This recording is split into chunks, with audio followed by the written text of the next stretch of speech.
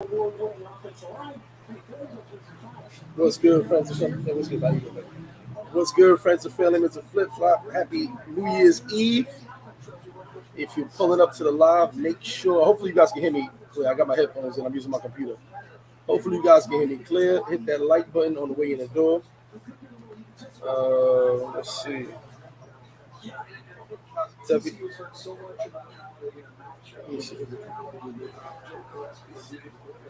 All right, I sound pretty clear. Okay. So, first off, welcome to the channel. We are doing a New Year's Eve marathon. I invited all your favorite YouTubers. If you have a favorite YouTuber that's not on, tag them. Tell them to jump on in. For my first guest, who jumped in early because he's a busy man. He's always, I see him in the background stretching too. He's always busy. You know what I mean? So he gonna jump in. Y'all give a big shout to the homie Bo Rakes. What up, Bo? You over there stretching? Man, come on, man. Big spew, man. Knuckles like I just beat up somebody, man. There you go. So we can't have a show without having 6'2" and 62 on the show. Come on, man. A big old blessing here, man. So me and Bo shoot the shit all the time. So we were talking about stage, but besides all that, Bo, what's going on with you, brother? Man, I'm gonna tell everybody the email BeauRakes BeauRakes @gmail.com. 2023. We going hard, man. Been doing a lot of things behind the scenes, making moves, putting together projects, bouncing ideas, and even trying to put something together with Mr. The Bully, the Southside Bully, and my man hit me up like being a bully, like we was on the block and I was short with his work. Hey, Bo, what's up, man? We go. You bullshitting or nah? We gonna get this cracking or nah? I'm like, big dog, pipe down, man. Pipe down, big dog. We gonna get it or not? We gonna get it or not? Today. What are you saying? Today. I want my shit. You gotta clap your hand when you say it. Today. And I've accepted the role that's been given to me, and I'm the buffer, man. Bo the buffer. You got a new name like every few weeks. Yeah, come on, man. The buffer. So I realized that only different thing from my story than everybody else's story was that I was actually documenting my story. So all the brothers who come before me and around the same time and will come after me, who's been building with no notoriety. And I think, like I said, the only difference from what we doing, we just document it. And documentation creates credibility because, people don't believe it until they see it. Facts. And you can talk about anything. All the trolls in the comments who just sit on their mama couch, eating potato chips, beating off and playing video games. You control me. Or in their mama's basement. So. Yeah. You control me. But I ask you to work beside me, work with me, or outwork me. People get in the comments, bro, and just say different wild stuff to people. I just laugh. And it's like cowards, but I ignore it. I'm like, all day. But it's like I got a web of people that I talk to who don't have a YouTube channel, who's building in Puerto Plata, Santiago, Sosua, just all over. And I talk to them on the phone. Hey man, what your builders say, how long your warranty is when they finish building your shit? Man said, hey, Bo, I didn't even think about that warranty, bro. I got to look in the contract. I got to make sure. All right, cool. This is what I'm getting for my warranty. Check on your warranty. Hey, bro, you got insurance on your crib yet? You getting insurance? Man, Bo, I ain't thought about that. Hey, bro, who you using for insurance? Hey, what architect you using? And I'm on the line with 10 cats. Bare minimum, at least once a week, once every other week. I was just in Philly, I'm right in Jersey right now. So I'm in Philly. I'm going to meet other investors who want to branch out into DR, who got the capital, teams of cats with bread. And they they said, man, Bo, somebody show me your YouTube. They show me your YouTube, show me when you bought the land and this, and that. Hey, bro, we can get girls anywhere in the world. We got bread already. But we trying to Facts. diversify our portfolio. We only getting 18 to 20% in America. I think we can make more money in DR, Colombia, and whatever.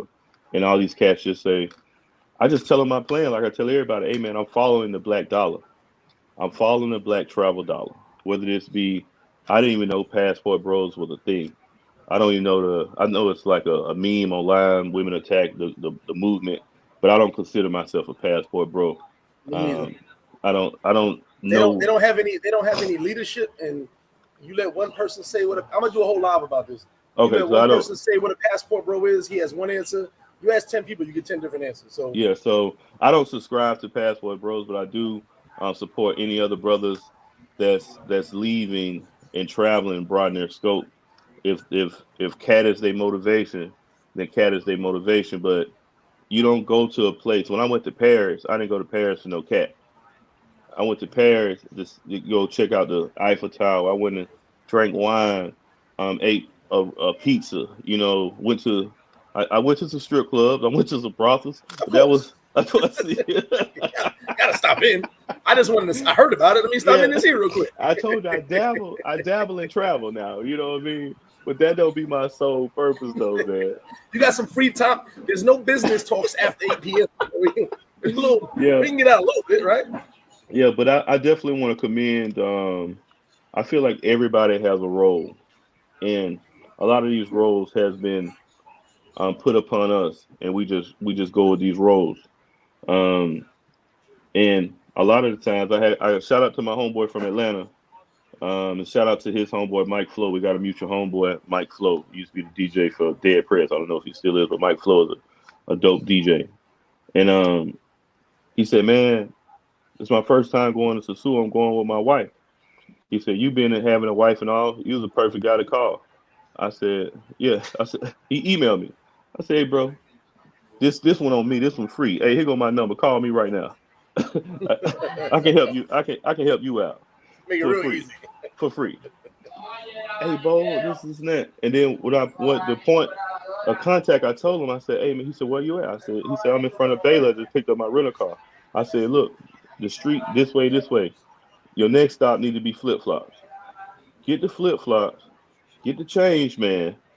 Ask Greg or ask anybody else. Get you a Wi-Fi. Get you, get you straight. Go over there, cause I've deemed flip flops the meeting point. You know, it's the meeting point. And anybody tell me, hey man, go to flip flops, bro. They'll point you in the right direction. Right direction. Facts. If he not there, ask for Jazz. All the women speak English or whatever. Holler at Jazz, holler at Lorraine. You need, they'll point you in the right direction. And you know, I just think, we just figuring our way with this YouTube thing, man. Just a platform and a lifestyle that we was already living, being the humans we was already being. But now just people are, just dialing into it. And I do want to give a shout out to Pudo TV because he's the king of Creep Cam. And if anybody is trying to compete with Pudo on Creep Cam, you're not gonna do it. You're not gonna beat him. Definitely not. Stop it, stop it. Hey, but hold on. So sidebar. So I want to say something. I don't know if I'm sure you get these messages as I do, and I'm gonna post this on my Instagram and post it on the community section. Well, now I watch a few YouTubers here and there, and guys like myself, guys like you, guys like Taylor Made, matter of fact, a lot of YouTubers that are going to be on this live today, excuse me. I don't think we realize how many people's lives we actually touch. So when someone comes to me and say I changed their life, Right. I'm like, wow, that's Right. first off, it's big, it means a Right. lot to me. But I got a message yesterday from a very good friend of mine who told me, and I didn't realize this. I changed his life. Through Paradise Life, he made some networking and got a step above in his life what he's trying to do. But then I found out that I saved his brother's life. I'm gonna post the message up. He told me I could. His brother was on the verge of, Clocking out.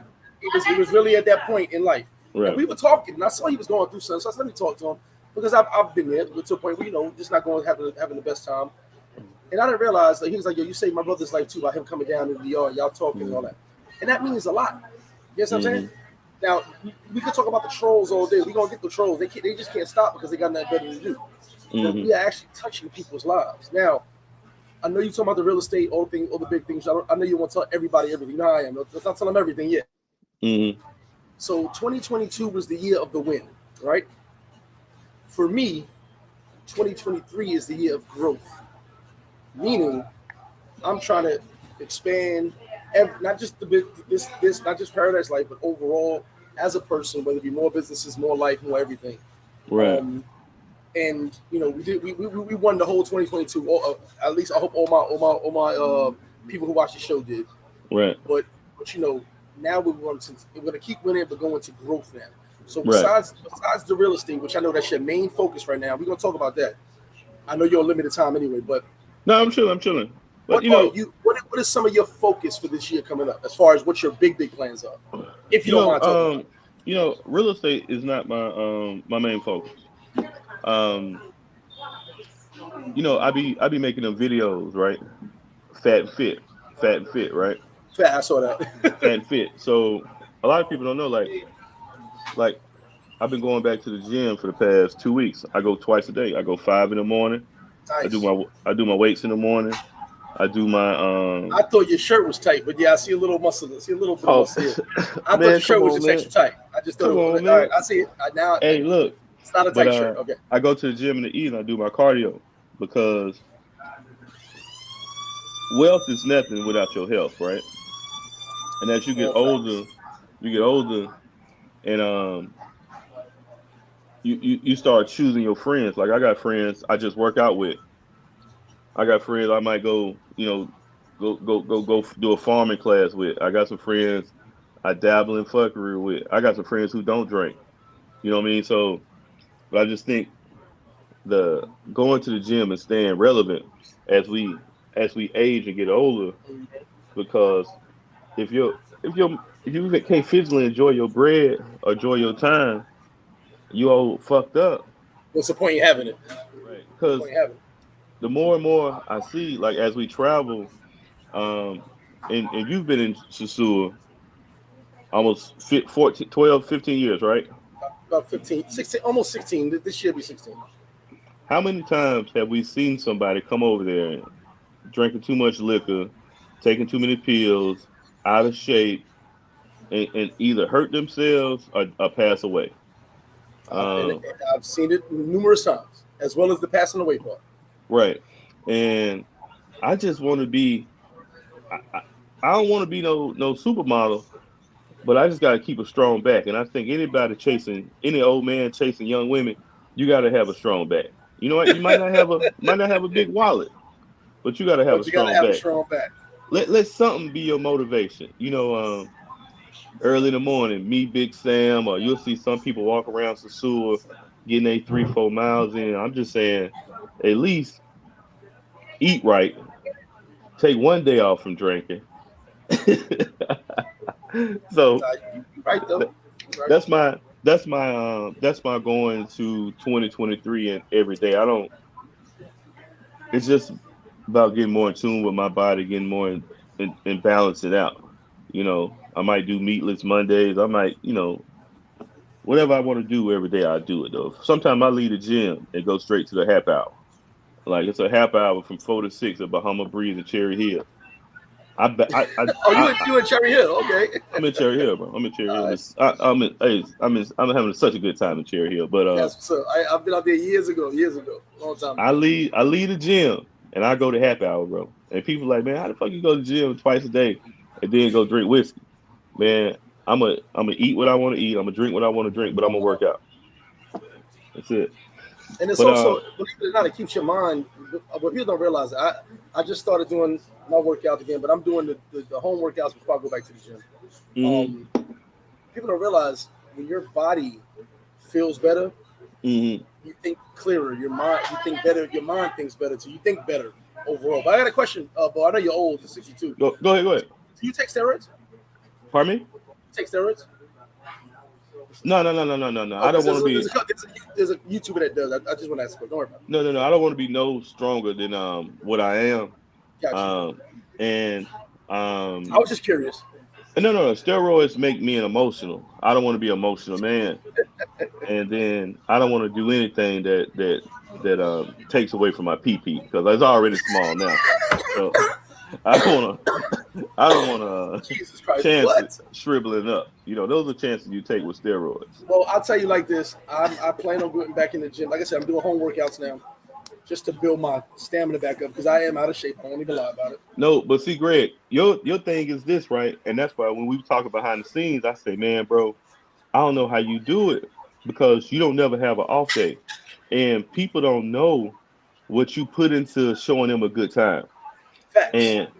And you could be on the bender, you could be on a long night, and I see you at 5:30, 6 o'clock, whatever you open up the business, and you like,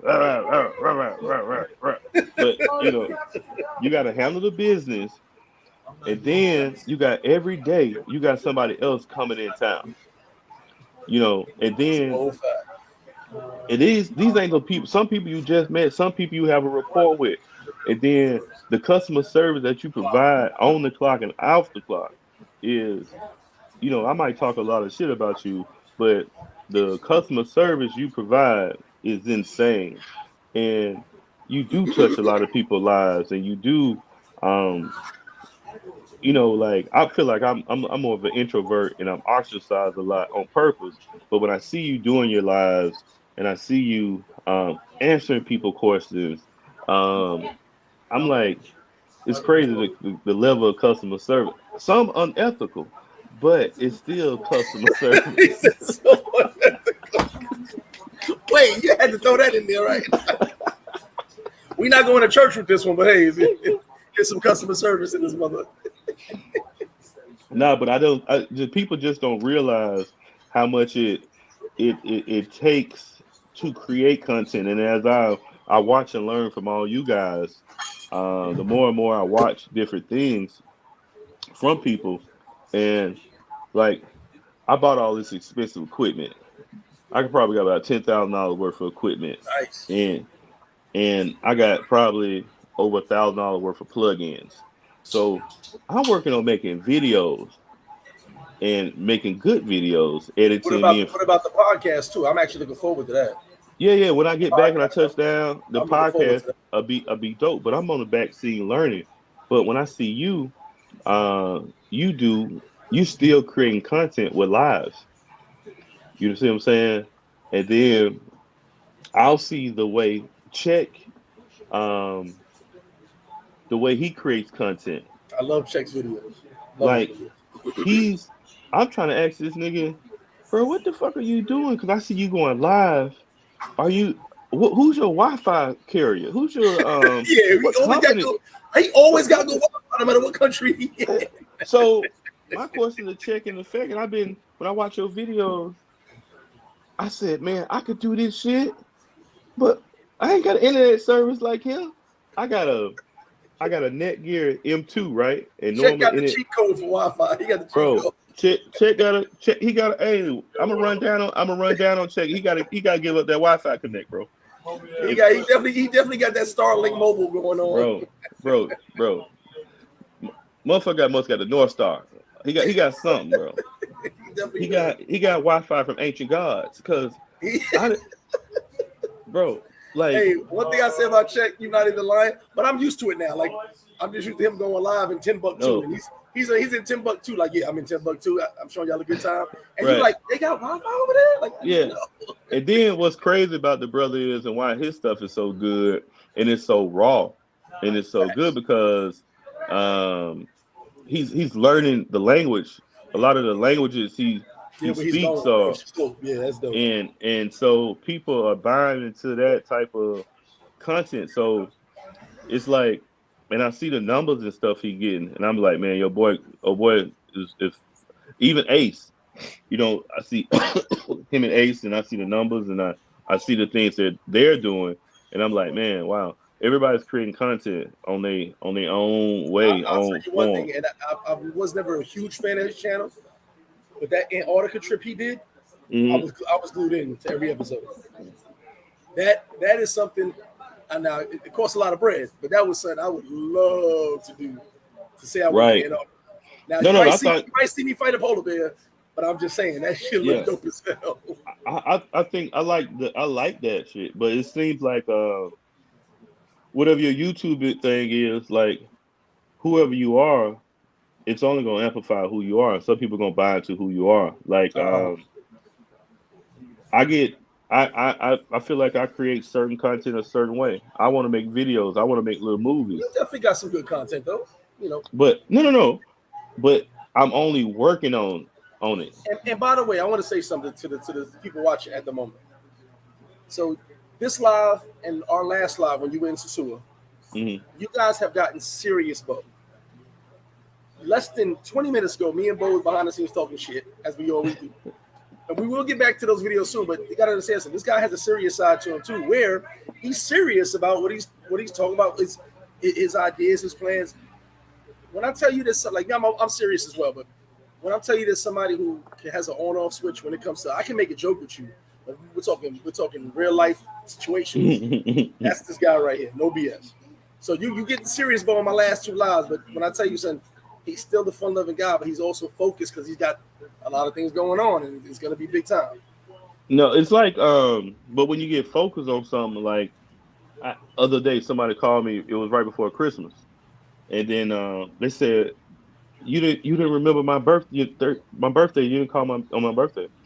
I said, "Hold on. So you waited a day after your birthday to call me and tell me I missed your birthday?" I said, "You didn't want to help me out." So I got to cut you off. What? I said, no, I'm done with you. Council Christmas, like, I'm living in three places. I live in DR, I live in New Jersey, I live in Atlanta. I got three different factors going on. There's a lot of things going on, yeah. And so when I see somebody that's like, you're a distraction. Oh, you've been a distraction because players fuck up and people fuck up. But don't be a me monster though. Be selfless. I'm a selfless person. I tell everybody, I ain't always gonna be right. I ain't always be wrong, but I will always be fair. Like that comes down to anything. Like I'm gonna be fair. But when you are building something, trying to build a legacy, you got to take away from distractions. I agree. So like we can laugh, we can hang out, we can kick it all that, but don't become a distraction to me. I don't need no distractions, goddamn man, because if tomorrow comes, because I got a purpose. I tell people I don't celebrate people prematurely. Like I celebrate when I put my partner on. I celebrate when I make somebody else some money. I celebrate when somebody else do the blueprint. I give a lot of people a lot of free games, and facts. That's all facts. And it because it don't hurt me to help somebody, and as we go forward, and I want to tell everybody, especially if you're in America, you renting. The rent is so high in America, you're gonna need a roommate. A studio costs $1,500 in Atlanta. If you just a regular blue collar guy like me, somewhere making $50,000, $60,000, $70,000, you got a food habit and a pussy habit. You gotta get, and you only got one stream of income, you fucking up. You gotta get multiple streams of income or operate in a place where you in Colombia, you in Japan, you in DR, you in some Belize, where you can live on your money. Like if you make $40,000, $50,000, and you live in another country working remotely, man, you living good. Rich. You rich. But didn't COVID teach us that though? One thing COVID taught us: if you ain't got multiple streams of income, you are done. You know what I'm saying? I think the one thing we could have walked away from with that whole situation was everybody started working from home, making American money working from home. Right. But when you didn't have that type of job when you work from home, you started realizing I need another stream of income. Right. Do you understand what I'm saying? I need another whole way to make some money. Bro, when people come to me in Bianca house in Atlanta and they be like, since 2015 to 16, we lived in a duplex. And And people like, hey, I said, bro, it ain't about like everybody want a big house, but you got to pay for whatever you got to pay for. You got to maintain whatever you get. I want to live for free. I don't want to. Hey, when everybody was having a bad time during COVID, when we was saving money, I came to DR for about 5-6 months. Shit, I'm gonna take off too. Hey, listen, you got to do it. My biggest thing is when it comes to money. We all need money. Oh yeah, we all need money. We all need money. To me, because my past experiences in my life, money is never the end all be all. As long as my kids are good, I'm happy. But we all need money. So my thing is, do you have other ways to make money rather than your main way? I think a lot of people get that confused. We can have a good job, we can have a good career, but if something happens, God forbid, what are you doing to keep yourself afloat? Listen, man, that one income. I'm gonna tell you right now. If you ain't got no exit plan, you fucked up, right? Like I can lose everything tomorrow in America and be broke. But my broke gonna be different from a lot of different people broke because my rent in DRs is $4,000 a year, right? So say it again for people in the back. Say it again, people in the back. My rent in DR is $4,000 a year. So any hustler that's been down on his last 20,000, last 10,000. So when I get to my last 10,000, I say, "Oh, I need to go somewhere and sit down." Shit, I'm gonna go ahead and pay that. Figure this out. I need to just go sit down, and I'm gonna tell you what I'm gonna do. I'm gonna take my last 4,000, my 10,000 now. You take 4,000, pay my rent for the year. Now I got some place to stay. Exactly. But see, you thinking ahead. You like I got that 4,000 has a roof over my head. Now I got 6,000. What you doing with the other 6? My other 6, I'm putting that into content. I got a place to live. I'm gonna go every part of the island, Dominican Republic, make content. And I'm telling you, I'm gonna make every fucking part of it. I'm gonna invest that. Now, when I came back to DR in May, with my contract over, I'm gonna pay my rent for 4,000. Pay my rent for the next year. Bam. I'm gonna buy a car. Bam. I'm gonna go to every part of the island. Link up with every cat I know. We got some kind of rapport. And I'm just gonna create content strictly in Dominican Republic. And but most people, I'm a forward thinker. Most people ain't got no exit plan. Like, I can't go back and live at my mama's house. I can't go back and live in my daddy's house. I'm gonna live with me, so yeah. Right. So, it's just like it's different things. So, if we was to sell our house in Atlanta, we got a thing where you gonna go and where you gonna buy. Now you might have $100,000, $150,000 worth of equity. And we come to DR and live like kings. But if you're renting in DR, in America, that shit's gonna keep going up and up and up. Every place is like New York now. Every $2,000 rent. It's getting worse. Now think about it. I'm talking to all my blue collar guys like me that that do logistics, that drive trucks, that you might work in a warehouse. You making 40 to 75, 80,000 blue collar ballers, and you got everything. You got your main car. You got your bike or your donk. Old fast. Old school, and you got a little pussy habit. You go to the club, you probably got 2 or 3 chicks. It's expensive for you. You still take your little trips. Be a whole nother bill. Bill over there. A pussy bill. You smoke your little weed, drinking Casamigos. That you got one stream of income. Hey, pussy bill. It'll get you. Now I've been there before. Now I'm telling you now. I can only talk about experience now. But we can only be honest though. And see, right. But I think people don't realize, and like I said, I believe COVID taught a lot of us this. I'm actually, when I look at my guys who work from home and have contracts and they can travel and work on their travels and making, like you said, making American money, I'm like, Jesus Christ. I actually, matter of fact, my man right here, I told him, I said, bro, if you hear about a job I could do from my laptop and this bar, I will do it. Because I don't have multiple streams of income, but I could use another one.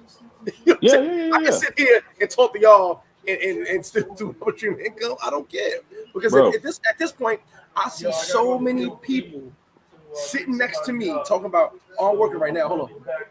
And we were just talking about sports. And, okay, they working though. And then okay, I'm back. I'm off the call. What's good? But it's like you need to have multiple streams of income. Now here's my thing.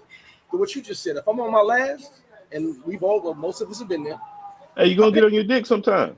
I pick up my phone. I'd be like, should I call Pablo or should I just see if somebody got a job opportunity? So, no. There you go. You gotta go to work. You'll be like, I got now. You said 10,000. I'd have been like, I got $500. I've been there too. I know what I can do with $500, but do I want to do it? You know what I'm saying? So I'd be like, I look at my phone and it'd be like one number, Pablo. Listen, man. See what Bo got going on. You know what I'm saying? Right. Listen, man. I went to work at 19 years old working for Marta in Atlanta. I will always keep a job.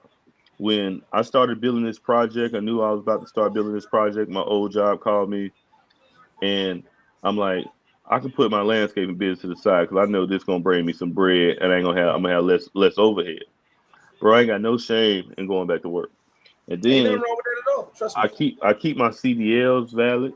I keep, you know what I'm saying, my resume updated. I keep all my certs up to date because I never know when I gotta go back to work. And then you gotta be, but I got a different job than most people got. And even being a regular dude, I got a different job most people can't get. You know what I mean? Because I got a security clearance, and I ain't got no record.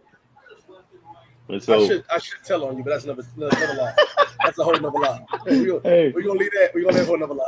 Hey, but if anybody listening that's about 18 to 30 and you need a job, make sure your background clean, get you a passport. All facts. Go get go get a background check done on yourself. Get you a global entry. Get you a TWIC card. You know what I'm saying? Go down that way you can work at the docks. Get you a TWIC card. Get you the CDL card with the hazmat. And hey, it's some blue collar guys out here making it living, man. Yes, they are. Bro, I don't be telling no lies. Where you see me live at in the past 2 years? I was at 100%.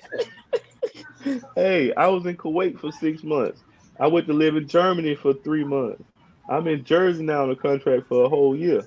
Then you see me bouncing back and forth, and that's why people ask me all the time, where Bo? I'm like, I don't know that motherfucker at. He's somewhere. I don't know. I be telling people, hey man, I gotta go to work. I gotta go to work. Well, hold on. What did I tell you though? When you remember I think you had the first contract about to go into the second one. I said, y'all ain't going nowhere, baby. I said, if I had an opportunity to go get that real quick, I'm gonna go get that because there's nothing wrong with more money. You know what I'm saying? And knowing you have especially you're one of the few people I know that you have a goal and a focus on things. You know Right. People just see whiskey and we go and dabble in the fucking. That's cool, but you actually are focused on things. So while you drinking whiskey somewhere, you already know what your next plan. You feel what I'm saying? And a lot of people don't have that. Now me myself, I always tell people I don't do too because one thing you don't got to believe in God, you don't got to do that. But one thing about God, He laughs at all your plans. So for me, I go with an idea of what I want to do, and we're gonna make it happen some type of way. But you actually know, hey, you know what I'm gonna do on this day? This is gonna be this way. You know what I'm saying? And I respect that, but a lot of people don't realize that while you're doing all that, having fun, all that, you actually are going into a plan. You know what I'm saying? But no, it's so funny is that even when I hit you up behind the scenes, that's a plan I might be working on for next year. Yeah, facts. When it can come into play. But I'm like, hey, we're gonna do this. We got something going. Yeah. And see, they don't know. We really be behind the scenes, yipping and yapping, and then you hit me, I hit you. I'm like, yo, what's up with it? He like, Greg, wait a minute. I just told you the idea. Give me a second. And I'm Mr. New York City. Bro, let's go right now. He's like, Greg, I was just giving you the plan, bro. Wait a minute.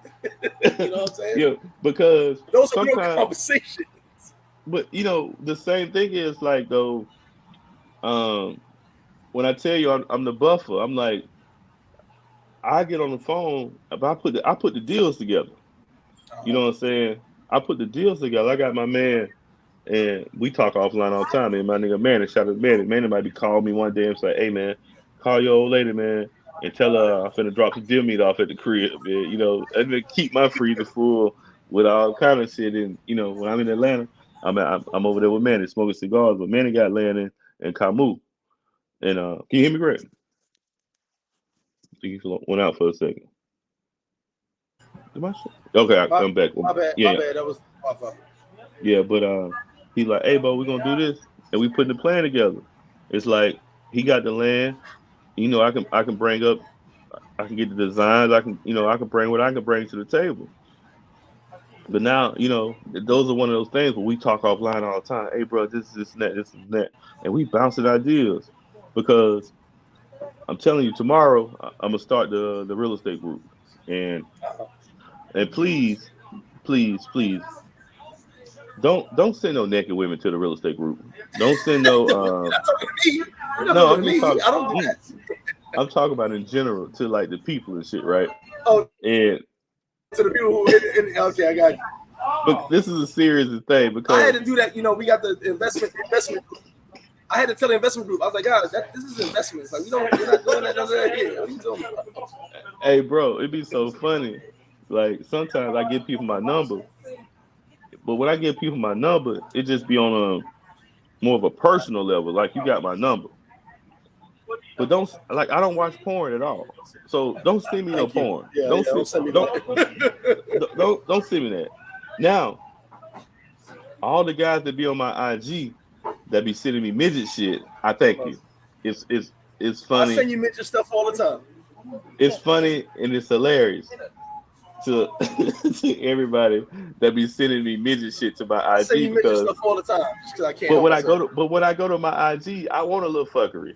You know what I'm saying? So I don't But see, mind it. I think of you when I see that. Yeah. But I'm in.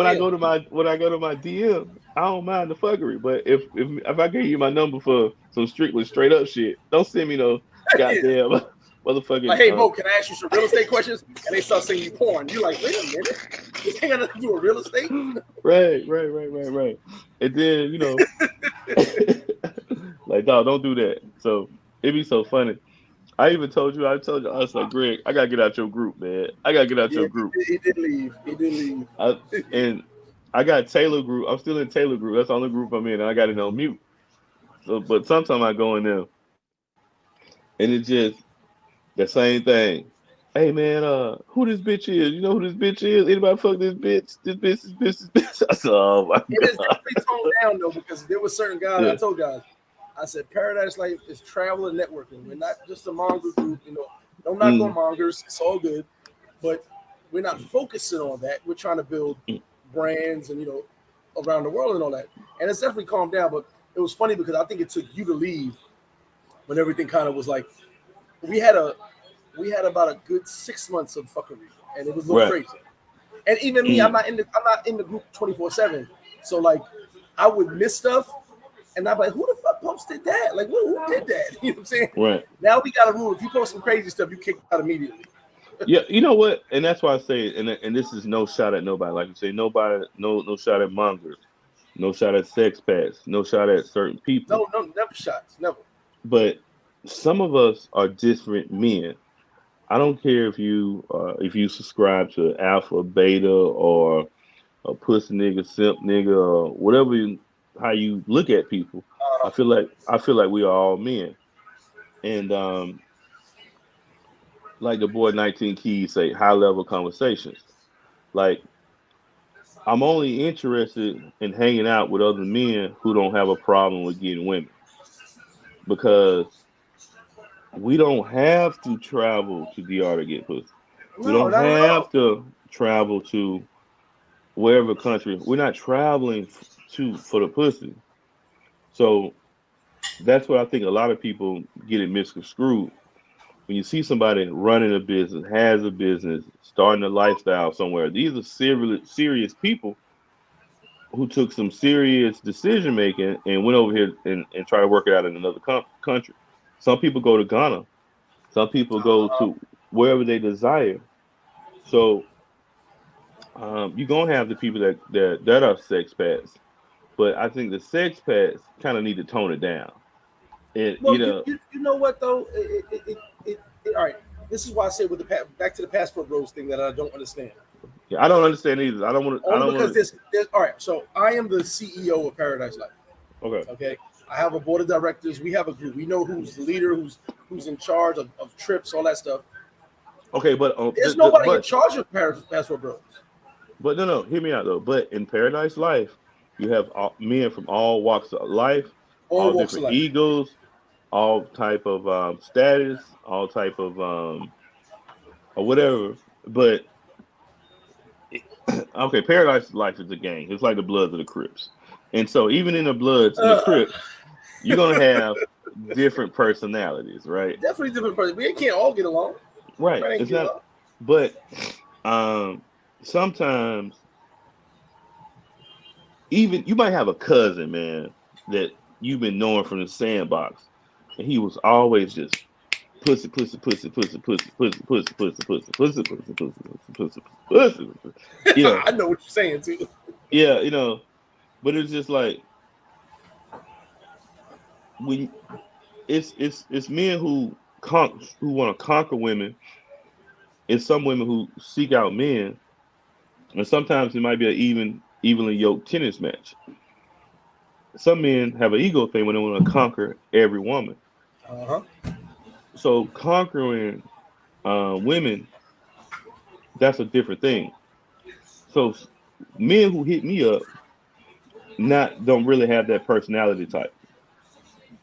You know, most men that hit me up either got a girlfriend, a wife, or somebody that they can identify with me. Um, and I just feel like sometimes a man need a goddamn woman in his life.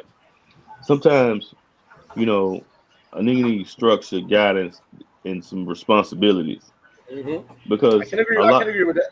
a lot of men who don't have responsibilities, they don't know where their money at. And they can hate me for that. They can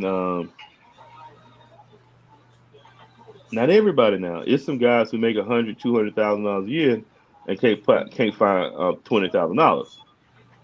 You know, there's some guys who drive a forklift and make 50,000.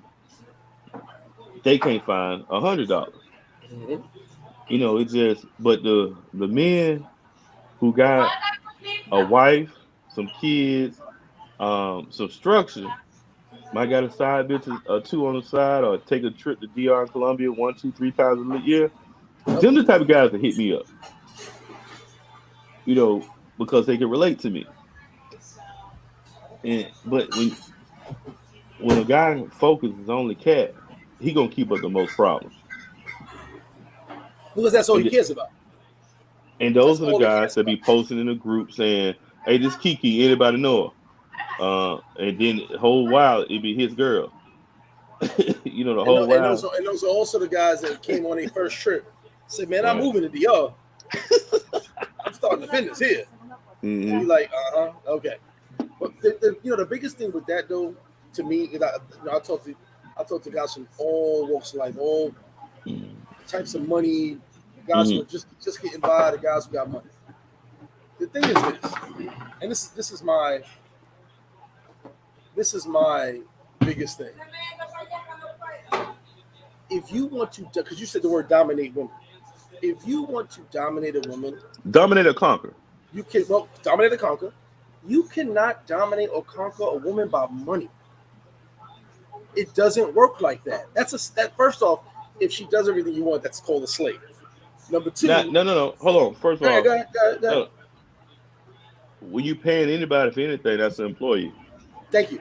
So there's no actual conquer. You didn't do nothing. You became the CEO of her vagina, For but you for actually didn't whatever do you anything. leased it. You You leased her leased, yeah. time. You You were on know, a mile count. Remember, leases a mile counts. You only get a right? certain amount of mileage before she's And that's upgraded. and that's fair. So you got to know the exchange of which. That's why whoever. That's what I say. Whoever you are in America, at home is whoever you're gonna be abroad. I was Uh huh. never. Um, I never paid for a woman's time, like to be with me. Now, if I'm in a strip club, I'm throwing water and setting on fire. I went to her job. You know, she working. I went to her job. But You are tipping. yeah. I'm tipping for the experience. So, but it's like if you got to pay a woman bills, this, and that, cell phone, all that to be with you, that's your employee. Now, however you work out agreement with your employee, I hope you have the best situation because you're paying for it. And I Exactly. want you to have the best customer service. And some men do not care about that, and they're very honest about they're paying for what they want. And I commend any man who got the money to pay But for what they want. When I that's not conquering. That's not dominating or conquering. That is paying paying for a for a service, service. right? That's the difference in what I'm talking about. And like I said, what you talking about, we talk about the same thing. Mm-hmm. But some of those guys will say they want to dominate and conquer, but they'll do it financially. Mm-hmm. Mm-hmm. I can go anywhere in this world and find a pretty woman. As far as the movie Pretty Woman, get me a chick and make her glamorous. I think We the all less can do attractive that. women got the best boom boom though. But We're not gonna get into that. It's a whole other story. It's a whole other This is called the New Year's Eve Extravaganza. You know, okay. you gotta save that for another line. All right, so okay, let me But get believe back it on or track. not, Go ahead. yeah, you're not wrong. Yeah, you're not wrong. All right, so let me get back on my extravaganza. All right, Go ahead. so New Year's Eve, man, 2023.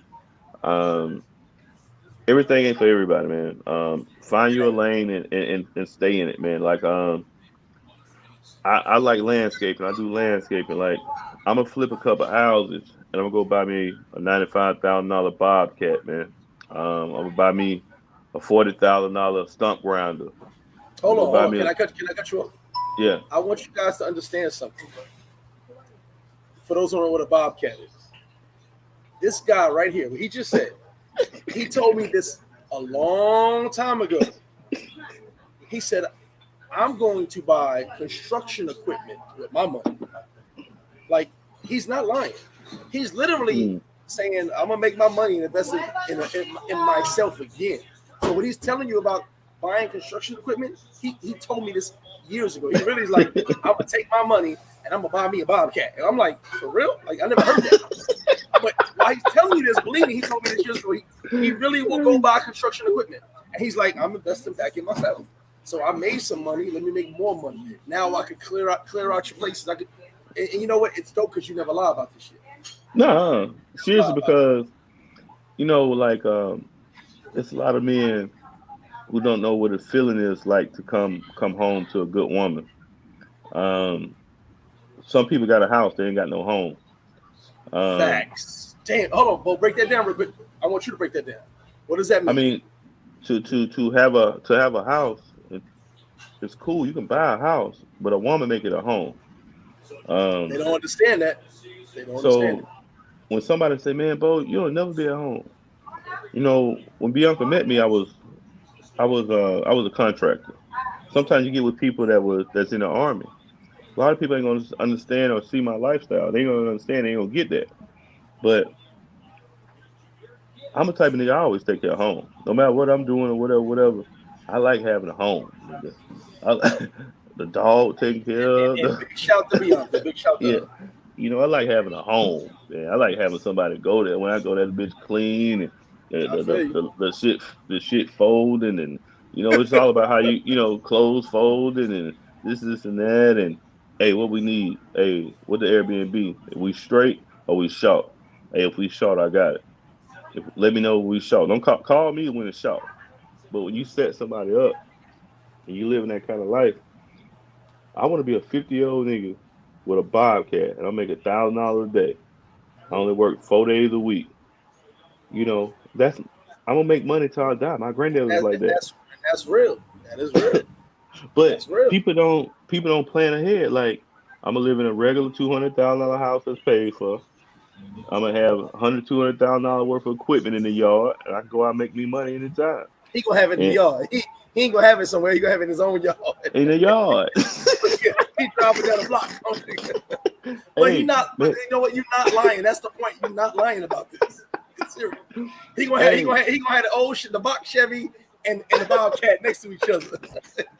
nah, man. Hey, if anybody watched that video when I went through my fence, when I went through my fence with my new lawnmower. I know about that one. I saw that. Yeah, I know about that one. Hey, that's a damn near $11,000 lawnmower. I'm cracked my shit going to build a $20,000 fence. You know, he talked to me for about an hour about that situation. He was mad as hell about that. I remember that. He's like, "Can you believe this?" But that's just, you know, people can buy a Porsche. I'm gonna buy me a Bobcat, man. You know, but I'm always gonna like next. I'm going to get a spot in Colombia. I'm going to Medellin. I'm gonna live between DR and Medellin, man. I want to get because nobody make you drinks in Medellin, okay? Hey, but see, them guys who get caught up like that, they going out looking for women. Yes, but they also get caught up in a little bit. Now, Bo, I'm gonna give me 2 seconds. We just talked about this brother a minute ago when you first jumped in. You ain't going nowhere yet. No, go ahead. I'm gonna go make my bring drink him into the phone. We were just talking about this dude, my least favorite YouTuber in all of YouTube. Oh, bro. In the streets with Keys. What up?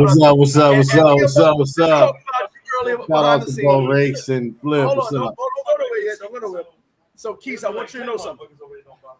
So we were talking about you behind the scenes. Probably talking bad. I ain't gonna say good or bad. Nah, I said, Keith, you know, when I be watching his video, I said that nigga stealing my color tone of his crib. He got the red and black over there. I'm looking for a rake over there. I gotta send you a rake or something over there, man. Nah, we were actually talking, saying about the YouTubers we watch, and that we you know, you came up in the conversation.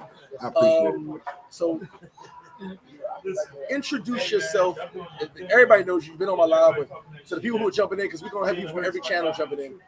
Introduce yourself, and then we're going back to the conversation. I want you to jump in this conversation as well, Keith, as far as what your plans are and stuff. Hey, great. When he introduces himself, mute your mic. I'm gonna mute my mic so he can talk. Yeah, one second. Keith, give me 2 seconds to mute my mic.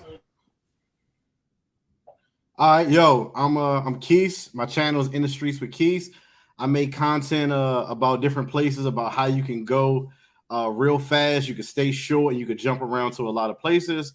In the last 4 years, I've been to 64 countries, 218 cities at this point. So I've just been jumping around, moving around, kind of doing my thing. But I always wanted to make a channel where I showed you exactly how to get there, how much it costs, like give you a real feeling, like where you can know how to get there, not just watching me for entertainment, but actually getting some game and figuring out how to get there easily, and just want to hang out and connect with brothers. That's pretty much it. All right, Keith, I'm gonna say, hold on, Greg. I'm gonna say this, Keith. Yo, bro, I be watching your channel and I see like the effort and stuff that you be putting into it. And like, as somebody like me who I don't really take YouTube seriously, but I be behind the scenes, and I'm one of them cats with all the equipment though. But I'm learning how to work how to edit on Final Cut. I'm working the A6600. I got the ZV1. I got the Pocket 2. I got all this shit. But the way you put I think you got some dope content, bro. I appreciate. Hey, yo, I appreciate that. I know I talk to Flip all the time, but so you definitely got dope content. I actually watched Bo Rakes. I told Flip and Barber were like the main people that brought me to So. I remember I saw Bo Rakes in the water, kind of chubby like myself with the tattoos. I'm like, gotta get down there, man. Gotta get down here.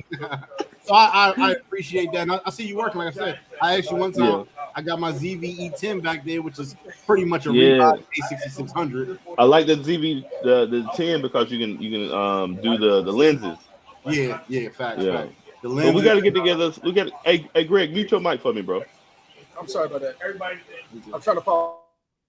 So, bro, my apartment in Puerto Plata, I'm turning into a YouTube studio. Okay. So, I'm gonna have like the best Wi-Fi. I got the Rode Podcaster. I got all the lights. I got all the soundboards. I'm like the foam and stuff. So I'm finna buy some. I'm finna buy some audio equipment, like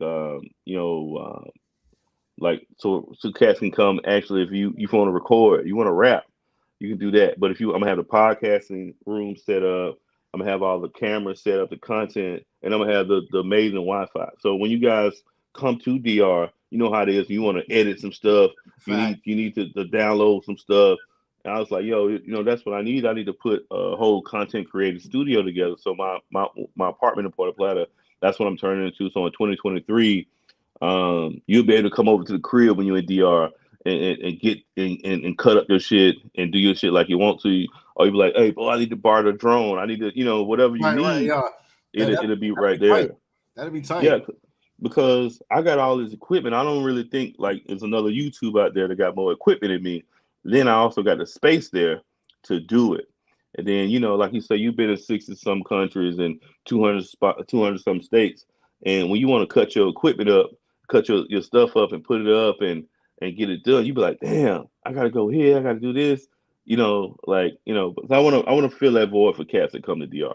Yo, I definitely would appreciate being able to use it coming through, and if anything I can do to, any information I can get, because I definitely got a lot of equipment, and I see you got the new plug-in kits. I was like, oh, look at Bo. I got the plug-in kits. I ain't gonna say where I think you got them from. I go to most of MFX, bro. There you go. Yeah, a lot of people don't don't want to share where they got the stuff from, but yeah. No, bro. I got my name plug-in from there too. The MKMHB joint is what I use. If I could pull up my computer right now, bro, every time they have a sale, I only buy the shit they got a sale. I bought over $1,000 worth of their plug-in, bro. Yeah, like I've been telling people it gets expensive, man. People don't understand that, like the plug-ins, just even my Pelican case for the Podcaster Pro, man, for $250. I got a Pelican box. When I go through the airport, I'm just lugging this shit in. But I like your setup, man. What city you in, Ken? I'm in DC. I told you when you was riding your e-bike out there, I said, but I ended up going to Cartagena that time because I got a Onyx e-bike. Mm-hmm. Oh, do you? Yeah, I got an Onyx RCR. I was gonna come out there, but I missed it. Greg, Greg talking about. Man, so I'm in South Jersey. I'm in Cherry Hill. Okay. I'm in DC. I'm in Waldorf at least once a month. I'm from DC. I'm from DC, but I live in Maryland right now. I live in Temple Hills, which is 20 minutes from Waldorf. I just left Waldorf at the Bob Evans with my son. All right, so I'd be at Tinderbox, the cigar spot over there. Okay, yeah, that's right over there by the Over Rising store. Yeah, so I think when we get off here, man, either shoot me an email or shoot me an email, borex@gmail, and with your number, and we can link up, man. We can create some content or something, bro. Definitely, let's do it. All right, cool. Hey, Greg, get your ass back in the room, man. I don't want to take up too much of a man's time, man. I'm finna go refill my whiskey, though. I'll be right back.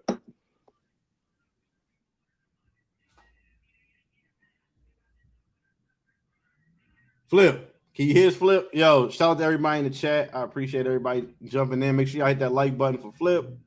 What's up, 215? I'm changing my headphones. Scott. Give me 1 second. Everybody in the chat. BX. Shout out to C3. Shout out to all the homies out there.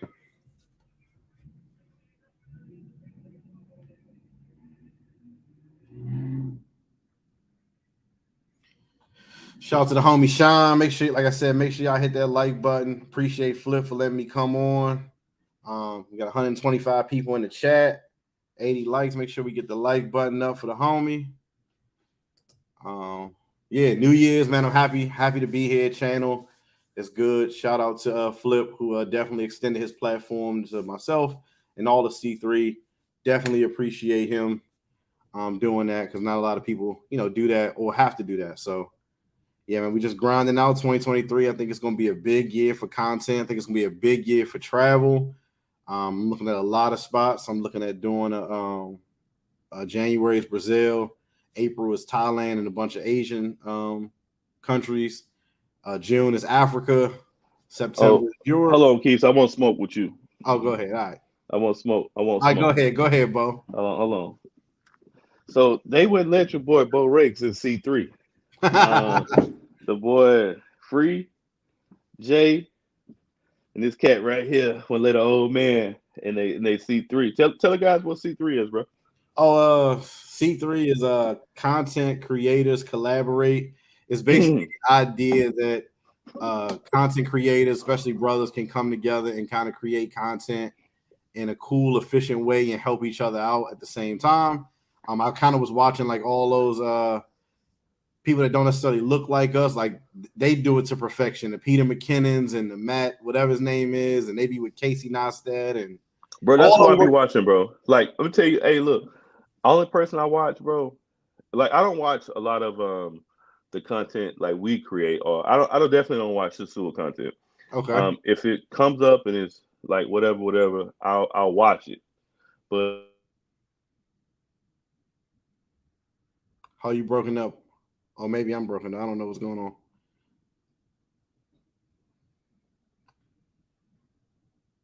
Is Bo broken up for everybody or just me? There we go. There we go. oh, I'm back. Greg, internet, but I went yeah, through hell just now trying to get back on this live.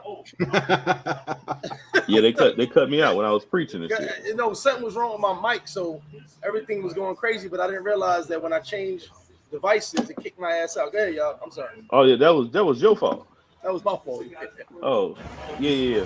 But the whole content creating thing, man, the boys didn't want to let me in. It really hurt my feelings, Greg. You heard about that C3? Bro, they didn't invite. I started C4, but then I deleted it because I heard the haters were saying C4. I just made that up as a joke.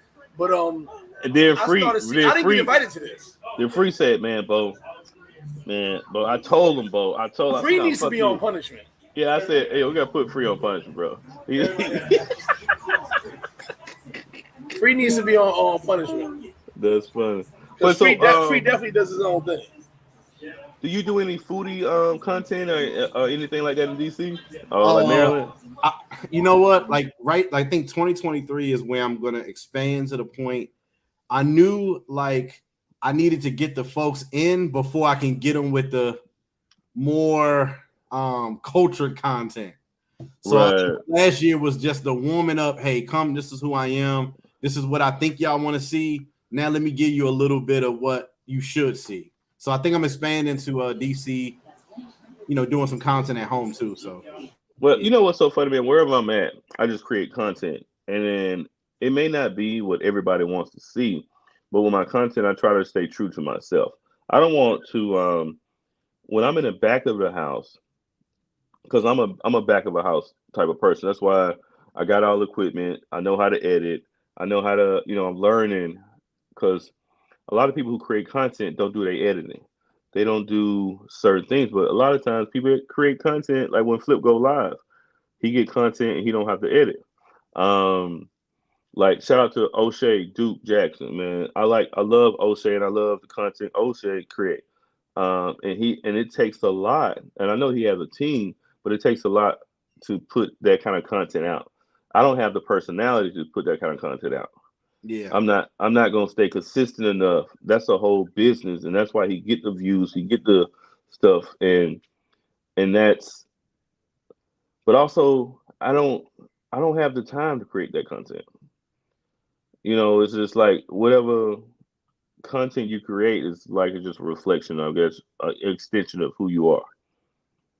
That's definitely true. I think what I try to do when I create content is that once you have somewhat of a template and you know where to go, and that's why I always tell people like your laptop is like the building blocks of your business.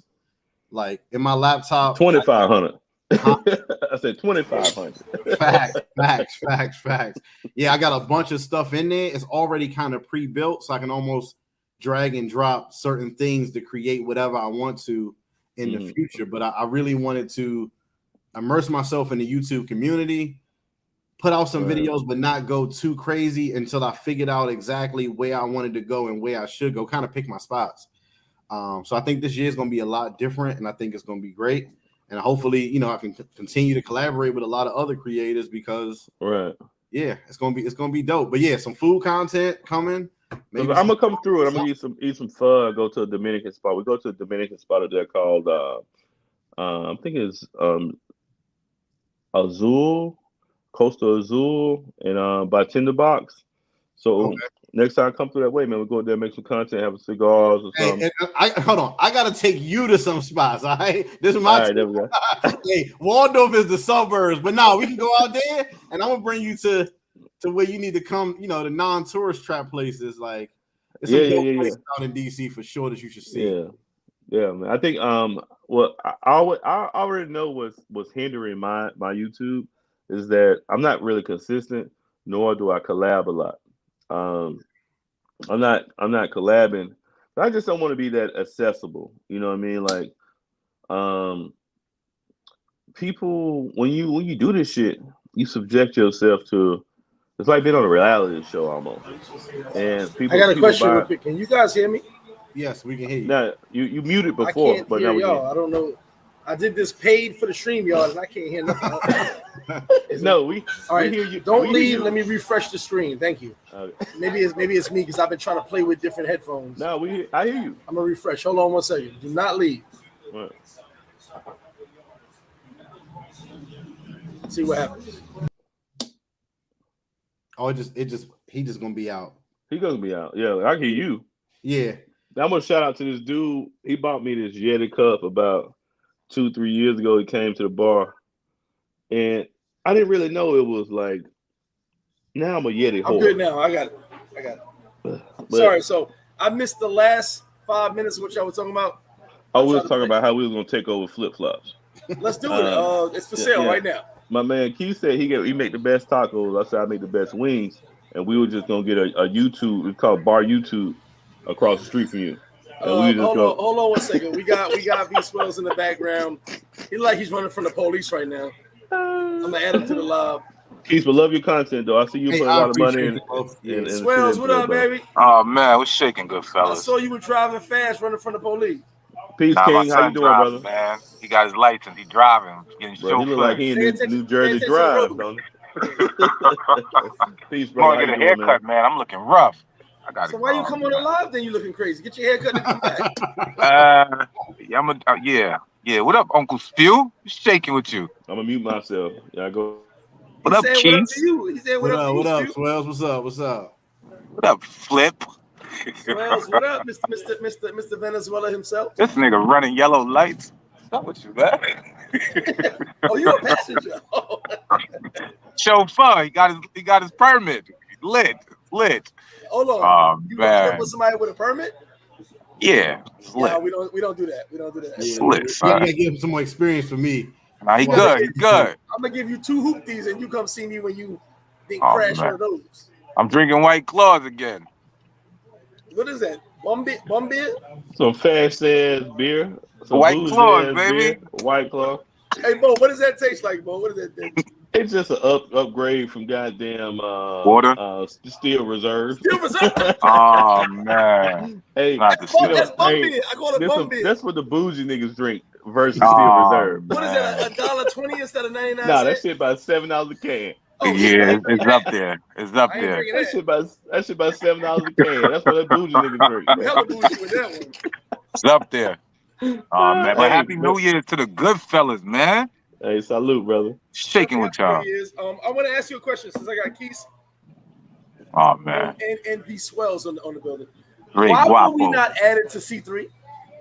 Well, for one, Bo is too rich for us. He has a lot of money. Slip, we really don't even like you. We just tolerate you because you got good tacos. I respect that. So yeah, y'all can't join, man. I can respect when you don't like me. I can respect hey, Greg, V Swells should be the spokesman for the group because Jay was kicking cans, Keith was kicking cans, and Free was kicking cans. Now my man right here just told her what it is. Hey man, salute, bro. Rich salute. man. salute. Hey, I respect shout that. Shout to Gringo number 3. Appreciate that. Have a beer on me. That means 3 of those Steel Reserve bum beers. Go ahead. But you know what's crazy? Like save me a soda. So I've been watching Keith. Like he popped up on my algorithm with a story at New Garden. I don't know if you saw the story, him at New Garden. And I love the video because I was like, I see this all the time. And that's how I started following. And then we were laughing about it because I was like, bro, the story he told about New Garden is like a kind of like everyday occurrence in Sasua. No, it's like everyday fuckery. Like when I seen him, he brought it to light though. He brought it to light. And you've seen it. I've seen it. You know what I'm saying? And the funny part is that's how I got in tune with Keith. And I was watching the videos. I was like, bro, this dude really he been in Sasua. He telling a real story. Bro, you know what though? You can't have Sasua without New Garden. Like I would never stay at fucking New Garden, but every morning I would go there for breakfast. I go there in the evening. I go there to goddamn pray on hold. I do parties there, but I do recon there. I do recon strictly at New Garden, and I know when when Nubia's in town, they're gonna stay at New Guard. They're gonna stay at Europa. They're gonna stay at not what is it? It's like Castellinda. What is this shit like two door? Valeria. Yeah, Casa like two Valeria, doors. Casa Shout out to Valeria. Castle Yeah. Valeria. And by the way, Yeah. they're not paid sponsors, so don't say the name too many times. No. Paid sponsors. But I need to get some paid sponsors, bro. I be putting a lot of work into If Sue, you're and not a paid nobody sponsor, can. your name cannot be shouted on my channel. But Oh, like man. you said, these are I don't do that because Paradise Life and y'all guys see real soon with C3 where you guys are moving. When you say something, people gonna follow. I feel like a lot of YouTubers respect me. They don't fuck with me. Like we can't say C3 too. You heard it? Say it again. He swells went out. What'd you say, Bo? your internet sucks, bro. No, it's not that. I'm a balk on this company on Tuesday because this company really, I'm paying a whole lot of money for suck ass Wi-Fi. So hold on, Bo. What'd you say first, and then we're gonna go to V Swell.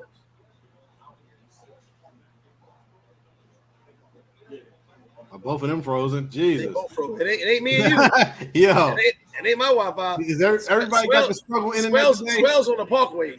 I don't know where Bo at. I'm in Camden, posted like a stamp. So what you said, Bo, before we got cut off? No, what I was saying was, I feel like a lot of people respect me and fuck with me, but they don't fuck with me. So I appreciate V Swells for just give me the real today. Man, yo. He just telling you anything, man. Yo, honestly, we were looking around and it was like, all right, who is like connected with us already kind of in ways, and who do we know? And it was like, well, we know, V Swells had a personal relationship. He knew Mog and so Paradise like, yo, get you a bottle. I'm gonna move through free. I'm gonna move through free anyway. We all know free, but he gets on everybody's goddamn nerves. Yo, free funny as fuck, from bro. the camera and shit. What's wrong with that? Funny Society. Yo, hey Keith, you gotta be around when I embarrass Free and people are like, Free Society, I love you. I'm like, say hello, motherfucker. He be mad quiet. Free be it looks like everybody gonna be down there for Super Bowl, so I'm coming through Super Bowl, man. So we I definitely have my apartment set up and we come through and get some content. Everybody come over the house, cut up some content and shit, man. Cause like I say, man, with this shit, bro, I just figured out my niche, man. Everybody gonna need somewhere to goddamn and have some internet, man. Yeah. I got the Netgear set up over there, bro. Yeah, I kind of thought of this same approach too. Like when everybody wanted to be a rapper, you got to find a way to service the rappers. Bro, I'm gonna put a studio in the crib too. I'm gonna put a studio in the crib, get a dad board and all that shit. But my Airbnb. If I'm not on the first podcast, I'm shutting. If I'm not in the first podcast, I'm shutting that shit down. All right, but it's all good. I got you, Big Red. I've never been to Puerto Plata. You want to see the gang that we are? So I definitely want to go out there. Oh man, it's gonna be like going to I feel like Susu is like Susu is just like what's that little river point in DC down there by the river and shit, the Navy Yard. Okay, the wharf, Navy Yard, all that. Yeah, it's like that. And then Puerto Plata is like it's like Waldorf. No, it's like DC. It's just like, so you got Santo Domingo, which is the biggest city. You got Santiago is the second, and Puerto Plata is the third. So it's like a small Atlanta. It's like a small Houston, but a Dominican version. So if you go like the neighborhood we live in, I live in Torrey Alta.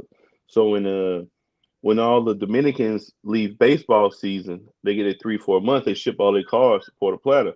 Then they go to their houses. So they live from between Santiago and Puerto Plata. So you'll see the boys bringing their Ford trucks, bringing their Camaros, everything with the Florida plates. And so we living amongst the real Dominicans, or the Dominicans that's like us, the Americanized Dominicans, who going over there getting some bread, and we live in a middle class, upper middle class neighborhood. The last house we rented, we was behind the Bugal son. So I would fly my drone over his crib. Ferraris, Lambos, Phantoms, Nice. He had I was in there. He had the white and orange Huracan Lambo. And you know, you driving a Lambo on DR streets in Puerto Plata, man. This is like disrespectful. Yeah, I never even seen that like that. I went to. I recently just came back from Santo Domingo like 2 weeks Domingo, ago. shit. Did you go to the Blue Mall? I went to I stayed in Pantini. Oh, so that's where I'm gonna get my condo at Pantini. Yeah, I stayed in Pantini. So that's the vibe. But when you speak Spanish, that's where you want to be at, though. Yeah. I got very struggle Spanish, so it was cool, but yeah. That video was dope though when you was talking to the girls. I thought that was because literally, I know you were doing your thing. Shout out to Backpack Val, man. I like Backpack Val. Shout out to Backpack, aka the champ. But that video was dope. I think you should change his name to the champ because I was gonna use Backpack Bo, and he kind of took my shit. But it's like I got so many names. I'm just gonna you got a new name, Bo, every week. You change it to Backpack Bo. I'm gonna let Backpack Val have that. That video you did, Keith, was dope because you literally approached it the way most guys approach when they speak no Spanish. Very struggle Spanish, man. But it was real though. Like that's what made the video. I think I sent you a message. I said, bro, that video was dope as hell. Yeah, like, Hey, literally. That morning I went to Flips. He wasn't there, obviously. He told me he was sick or something. Who knows? I didn't say I was sick. I said I was tired. Okay, tired, sick, whatever. Drunk, I'm here 16 hours. You come in and you leave. Get out of here. Go ahead. We good. Right, I didn't even know he had a DC breakfast sandwich. So and you didn't eat it. I got pancakes though. I put it in the video. All right. Put it in the video. I had pancakes, but yeah, I'm definitely I definitely want to. Next time I come, I'm gonna try the DC breakfast sandwich. I think Super Bowl is gonna be amazing. I heard a lot of brothers coming down. Would this be your first Super Bowl?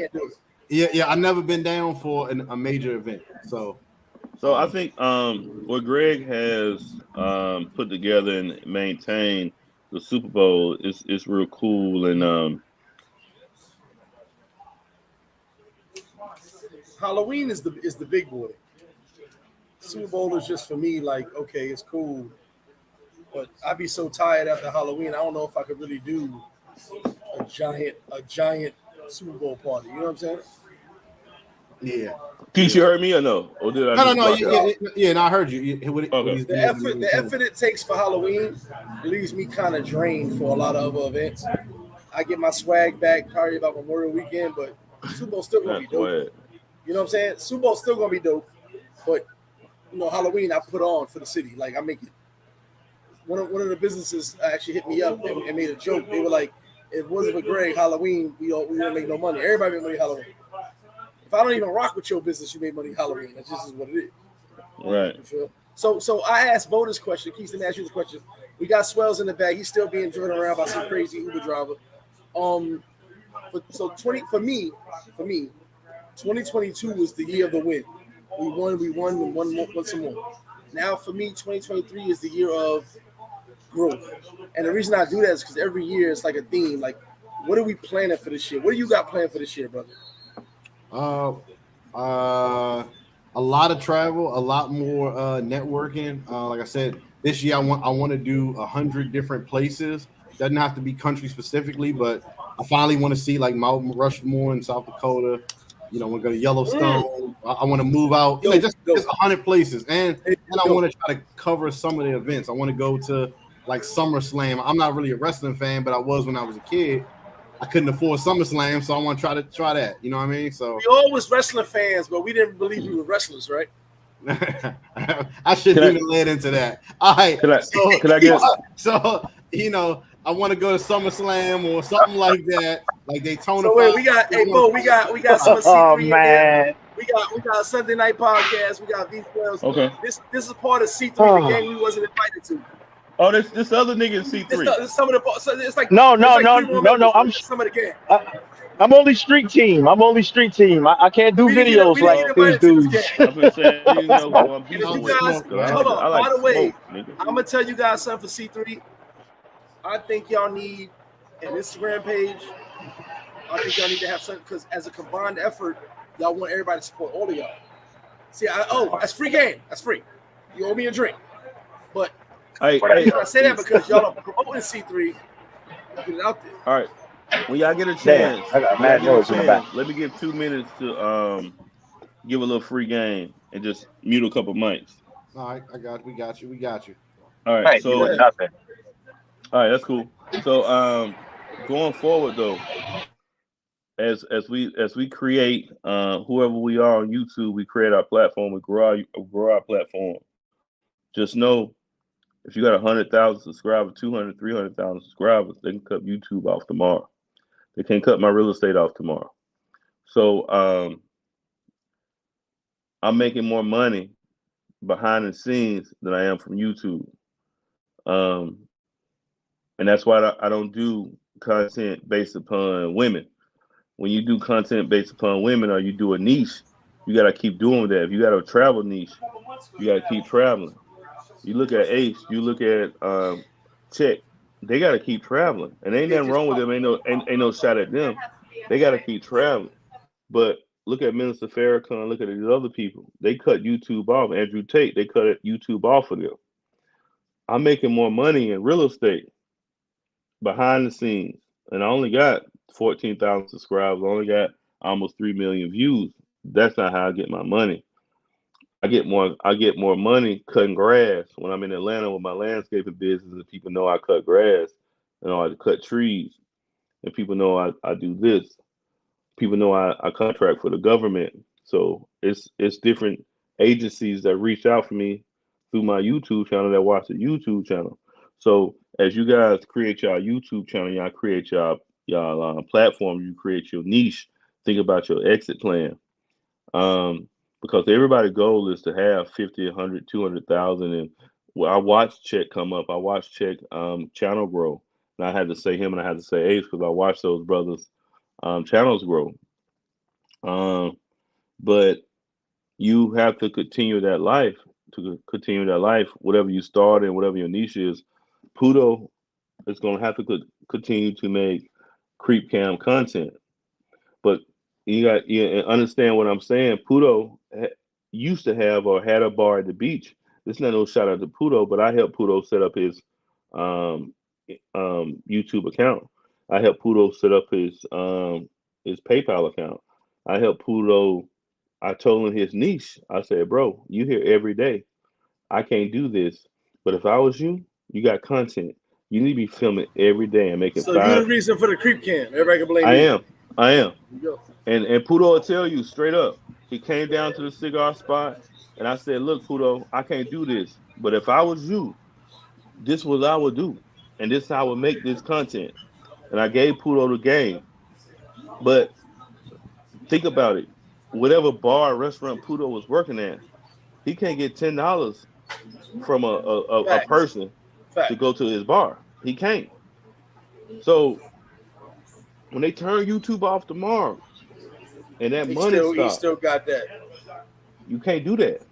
When they turn off, when you making $10,000, $20,000 a month from YouTube, that's YouTube. When they turn it off, I still can make money. But if your whole business model is YouTube, that's why I got bowrakes.com. When I want to do t-shirts, I sell all my merch. You make more money with merch than you can make with YouTube. YouTube gonna take 40%. But you got travel costs, hotels costs, airplanes costs, interviews costs. And you gotta think about your overhead. This is a business. The average motherfucker on YouTube don't got this shit set up in the LLC. My shit is set up in the LLC. I can write half this shit off as taxes. So I don't know how most people moving, but when you making $10,000, $20,000, $30,000 a month, and that's your first time making $100,000 a year. I've been making $100,000 a year since 2013, and I know what $23,000 a year in taxes look like. You know what I'm saying? If you filing just a 1099, it's just free game right here. You know, I'm just telling you how to move. I'm not. So when you think about YouTube and then you think about the business model, everybody that's on Creep Cam, they won't buy a $5 t-shirt. They won't buy a $3 coffee cup. If I was still on the beach right now, I could sell, let's say $1,000 a month in cigars. So you gotta think your merch is gonna make your business. Your merch is gonna be your merch. I sell $30 t-shirts and I sell a lot of them. A lot. So, So he's not merch to me. And I'm sorry to cut you off, Bo. No, I done I'm just told giving every niggas free single game. person with a group, every single person that has YouTube. I done told every single person that that'll listen to me. If you can sell merch, you will make money. I don't even take any money from my business anymore. And guess what? My passport holders that'll be here in a couple of weeks, I literally am going to make more money from passport holders in the next month than most motherfuckers ever going to make from t-shirts. What them John say on them? Passport holders that are sold out already. They're sold out already. Listen, So your when I get the merch, first if you order, ain't building no brand, I'm waiting for it to arrive. Signals coming. if you ain't building Branding no is brand, everything. you ain't doing nothing. And so, and then shout out to everybody that I has a witnessed YouTube it channel. firsthand. I'm just telling you, free game. Firsthand, I witnessed it. Only thing that other YouTubers, only reason another YouTuber has more views and subscribes to me is because I don't show ass. I don't show ass. I don't show ass. Ass ain't my niche. I'm my niche. I'm my biggest brand. I'm my biggest thing. So Yo, Uncle Spill, yeah. you subscribe to my channel, bro? Sunday Night Smoke Podcast? No, man. No, that's V Great Swell. guapo, man. V Swell. Rod Lewis, nigga. Nigga, I didn't know you. Oh, Rod Lewis? This He got some Rod good. Lewis? He got some good Yo, stuff. clean your glasses off, big dog. This nigga got 12 names. This Rod Lewis? Yeah, man, it's me. Bro, Listen, I've been your I'ma biggest touch- fan. I'ma You the touch- biggest I'ma- troll that I know, nigga. I'm gonna touch on something on what Bo said just now. Just so you guys, Fine, you I guys, can't keep up with you, nigga. hold on. You guys are C3, right? I know Y'all are Rod C3. Lewis. Y'all trying to get that's Rod Well, Lewis right there. V Swells is Rod Lewis. I didn't know that. That nigga got 13 He always identities. changes It was his a whole goddamn year name. for that nigga He showed changed his like face. So listen, what he just talked Heartbroken. about. I done told all y'all, and I said this to you, Keys. There I'm was gonna a period subscribe of right time now, guys. I lived off my merch. I lived off my merch because the bars gonna do okay, but we were so backed up from COVID. Like I'm still paying bills and recovering. I lived off my merch for a year and a half. Bro, I'm a And nigga that that merch make game- that merch $100,000 game a is year driving crazy. a forklift, nigga. When I I make tell $100,000 you, driving a forklift, nigga. but I'm saying, Bo, people not listening to what you're saying because I done lived off of merch. I Bro. paid my rent. I took care of my kids off of merch. These T-shirts. I'm telling did niggas that. my plan, right? So I'm telling you my plan because you ain't got more character than me. You got more personality than me. But I'm gonna give you my blueprint. No, I'm just giving free game. I'm just giving He's free telling game. you the truth. But And y'all got C3. Y'all better push that shit. no, I'm gonna tell you why. I know y'all vandalized my goddamn bar. There's a big ass C3 over here. Listen, I didn't know this. But when I first came, I moved to Sasua in 2013. Keep that in mind, right? Bay City condos stamped on it. Everybody tell you, Bo was there. I remember that. I remember. What the hell's with this Wi-Fi? We still on, y'all. I don't know what's going on in the background. We still on. We hear you. We still hear you. We clear. Other niggas didn't put me on. Other niggas put me on. Just said this nigga got a wife with him. He got a woman. He bringing Western women here. Yo, she yours. Bring her with you, man. Them niggas was mad what I at me. They was talking about me in group chats and this and that, and I was fucking up Sasua. But Crazy. But Yeah. they was talking that talk, but I was like, nigga, I've been living in Sasua since 2013. I own property here since 2017. Now, just before we go too far, I know how the YouTube streets work. So I just want to show y'all a full you about to post something out. A full box of merch. Show us the shirt. Let's see. Pull it up. They ain't ready yet. They shirt. ain't ready yet. But just to show y'all, I got my press. Oh, you doing it yourself? Okay, see. So he hey, went look, quick. He went with a Bobcat, Bo. He went with a Bobcat. Bro, I've been owning my own t-shirt press since 205. He got a Bobcat. 2005. He went with his own shit. I've been printing my own shirts up since 2005, right? I made my most money printing shirts. I was America Apparel before they turned to LA Apparel. I'll tell you this, print on demand is the best way. Print as you order, because sometimes I thought someone was hot and I print up 30 shirts. Anytime you print on a shirt, you lose money. When it's print on demand, you make money, because a blank shirt is money. Unfortunately, I do the Gildan 5000. I do the LA joint. I got now. He's right. Unfortunately, I'm telling you, I've been printing 2 t-shirts since 2001, bro. And here my thing is, he's right. On demand is better, but you guys have been here seeing I got boxes over here. I got a whole office of boxes. The reason I do it like that is because I don't have a presser that's ready right now. Right. But Greg, that's the thing though. You got to buy the Excalibur joint and print on demand, bro. I ain't got time for that, bro. Bro, you gotta make I got a t-shirt store across the street, and the motherfucker never here. He's right here. He's never here. Listen, bro. See, this is why I'm back of the house. They call me back of the house, bro. Are you in the basement? Are you in the basement? Are you in the basement? No, he's in the back. He's in the back. I'm the back of the house. Hit me out. You get your. Yo, I'm gonna check in. I'm about to grab this haircut real quick. I'm gonna check in. All right. Yes, sir. All right, my dude. And I'm gonna be right back because my battery dying. My battery dying. I'll be right back. I don't have time for that. All you doing delegating. You got 3 Haitian niggas print your shirt. I got a t-shirt guy who you know very well right here who's never here. Bro, see, that's what I'm saying. He ain't Haitian. And he hanging out, he kicking it. Y'all need to hire 3 Haitian motherfuckers, pay them motherfuckers. I do it.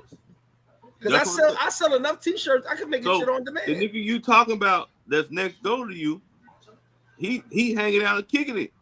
He got a mansion, he good. Right. So he needs some workers. Everybody needs some workers. We got to employ the people. We need labor. We definitely need labor. He just digging off. My biggest thing is, you do it too with the Sasua shirts and everything. I tell people, merch is everything. Like, I can tell you right now, the biggest thing with Paradise Life, which I love to this day, I've got cologne, I've got watches, I've got t-shirts, multiple t-shirts. We have got keychains. We got cups. We got everything you want. And these passport holders, which took us mad time to get it right, are going to be one of the biggest merchants I've ever had in my life. All right, so what all right, like prime example, right? You guys are killing the merch. You guys are killing the party. You are killing the lives, interaction, and engagement. And these are things that I learned from you guys that I should be doing. I just don't have time to do. So, like I say, everybody has different strengths. Time out. So, as you say that, right? Yeah. So I've got Keith on here who I admire by his recorded videos, and not just his lives, his recorded videos. And I'm gonna beat him in the recorded videos, though. I'm going at that nigga neck. I found you. Go watch your neck. You heard that, Keith? I found you by the recorded videos. I see people trying to come. Keith, people hit me and they said, "You know this dude?" And I said, "Yo, he look mad familiar, but he's obviously talking like he been in Sasua. He knows Sasua. So that's what got me and you together. But the point is, I watch everybody and I admire different people. I don't watch nobody. Got caught right now. If I can't watch your video, if I get a chance, 15, I watch. 30 seconds, I don't get to watch everybody because when y'all on late at night, I'll be asleep. I got shit to do. But Gary Mack said he got 6 flip-flop shirts. There you go. But the thing is, I am constantly looking and saying to myself, "Damn, y'all are doing it," and I admire it. It's not my lane. I'm not good. But I'm learning, like, you know what? Like, all right, Keith, he'll tell you right now, and I'll never lie about this. Who do I come to for thumbnails? me not. Keith got like my last 6 thumbnails, as far as the good thumbnail, not the shitty ones. So Keith, I need to come for my thumbnails. So my thumbnails suck, bro. Keith is a killer with the thumbnails. You use Canva, bro? Bro, I use a little bit of a mix of Canva and then some stuff on my phone. I'm kind of, once I get it in my mind how I want it to look, I think the best way is taking the picture the way you want it to look first. Are you one of the phone niggas with your editing? Oh, wait till my next video. No. Come on now. You gonna see the line. You gonna see the 114 is we ain't playing. No. What I was saying is, it take a sick, twisted, talented motherfucker to edit and create on their phone. He's talented, bro. I definitely yeah. I mean a little bit. Like I try to do all my videos. Bro, what you doing next weekend, man? I'm gonna pull up on you, man. We'll shoot some content together. I'm available. Keith, be careful. He might rob you. Be careful. hey, like gangster with a security clearance now. Give me your MacBook, Keith. I'll definitely be around Saturday for sure. Saturday, Sunday, yeah, for sure. Yeah, Saturday, Sunday. You see how we connect? Like, believe it or not, like I said, Keith, we were talking about you behind the scenes. I might have said some bad things. Whatever.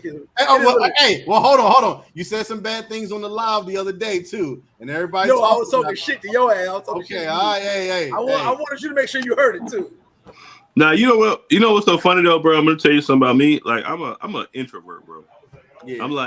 I'm a social recluse. As well as you outside all the time. That's what I'm saying. But you gotta think about every time you see me move. I'm either by myself. I'm either with my woman. I'm a one or two homies.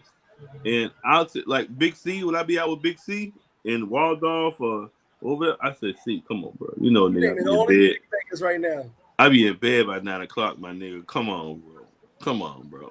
Like, I be begging this nigga, hey, bro, no homo, nigga. Get me to the house, nigga. Yeah. And you full of shit too, because I've been out with you late night. But go ahead. If I'm down the rabbit hole, I'm in the rabbit hole. Everybody know I'm here for the fuckery. Yeah. I'm here for the fucker. I'm Keith. So Keith, hold on real quick. Keith, what did I say the other night that you felt offended by? Because I'm gonna answer that shit right now. You said, this is what you said. You said, I don't rock with Keith. That's what you said. I did say that. I always say something like that. A lot of you rock with Steroid Boy. That's what I said. And I said the whole C3. But you know, I said that to you on the chat too. No. You didn't say it in the chat first. Because you was like, yo, you still beefing with old boy? And I said, that's your friend. Still, right. But hey, Keith, the real issue with him is that when I first went to Greg's house over there in Sosua Bajo, this shit looked just like yours. That shit was red and black, and that shit like some shit he would have in New York. So he just hating on you based upon your living Maybe situation. So, man. Maybe so. He's wearing red right now. Hey, man, hometown. But yeah. I was talking shit because I know you was listening, and you know damn well we spoke. I wasn't worried about that. But I said I couldn't mess with none of y'all who mess with the steroid. The guy who lives in his basement, mother's basement, we good with that. Anyway, but that's never get offended when I say something because I want you to hear it because I'm joking. But however, I gotta say, flip, what you gotta understand too is that your voice, Bo's voice, my voice is so magnified that as soon as you said that, my DM went ding, ding, ding. Don't I speak to you behind the scenes? No, we do. So that's what I'm saying. I can say certain things because I can talk to you directly. For sure. And Bo, your favorite YouTuber's coming on right now. But hold on, Bo. Your favorite. Shout out to Backpack Val in the building. Happy birthday. Yo, what's going on? Hey, Backpack. You ain't gotta wear a team shirt because I got a team shirt on. So what's that? Even my team. Your name is gonna be Backpack Bo. Hey, Backpack Bo. Hey, Backpack Bo, Backpack Val. Hey, what's cracking? I told you that. 5'11". You know I'm 6'2", little nigga. What now? You know what's funny? I saw you before, Bo. I saw you. I was with Mayor. 1 second. Tell the truth. I'm 6'2", little nigga. Nah, you 6'2". What's up? All right, Val, when you be shooting, what GoPro you be shooting with, bro? I shoot with the 10 right now. But, bro, tell me this, because you irritate the fuck out of me when you shooting your shit, right? And Thank you. No, fuck you. Back but it's like you be holding that shit in your hand like this, right? Like, no, I got like a rod, like you know what I'm saying, like a selfie stick. Yeah, like a selfie stick. Sometimes, bro, you don't have a fucking selfie stick. I feel like you just got some big, long ass fingers, and you be having this shit in your hand like this. Probably in the beginning phase, I did. What about you? That shit that you have make you look tall. No, but this is the thing though. I said, this cocksucker is just grabbing the fucking GoPro. He don't got no fucking he ain't got no stand on this bitch or nothing. Yeah, at first. No. Definitely. When I first started watching your video, I was like, this nigga's just doing this. Yeah. But I It was like, just GoPro. I said, how the nigga beat me in videos? He just grabbing the fucking GoPro. That's why it's like, so I be watching the different angles and shit. And I was like, I'm a fan of this nigga, even though he grabbing the shit by his hand and shit. Thank you, man. But I was saying, this nigga's wingspan gotta be long as a motherfucker, cause this nigga is like doing like this. And my arms are fairly long. Yeah, They're like, fairly long. Yeah, not for real. They are fairly long for my height. He knocked out a trade dude, so we know they long. Nah, but Val, all bullshit aside though, when I realized you was just grabbing your fucking GoPro, holding that bitch by your hands, and I said, you know what, bro? If niggas could creating good content and working with the bare minimum. And I was like, man, that's no disrespect. It was just like, that's dope, because when I first started creating content, they doing it. It's dope. Yeah. And that's why I would watch somebody's content. It's not about the holes for me. It's about the exchange of content for me. And when I see people that I feel like we're on the same level, we're doing the same shit, you know, alpha males, like you're not a simp. Like, I don't watch simp content. Me neither. Yeah, I don't watch simp content. Like, I only watch confident men. No homo pause. I'm a simp. Hey, let's hope not. I bought a taco the other day. Hey, Flip. I don't even want to tell the story of how you sent that chick to me at Roomba. Hey, go over there and talk to him. I don't even want to tell that story. Yo, she followed me. That was my birthday, B. That don't count. That was my birthday. That don't count. She followed me around for like 5 hours. Everything during my birthday does not count. I am incoherent. I am incoherent from November 13th to November 20th. So that doesn't count. How the fuck you got 7 days off of liability? No, I am there. I'm there, but I'm not there. No liability for 7 days. And look, what happened with Keith was funny. What happened with Keith was funny because first I was mad at Keith. I was like, Keith, you ain't been around. I ain't seen you. And then all of a sudden he was there. I was like, oh, there you go. I'm gonna check out. I gotta fill up my whiskey. Shout out to the guy that gave me this fucking. I got 2 of those. I love those. Yeti, you get more merch than any fucking YouTuber, bro. Like, I get gifts, man. I love right. I had to buy a whole liquor stand for my liquor at my crib. But go ahead. So Keith and Val, what's going on with you brothers, man? Keith, we already been talking to you. Val, you in here. Right, Val, Keith, so if you want to tell that story, Keith, you are free to tell that story. Yeah, tell that story, Keith. After me and Flip kept missing each other, like I said, I came to the bar. He had everybody crowded around him. I'm like, all right, I'll sit over here. Celebrity. I left out, went out. He saw me at Roomba. He like, where you been? I'm like, I've been around filming, recording, so I can make the videos. He walk away, and this girl comes standing right by me, like hovering over me. I'm like, what's up? And he like, your friend sent me here to be with you. I'm like, yo. Who? Yo, Kate. Was she bad though? She was alright. She wasn't bad though. I was kind of mad at Keith for not pulling up on me. Like I kind of was. I was in my feelings, but I was like, that's my man's in them. I'm missing. Matter of fact, she was trying to get in the VIP. I was like, hey, listen, go over there, my man over there. He got you. Just as a disclaimer, if anybody sees me out, I'm not trying to be short, but I don't stay long. I'm there for like 3 days, 4 days, so I got to get every piece of content that I can. I'm gonna say this about you, Keith. Right? Keith don't be wanting to see nobody. Hold on, Val. Not that. I won't lie about it. He do be on the move, like he really be. I think Keith. I don't know if he had tacos the last time. He ate so fast. By the time I turned around, he was gone. And he didn't even say bye. He might have said bye. Those bad dudes over there.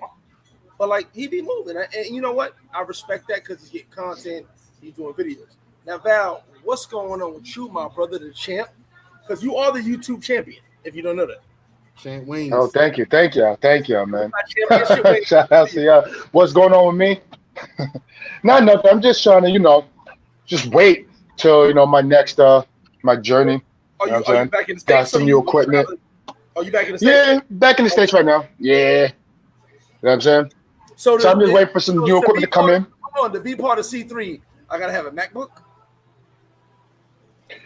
Damn near. It feels as if like let Keith tell it. Hey, man. But you got a MacBook. No, I don't. People who use Apple don't bathe with soap. So that's just my thing. That's a wild. Wait, that's not a MacBook that you use? Wait, you don't use a MacBook Flip? I'm Dell and Samsung. Like, relax. Oh no. Like, Heck no, no. no, Wow. people who use MacBooks don't bathe with soap. Nah.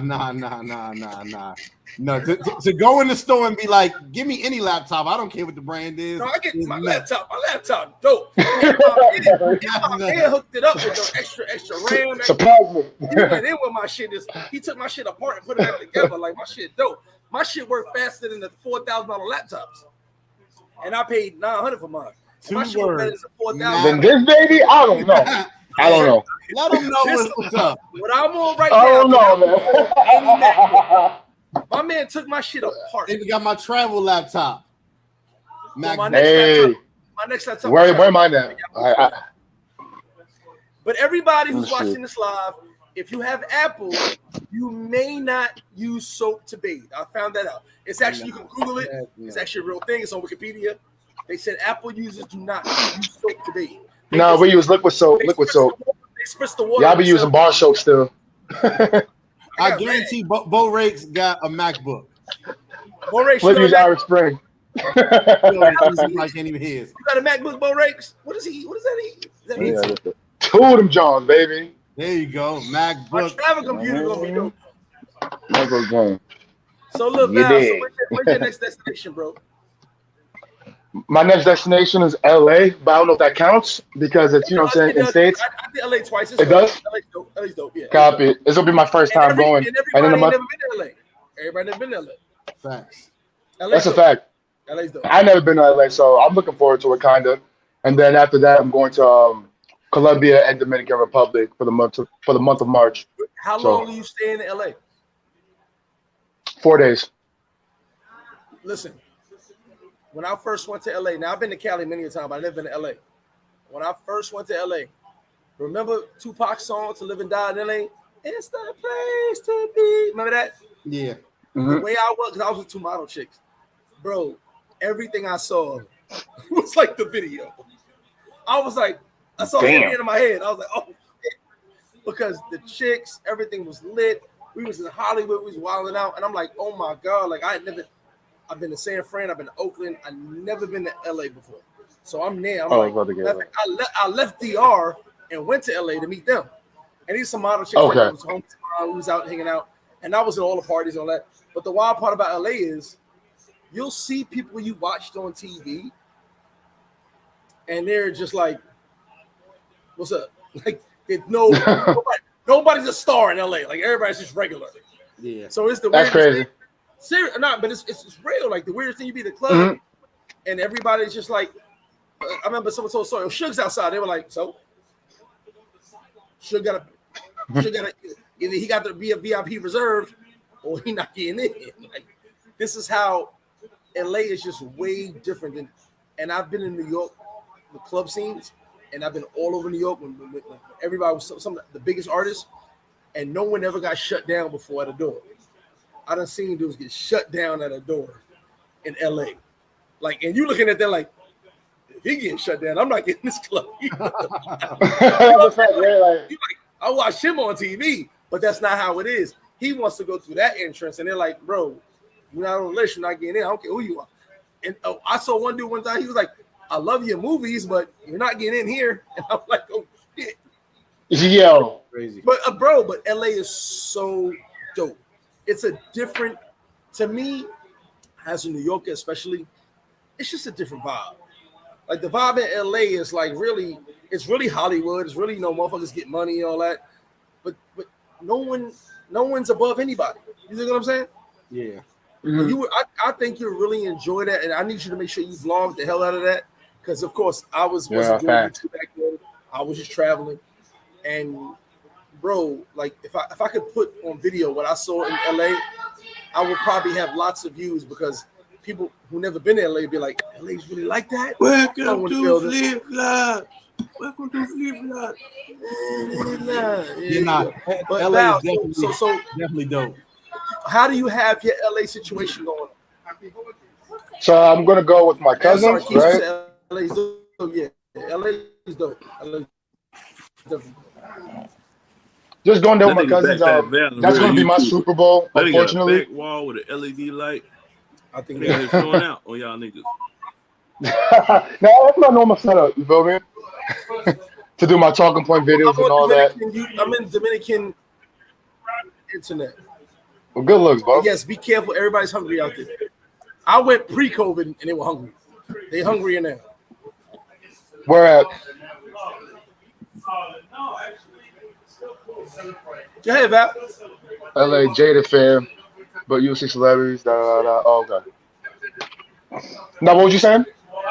Hey, Val, what city you in, bro? Me, I'm in Poughkeepsie, New York. Shout to Poughkeepsie. I was out there back in the day with a bunch of Queensbridge dudes. Val, are you from Poughkeepsie, Val? I didn't even tell me that. Nah, I'm from Queens. What city you live in, though? I'm living in Poughkeepsie right now, but I'm from Queens. Oh, okay. I'm about to say, because I thought we started that conversation. Val, the shit shout to Poughkeepsie. I couldn't hear shit. Everybody in Poughkeepsie is a crackhead. Everybody.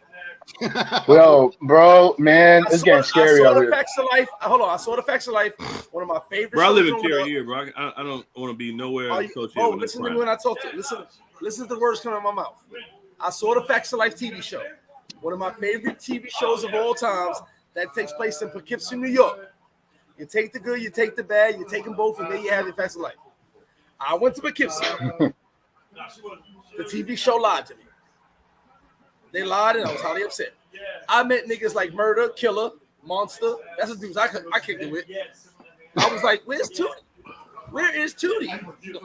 Greg, that's who you wanted. Greg, that's who you wanted to be with. That's who you chose to spend your time with. No, I didn't want to be with them. Don't shit on those people, because those are the people you talk about. I was the whole Queensbridge, the whole South Side, the whole South Bronx was in Poughkeepsie getting money. Greg, I have no sympathy for you because you sought out those people. Greg, I'm the old man. I think I'm the oldest man in this group. Poughkeepsie is not the Facts of Life. No, right? No. I had a totally messed up mindset. Hey man, mute yourself, man. I want to talk to Backpack Val, man. I don't get to see all these niggas that I watch. I hear myself right now. Hey yo, mute yourself, nigga. Backpack Val, what's up, bro? What's going on, Bo? Backpack, Bo. Hey, nigga, how tall are you, little nigga? I'm 5'11". 5'11". You know, I'm 6'2". But anyway, 6'2". Yeah, big few, nigga, 6'2". But you was in Colombia at yes, sir. spot in Medellin. What's that neighborhood you was staying in? The loft apartment? I was staying at Provenza Loft. That was those. I thought those was hard, bro. Those was hard. Good looks. Yeah, that was a good look, man. Like I love the content like that because I try to highlight all the Airbnbs and different spots and stuff I stay at. You doing that fucking long arm GoPro shit, you know. Stretch Armstrong. But I think how we create content is a reflection of our DNA, and everybody has different DNA. And we might see something in everybody that like, man, I like the shit where that nigga be doing that shit. I don't like that shit. But the long arm shit, like, and then you master that shit without putting your fingers around the speakers. That's my biggest part. So when I'm watching it, I'm like, this nigga ain't got no fucking he ain't got no motherfucking what's the name on it? You know, so it's like that shit is like the way you are viewing it. And it's good, man. So I just want to salute you and shout out to you on that. Like the way you capture the content without the I don't know. I can't even think of the connection thing right now. But it's cool, man. It's cool. It's dope. No, I appreciate you, man. I appreciate in Santo Domingo and stuff like that. You like creating clean and dope content that people are buying into your personality, because without you would never have longevity with content if people don't buy into your personality. So that's the same approach I go about it. That's a fact. and that's what I see, because if I decided to do creep cam content, nobody could beat me in creep cam content. I have every fucking camera to creep cam a nigga to death. You know what I mean? But if I don't choose, I want my personality to be a reflection of my content. You know what I mean? So I think like this, the stuff you and Keys do and the way you do it, I like that. So shout out to y'all, man. Thanks, man. Thank you. I appreciate it. Especially, it means a lot coming from someone that, you know what I'm saying, I used to watch before I started, you know what I'm saying, YouTube myself. So. And the only thing is, when I realized, bro, if I didn't have a woman, I wouldn't have been probably so interested. Like, a lot of people just never been to Sue or these countries. I wrote a book in 2015, and my girl wrote my book, and she was like, "Hey, let's go to some of these whorehouses you was talking about in Trinidad." I like the and way I was like, "Yeah," and she's like, "I was like, oh yeah, let's go to Trinidad." So for her birthday weekend, I flew her to Trinidad. I flew her to St. Lucia, flew her to Barbados. Then we ended up going back to DR, and this was like 2017 or 18, and I'm like, my life got to be pretty good to fly a bitch to 4 countries in one weekend for her birthday, and to go to DR. Money. I only went to DR because Big Sam called me. He's like, "Man, Bo, I'm back in DR this weekend. I know y'all going to St. Lucia, but y'all come stay at the crib in my crib in Hispaniola for free. Come hang out with me." I was like, "Babe, we're going to St. Lucia for a day, but we can figure out a flight. We can go to DR. We'll stay at Sam's crib." She's like, "Yo, I ain't never been to 4 cities in 7 days. Basically 4 countries in 7 days. Like, let's go." I'm like, "Yeah, I done made it." Dang. That sounds so much like Keith right now. 4 countries, 7 days. Thing, man. You gotta move around. Nah, but like Keith, yeah, I know Keith understood. Like, yeah, I hear you. when I lived in Germany, keep in mind, I worked for the government. So when I lived in Germany, I went to Black in Berlin. I was going to Paris. I was going to Brussels. Only reason I went to Brussels was because I'm a fan of Biggie. Bitches from Brussels eating clams and mussels. So when I went to Brussels, I was eating clams and mussels. You know what I'm saying? Let me ask a question. How did you approach the idea with your woman that we should travel to some of these spots that may be That's a great question. more hoe friendly? That's what I want to know. Advice to the brothers out there. All right, let me give you some real spill. I live a different life than most niggas live. You the prize. We got it. That's one of Big my old blessing. Now, I probably bang more bitches with my old lady than y'all done bang with y'all homeboys. Say it again, Bo. Say it again for the people in the back. I don't think they realize that. He froze. Hey, don't worry about it. Yeah, it's fast. Say it again for the people in the back. Bo, say it one more time for the people in the back. When I be bullshitting, I be telling you I got a wife, a mistress, and a girlfriend. I really don't be playing about that shit. I be living like that. I'll tell you the funny shit. Bianca granddaddy, 72, 73 years old. He worked before COVID. He was a bartender. We call him school teacher. He was a gambler ass nigga. Him and my daddy used to gamble in Blue Flame back in the day. Like, she from the West Side, I'm from the Swats. We both from Atlanta. Keep in mind, Bianca like 6 foot tall. When she put on heels, she like 6'3". And her granddad is a player. I used to take my side chicks to his bar on the weekends. He loved flirting with these hoes. And every time he said, "Bo, my granddaughter love you. I love you more. Because you save me money. And you take good care of my granddaughter. But whatever you do here, it don't get in front of me in business." He started sending me pictures on my phone of his side bitches that was her, Bianca. It's just a wild shit. But man to man, though, when a man is taking care of home, man is taking care of business, her daddy gonna respect that. Her granddaddy gonna stand on that. So you have a lot of men that be with women who don't know how to be men. But when your granddaddy and your daddy respect the nigga, it's a whole different level of being a man. Yeah. Can I chime in? Can I chime in? All right. So if you never read Bo Rake's book, number one, you get to see how he grew up. It's funny because we talk a lot of shit, but his first 2 chapters was like looking at myself from the New York side of things, and we laugh about that. Well, guys don't know about women, and you know I'm a very open person when it comes to my relationships with women. I've had multiple women. All right, multiple women, living women, all that. It takes a very strong man to tell a woman, I love you, but I'm gonna do this too. How Tyrese said it, and baby boy, I love you, but I smash other women. Now he did it out of desperation. He wasn't strong. That was desperation. He was on his dick. He was about to lose his chick, his car, and everything. But it takes a strong man to tell a woman, listen, I'm yours, but I'm gonna rock over there. And I ain't gonna bring nothing back to the crib. I ain't gonna bring no babies to the crib. None of that. A lot of men want the polygamous lifestyle, but they don't know how to be strong enough to handle 2 or 3 women. I live like that, right? True. I got a homeboy I met at Newgard. I met this nigga at Newgard, white boy, 2013. I'm in Newgard eating breakfast. He walk in, white boy, first time in Sasua. I said, hey, nigga, you look like you lost. I call him a nigga. Hey, nigga, like you lost. Come sit over here. You good? This is my best friend for since 2013. He just bought 2 years ago. He bought 10 acres. He bought a house, 6,000 square foot. He bought a tractor. Tractor fitted 1,000. You know I like tractors. He bought a big old John Deere.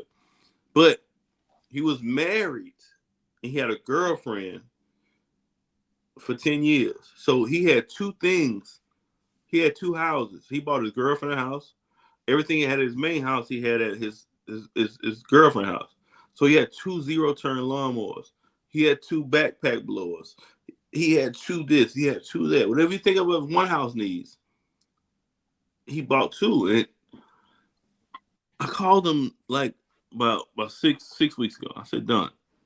I said, bro, how you live like that, bro? I said, I've been knowing you 10 years. You've been having 2 women. He said, my wife? My wife know what it is. My girlfriend know what it is.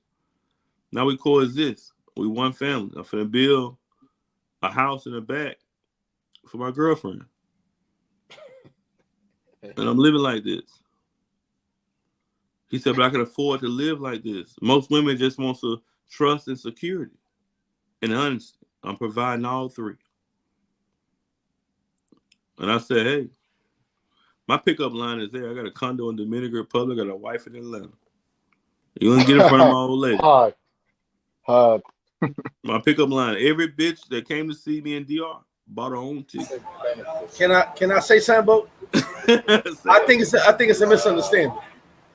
We're not saying having threesomes. We are saying having multiple women. Because here's the thing.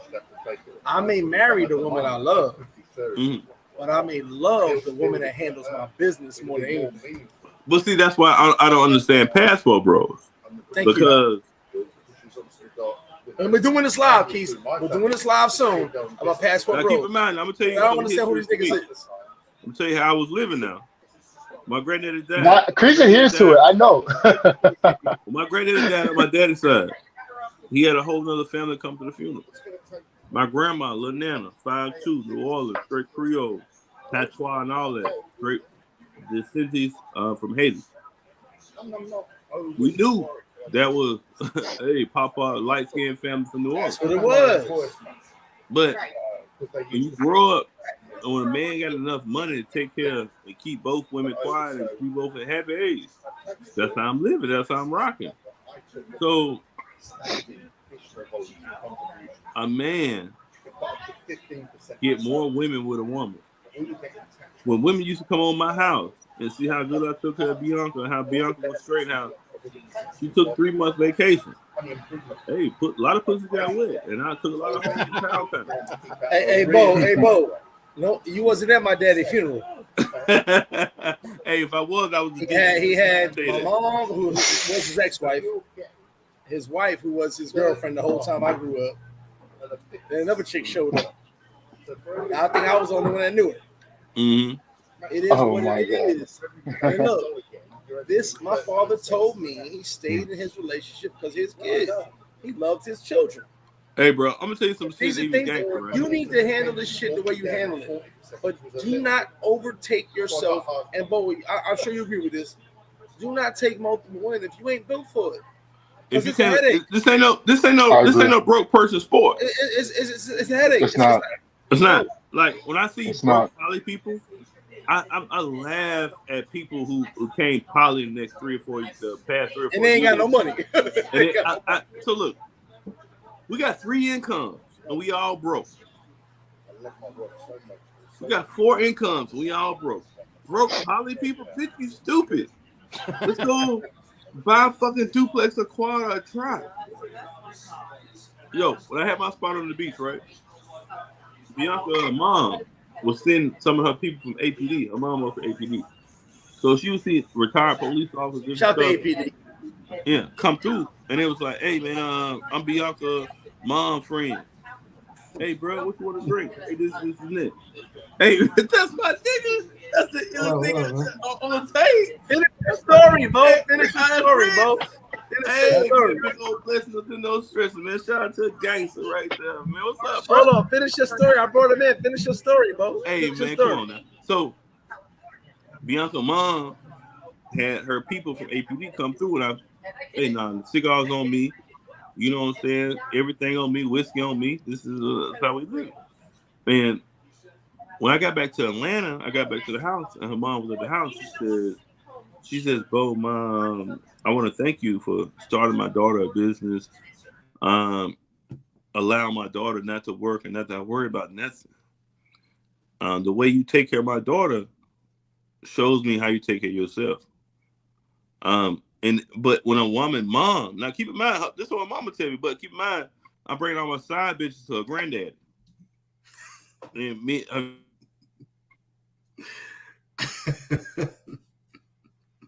he froze up. He been freezing the whole time.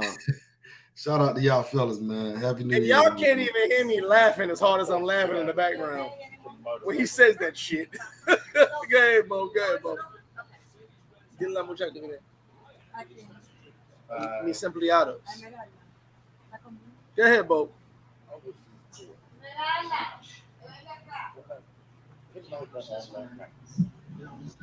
Bo, unmute yourself. Bo, unmute yourself. all right, I'm back loud. Here y'all niggas now. It's better. Go ahead, Bo.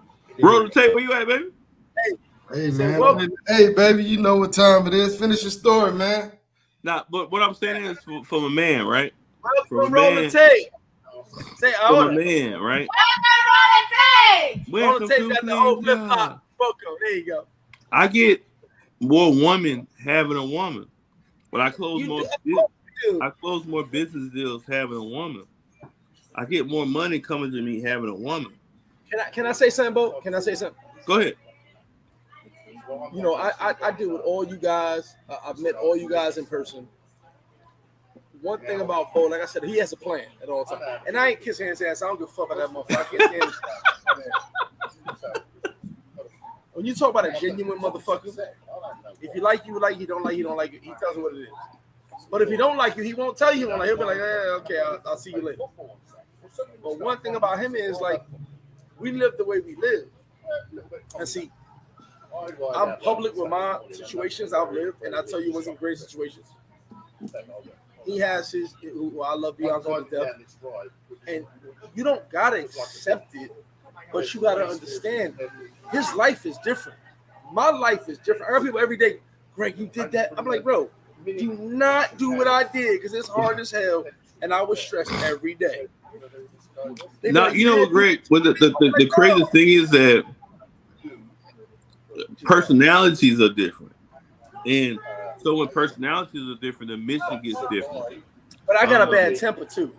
No, but that's what I'm saying. Like, keep in mind, bro, I'm trying to coexist with you on a lot of times. Your attitude is way different than I'm used to dealing with. Is that a shot or is that like a good thing? I don't know how to take that. I don't know how to. I actually don't know how to take what you said. Hey, shout out to the roller tape, Richie Rich. But wait a minute, Richie Rich. I'm gonna get you in here and say, is that like a good thing or a bad thing? I have no idea how to take that. Your volume. Fix your volume. Stop getting the mics from the dollar store, man. Yeah, Bo, it's your live right now. It's your job. And we got J Morg in the building. So Bo, that's your thing. We can't hear you. What's going on, bro? Because I can hear everybody else. Back. Bo, take yourself off mute. Take yourself off mute. You're on mute. That's why I can hear you. Bo, you on mute. He got the Five Below mic. And we got J Morg in the building. I hear niggas now. But Greg is a valid nigga. Get okay. Jay, what up, baby? Hold on. Go back to what you were saying originally. We were talking about the situation. Round me back. I know you bringing a drone flying ass nigga on the part of these C3 niggas are taking over. How that nigga pop up? He said he was coming. He said I'm gonna pop on live. I said I got you, bro.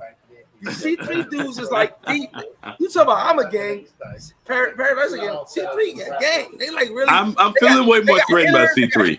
I told him C3. Hey, look, Keith's over there laughing. Keith, stop it. No, he's gonna be in the young thug position in a minute. I'm gonna say they call me Keith. It's like the nigga from the Warriors. Hey, roll the tape. Hey, Rick. I'm going Charles White on these niggas. I'm snitching on these niggas. Hey, look, these niggas are horrible human beings. Richie Rich on themselves. What up, hey, Richie Rich? What's going on, Atlanta? What's going on in Tyler? I don't know where you are right now because you always moving. All right, Greg, mute yourself. I got this. Good. Rich, where you from in Atlanta, bro? I'm from Decatur. You from the deck. So our last duplex we lived Decatur, where's greater? Candler Road and McAfee. So Candler Road and McAfee by the fire station. We had a duplex in the middle. You ever ride about McAfee? Candler Road and McAfee? The gray duplex is the one we sold. We bought the duplex in College Park. But I went to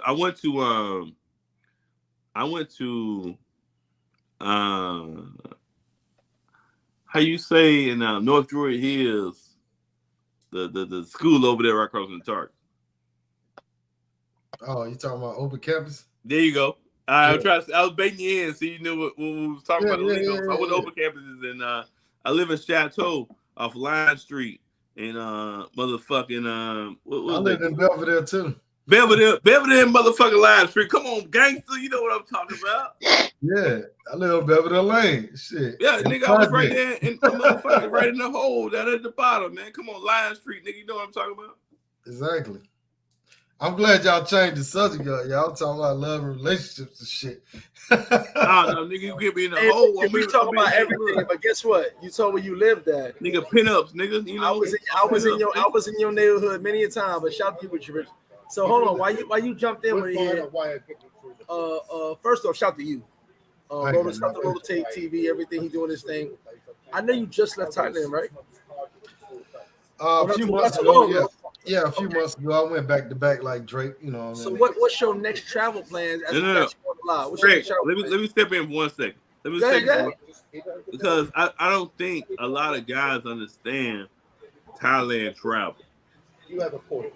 So with Thailand travel, you have Soy Street, you have Soy Boys.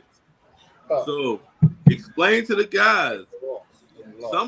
Like I'm a contractor. I've been contracting for over 10 years for the government. It's white boys who fly to Thailand just to fuck lady boys on Soy Street. Now, I done met some gangsters. I done met some niggas in the gym pushing 4-5 on a warm up, and they go to Soy Street just to pound town lady boys. Some niggas, that's just their thing. So, Rich, speak on it. Am I tripping on bullshit?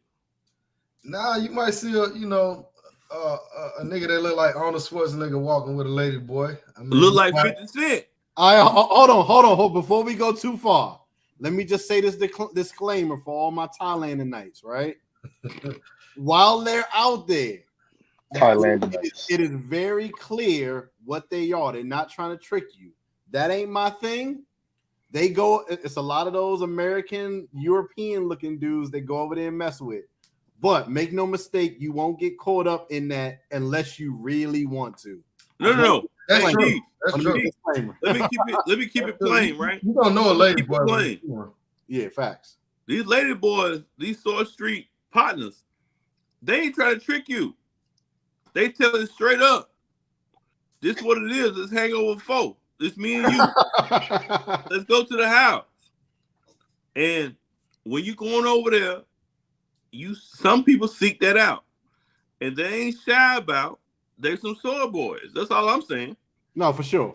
But I just want people to be clear because I talk very high about Thailand. I don't want everybody to think. Oh no.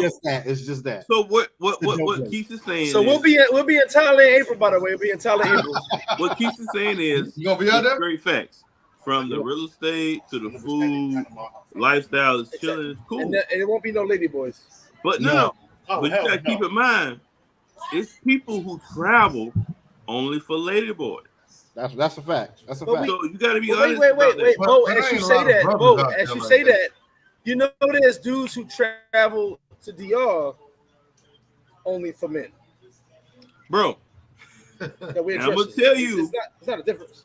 Hey, they travel to Atlanta. It's not a difference. It's just known. Bro, it's just known in Thailand. Or travel to Atlanta, traveler. the gay capital of the world. Atlanta's the gay capital of the world. Bro, listen, I'm from Atlanta. I am Atlanta. From an avid traveler. Not San Francisco.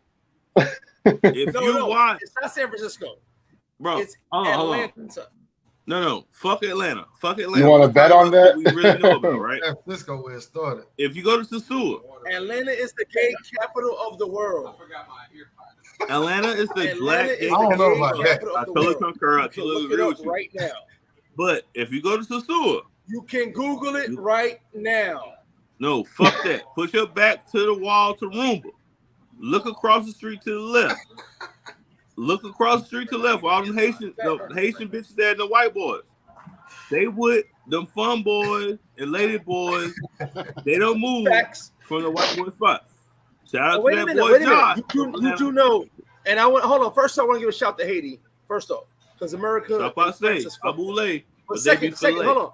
One of my clients, when I was a personal trainer, was a gay what do you call it? Steward, whatever you call them, airport on a plane, served you drinks. You know what he told me?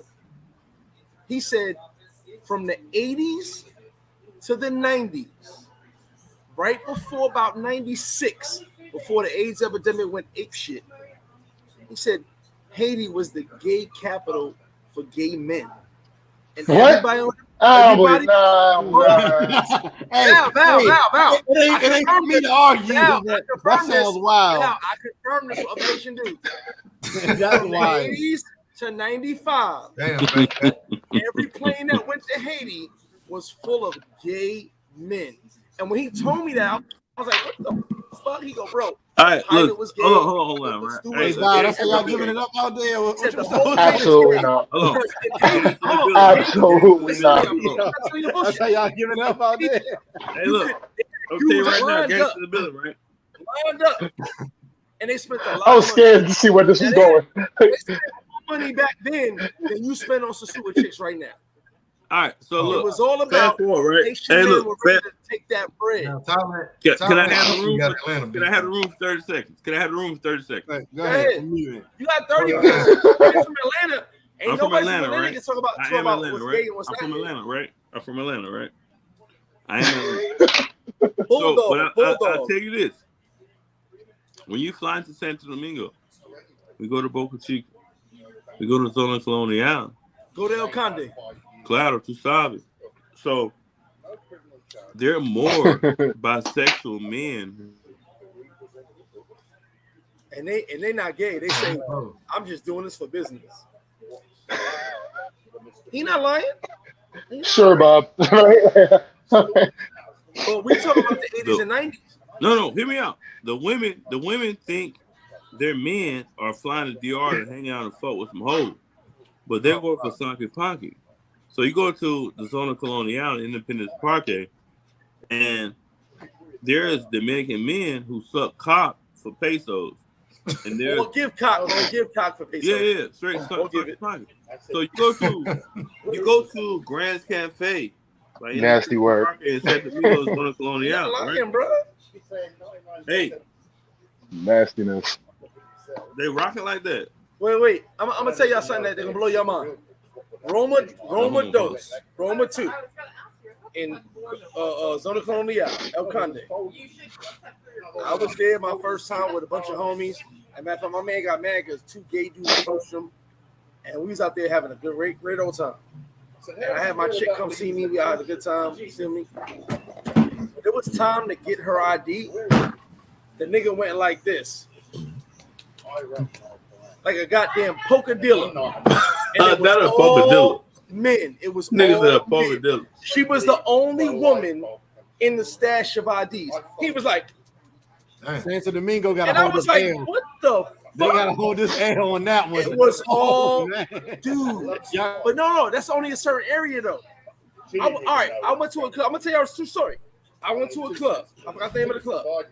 We were staying in Roma 1 and Roma 2. It was a bunch of us staying there. So the one dude told us to close our door. He said because these guys out here doing something else. I was like, all right, close the door. Fuck that. We had nice cribs. It was like, close the door, nigga. But anyway, we went to the club, right? So it was us and a bunch of chicks. But we realized as we got all these bad chicks with us, and this is like fucking 10 years ago, there's no other chicks in the club. So we about to order bottles, and I said, wait a minute. I got a bad chick with me. I want to see what else is out there. Fucking hilarious. There's nothing out there. And it's on El Conde. I was like, there's nothing out there. So I said, what's going on? It's like the women's line being held up. So I grabbed the waiter. I said, bro, like, where's the females at? Like, matter of fact, at that night, I had no chick with me. All my dudes had chicks. I had no chick with me. And I was like, bro, where the girls at? He was like, oh, this is a gay club. And I said, let's go. Woo-hoo, let's go. We didn't realize, and that's what you guys don't know. There are spaces like that. There are Fucking spaces hilarious. everywhere in the world. And on El Conde and Colonial, there's spaces for that. My man went to get a haircut and got approached by 5 dudes going to get a haircut, leaving to get a haircut. And I was like, I ain't never approached by a dude in my life, but that's crazy. So never underestimate when you say lady boys in Thailand, there's dudes who say, I'm not gay. I get paid to do this. And they don't believe it. Now, Richie Rich, we're sorry to get you in this conversation at this moment in time. I know you came in at the wrong time. No pause. Especially from Atlanta. And you're like, oh, what the hell are you doing? Richie Rich, bro. Shout to you. Shout to you. I can handle 2 headaches in the house at the same time. It's all good. How are you doing, brother? And what are your plans? But yeah, the only people that have problems with lady boys in Thailand is the people that staring at them or you giving them. Because I mean, if you're a straight guy, you ain't looking at a lady boy. You moving on. You walking by. You know what I'm saying? Now, if you staring them down, yeah, they might. That's say real spill. That's real spill. You know what I'm saying? I think that's So- the best thing you can tell. So people. don't be afraid to come to Atlanta. Don't be afraid to go to Thailand because of the gay situation going on. I mean, it Bro. ain't got nothing to do with you. Just keep it moving, man. You know what I'm saying? But some of them people, who, when they look at lady boys, they dick jump. Like I don't like bitches. Look, Whoa, have you seen the white boy? oh, hold on, On TikTok? Listen. The white boy on TikTok? No, He I goes, haven't seen that. You're But not, what I'm telling you you're is not a that man. You're not a man. And he hugs being him. from Atlanta, right? Being from Atlanta, I'm not from Atlanta. Like- so you like what you like. Whatever make your dick jump, your dick jump. So I like natural women. I don't like bitches with makeup. I don't like bitches with eyelashes. I don't like none of that. But when a bitch look like a tranny to you, most men like bitches that look like trannies. And so you go through like they're like they 5. The average nigga who play video games all day, every day, like bitches that look like trannies. Look at Google. I do not approve this message, but I totally agree. I mean, I'm not saying I'm talking about statistics. The average man who like a woman with enhancements will parlay with a lady boy. It's not false. It's just they're going to seek that out, no matter where they're at. Yeah. I mean, that shit is heavily accepted in Thailand, though. I ain't gonna even cap, you know what I'm saying? You might go in the club, them motherfuckers might be in the bathroom and shit, you know? Straight up. But, you know, hey, man, it is what it is, man, you know? Disgusting. It is what it is, man. Just, you know, can't avoid them in the bathroom, man. In the streets with Keys. I'm just giving y'all some real rap, man. You say you going to April, Flip? Yeah. I am going to April, and Bo Riggs left the chat. I don't know why he left. I think his YouTube bad, but I had to make sure everybody know I don't approve the message, but I know what it is. You doing the Paradise Life thing out there in April? Yeah, we're gonna do Brazil after Super Bowl, then Cartagena. The rest of the group's going to Medellin. I'm not going to Medellin. I have no use for Medellin ever again in my life. Medellin for me. What happened, man? I don't need it because I don't need it. I've done everything in Medellin. Unless we're going bowling at night, like Medellin is whack. A Super Bowl, Super Bowl is dope. Other than that, like chicks that use drugs is not my thing, and I'm not knocking nobody. So we're gonna move on from that. Yeah. Cartagena, we can do the boat trips. My guys have fun. We go to the beach. This and that. It's cool. So I'm going to Brazil, Cartagena. Then I'll be April in Thailand. I don't know if Keith already booked his flight or not. We got our flights. We'll be there in April, so it's gonna be dope. So I'm probably booking my flight for April, probably like in the next week or so. Because you don't want to tell me the water festival, but I didn't even know. Like, I'm gonna be before the water festival and after the water festival. Gotcha. Yeah. But you know, it's a dope situation because, like, I really don't care, but I get to experience everything that I've heard about. And now for me, this is my first time in Asia. I have no idea how many times I'll be in Asia. It's the other side of the world. You're gonna have a good time, bro. Trust me. I'm sure I will. But that's the other side of the world. I gotta focus on where I'm at. You know what I'm saying? Yeah. I'm on this side of the world. Same as Brazil. Like Brazil's far from me, and Brazil's dope. But I'm on this side of the world. That's what I gotta do. I'm above the equator. I'm on this side of the world. Is what it is. So Richie Rich, can you roll the tape? I call you Richie Rich to this day. What do you got going on in your future plans, brother? Oh man, I'm just trying to finesse this $1 million dream, man. You know, I'm just trying to you doing your thing too. You doing your thing, definitely. Yeah. So I'm just trying to grow my business, man. Just get it. I see you involved, man. I know now you could travel and your business still run and everything. So I'm just trying to get mine to that point where I could travel and have a good time and the money still be moving while I'm gone. So that's what I'm working on now, man. Just putting everything together. People don't realize, man, when you own a business, man, it's hard to work than just being an employee, man. Can I tell you something, Richie? Can I tell you something? And Val, I'm gonna get to you in a second because I got something to ask you. Can I tell you something, Richie?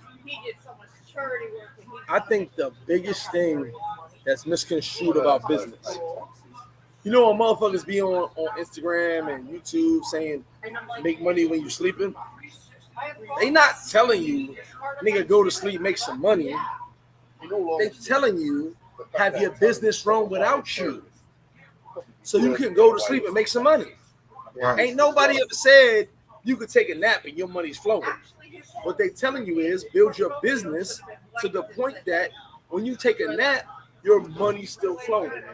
I've reached that point, and I see what that is. And I'm talking about all my businesses. This business in VR literally showed me having when I sleep. But when we look at those motherfucking gurus and all motherfuckers that say that shit, they be like, make money when you sleep. And you like, that's crazy. But guess what? It's true. Show your people how to do everything the way you say you're going to do it, the way you're going to do it. Be the best version of you when you're not there. And you'll make money when you sleep. I learned that. I did that. I built that. And the funny part with me is I probably couldn't do it with my business in America, but I did it here. or because I didn't understand the concept. I didn't understand that, you know what? Yes, I should make money while I'm sleeping because it's still my company. And what you got to learn, it's a process, but that money's got to be made no matter what, right? So when you're there, you're not there, that money's still got to be made every single day. The bills got to be paid every single day. And I don't think a lot of guys understand that. But that's why I said a lot of guys don't understand what it takes to run a business. They know what it takes to have an employer because they're an employee, which is cool. I don't knock that. I was an employee many a time. That's how I learned to run my business. But they don't grasp the concept. Are you blowing your nose on live, bro? Yeah, bro. All the time. Now you're blowing your nose up. Backpack, man. We got to get you out there in Asia, man. My G. What's up? You going out to Asia? Nah, not when y'all going. Not in April. Later in the year. Like, you know. My fault. I don't know who's I've been trying to get him out there, but he keeps saying not yet, not yet, not yet. Scared, man. Now I'm gonna go later in the year. Who's talking about Backpack? By the end of the year, next year. I tell people, man, just go for the experience, man. You don't. Thailand ain't got to be a place that you go every month. Just go for the experience, man. You know. No, I'm gonna go. I'm gonna definitely go. Yeah, I'm definitely going. You know, it's definitely far, like Flip said, man. It ain't convenient at all, but it's definitely worth the trip, man. You know. But, now I'm trying to find like when I could go next year. April is just a little bit too soon for me. Okay. Well, right now. that's like April because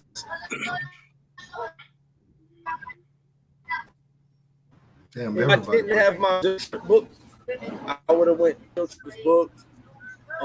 So now I'm like, yeah, I would trade Brazil for Thailand right now, only because I really want to experience it. But I'm doing Brazil. I have a whole lot of fun. Then I'm going to Cartagena.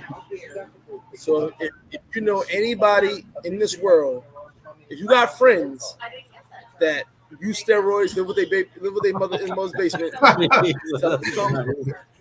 already knew where it was going. I already knew, man. Yo, relax. Man, I'm telling you, man, we need to do like a YouTube, fight, like tell them I'm there. Celebrity YouTube boxing, and we man. hang out. I won't steroids with them, but you know that's a protein shakes. Hey Keys, I tell you, I ain't shit, bro. I did this my whole life. It's a new year. It's a new year tomorrow. We can move past this. It's a new year. I'm winning. Let's get it all out the system today. Winning nonstop. That's a good thing. I don't stop winning. And 2023 is a year about growth. So hold on. Let me ask you guys a question. I asked you, Keys. I'm gonna ask you, Rich first. Backpack I don't know it. So for me, 2022 was a year about the win, and I've been winning. What is 2023 for you? For me, it's growth, business, everything. What is 2023 for you? You said 23 or 22? You said 23? 2023. Next year. What is next year for you, Rich? Man, I'm locked in on getting this money, man. That's what I'm locked in on, man. Just getting the money, man. I ain't worried about no women. I ain't worried about, of course I'm worried about my kids, make sure they straight, but I'm just locked in on this bread, man. And I know bread ain't everything, man. I know it ain't everything, but I just got personal goals, man. And I want to hit that $1 million mark, man. Once I hit that, I'm not going to do it next year, though. I ain't going to lie. I ain't going to hit that $1 million mark next year. But within the next 3 to 5 years, I should hit that mark. And that's just a personal goal of mine that I want to accomplish. Everything else. So, can I ask you a question, Richard? Yeah. I know it's a stupid goal, but about that personal mark. That person. Are you focused on $1 million? Is that all you focused on? Well, I mean, everything else is under control, man. My family situation, my kids, everything. I mean, but is that $1 million going to make you happy? It's going to make it's not going to change me at all. It's not going to change me at all. It's not gonna change my lifestyle. It's not gonna change nothing. But it's just a personal goal that I always wanted to do. I mean, when you're a kid, everybody wants to be a millionaire, and you always is it $1 million in your bank? What would you do account? if you had $1 million? So I want to go ahead and take that off the table. It's a stupid goal, but it's just something that I always wanted to do, man. You know what I'm saying? So, hold on, Rich. You know who asked what would you do $1 million? A nigga who would never see $1 million. They asked that question. Right. I'm asking the question, what would you do with it? Because would you make it? Would you make? You'd be like, I made it, because $1 million ain't a lot when that's all you got. Hit me again. $1 million ain't a lot. So my thing is, this is my thing, Flip. Like, even with the cash I got now, I got it all invested in stocks and stuff. $1 million don't matter when you it's all you got, because millionaires don't have a million. But you didn't hear what I'm saying, Flip. And Richie, I'm not talking about you. I'm talking about period amongst black people. You know what we do? We say $1 million. Yeah, I understand it ain't a big number. It ain't. Believe it or not, $1 million will not change your life if you don't know what you're doing. That's right. But that's what I'm telling you. Like my money now, I got it all invested. Like I get dividends every month. You know, every 3 months. I invest all my money, man. I don't just put my money. We got keys. We got roller tape. You still here? Yeah. You can't hear me? It's my internet and their internet, so it's a bad situation. Yo. What I was saying was like, hey Richie, you there? Can you hear me? I hear you. I hear you now. Oh, okay. Maybe my mic. But I understand that, Flip. Okay, but no, I invest my money, man. You know what I'm saying? I try to make my money grow, man. So even once I hit that $1 million mark, you know, it ain't gonna change nothing. I'm still gonna live the same lifestyle. You know, I ain't no flashy dude. You know what I'm saying? Y'all can hear me, right? Yeah or no? I can. Yeah, I can hear you. Okay. I think it's Flip service that's going in and out right now. It's just a you know, man, it's always something I wanted to get off the table. It's like you going to Thailand for the first time. You just want to get it off the table. It ain't necessarily gonna be something that's gonna change your life or nothing. It's just something I always wanted to do, man. I want to be able to accomplish that, and it's just something I want to do. I mean, are you guys millionaires? Y'all trying to get to that level or what? Or it don't matter? I mean, it doesn't matter as long as I get to the point where, you know, finances don't mean too much to me, as far as like paying the bills, making sure the people that mean something to me, they're all taken care of. I don't think it has a number to it. It's just as long as I'm able to make it happen. Go from there.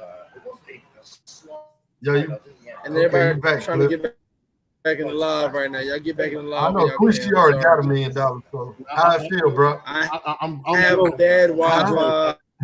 I pay for good Wi-Fi. I'm broke. Sorry. I'm just trying to get on Quishy's level, man. My house is got that $1 million over there. Me too. Me too. Yes, Lunes. See, but now he's broke, all right, sure. Man, I don't know, man. I don't have no like goals I need to reach, man. Like, I mean, I don't know. You know, I just want to expand creatively. That's what I said. Like, just travel more and expand creatively into different stuff.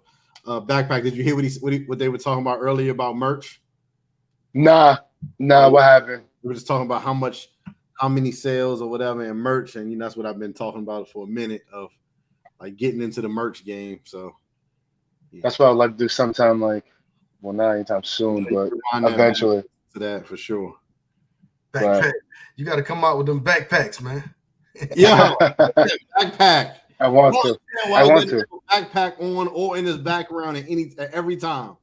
Like, yo, we got the backpacks. Y'all travelers, hey, we got the backpacks. Yeah, I'm not really like a backpack guy. It's just. Yo, why is you know what I'm saying? Like, right? Yeah, I'm not really in the street guy. Yeah, man, that's crazy. No, you know Gucci, man. He doesn't wear Gucci like that. You feel what I'm saying? Like, but I get it. It's a new year. Who knows? Who knows what to expect? So Flip, yeah, man. I really don't have no goals I'm trying to reach next year, man. It's just that's pretty much the only thing I'm focused on, man. I mean, I got everything. I ain't gonna say I got everything I want, but I'm happy in my life, man. You know, I'm happy, man. Listen, as long as you happy in your life, that's what matters, bro. Yeah. And as far as $1 million, like this dudes with $1 million ain't never been happy, so it is what it is. Yeah, it ain't gonna change my life. It's just a number, man. Like Val been growing that beard for 3 years, and he still ain't happy. You know what I'm wow. That's facts. Well, four, that little beard four, right five, 4 or 5, little bit. You wish you had it like me. So what about the rest of y'all? What's y'all goals, man? Maybe I can learn something. So, who's it going to next? First off, don't run up on me. I got all these DC gangsters running up on me. All these DC gangsters running up on me, but like, they all soft, so I can't shoot their face. Oh, yo, relax on that. Relax. Yeah, right. Yeah, that's true. Relax on that. Pillsbury Doughboys, bunch of Pillsbury's. Hey. Backpack. Hey, we just heard what's going on in Haiti. They brought mambo sauce. They brought all that. Yo, I was born in Brooklyn, man. So they said mambo sauce and ass whippings. I bring ass whippings. I was born in New York, bro. So you know what I'm saying. Hey, what's y'all goals, man? What y'all doing for 23? Mine, me is just being more intentional, taking more action to a lot of the trips that I go to, making sure that I get a lot more film. You know what I mean? The content I think about, I want to be able to illustrate it for my audience. You know what I'm saying? So it's just about that. So that's why I invested in myself. Laptop, new camera. You know, just try to take it to the next level. I don't even know if y'all can hear me because the background is mad loud. But we got all right. Yeah.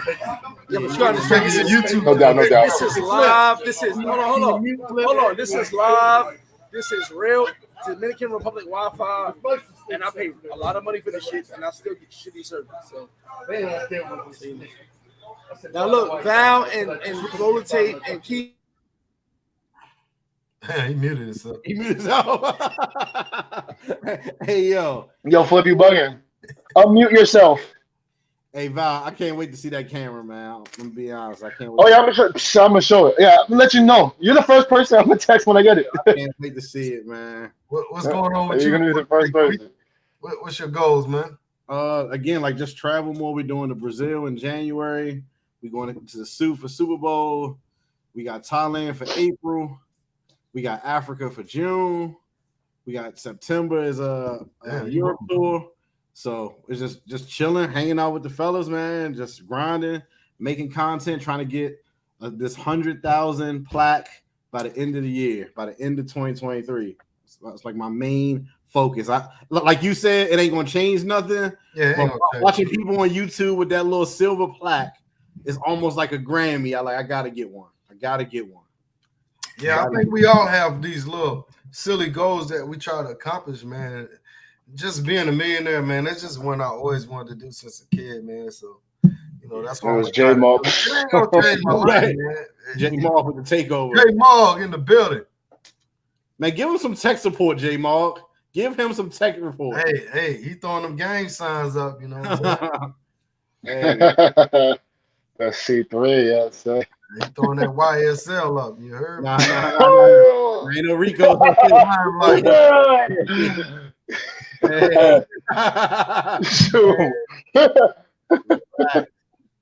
don't know none of them dudes, man. Yeah. I'm gonna try to hit Cartagena pretty soon, man. Just a trip in between the Thailand trip, but you went to Thailand before the pandemic, right? And after? No, right? No. I went in June when it opened up, and then I went back. What was it? November? Yeah. Okay. The last time I went was right before the pandemic, which was my last time there. And in that trip, we went to a couple different countries. Did you go to any other countries while you was out there? Nah, man. You be having that intent, but you know how it go, man. But next time for sure. Did y'all go to Thailand was too lit? No, we didn't go to Phuket, but that's still Thailand. But yeah. I tell everybody, like, while you over there, man, you can just go to Cambodia, $40. You go to Da Nang airport and go wherever you want to for a little bit of nothing. Right. So I'm gonna try to do Philippines or either Bali next time. Yep. Mali, Bali, too. Oh, we already know you want to do some girlfriend stuff in Bali, backpack. We got it. Told me he That left. Absolutely. GFE in Bali. No. It's the BVE. Breakfast. Can y'all hear me? No. Big Valley. So you know what it means. Y'all can't hear me? You know what it means, man. Yeah, we can hear you. Yeah. We can hear you. Nobody can hear me? We can hear you. Oh, You just low. Go ahead. I'm sorry. I'm in control. Bo Rake said he left because the biggest YouTubers in the building, he had to go. He was like, yeah. He was like, y'all too big for him, and that's it. Shout to him. I mean, I've only been here for an hour. They only Shoot. have more views than him. Yeah. Yeah, your big YouTubers ain't came on yet, right? Listen, here's what I want to know. Checking So, effect. Rich, besides your travels, besides making the money at the business? I know you in Atlanta, you know, and believe it or not, I know exactly where you at because I lived in Atlanta for a long time. Not a long time, a year. Yeah, I heard about you, Flip. I asked around. They said, yeah. Cuff Daddy. Don't say that. Wait a minute. What? Cuff I Daddy. said, oh, yeah, you talking about Southside Flip? I said, yeah. For real.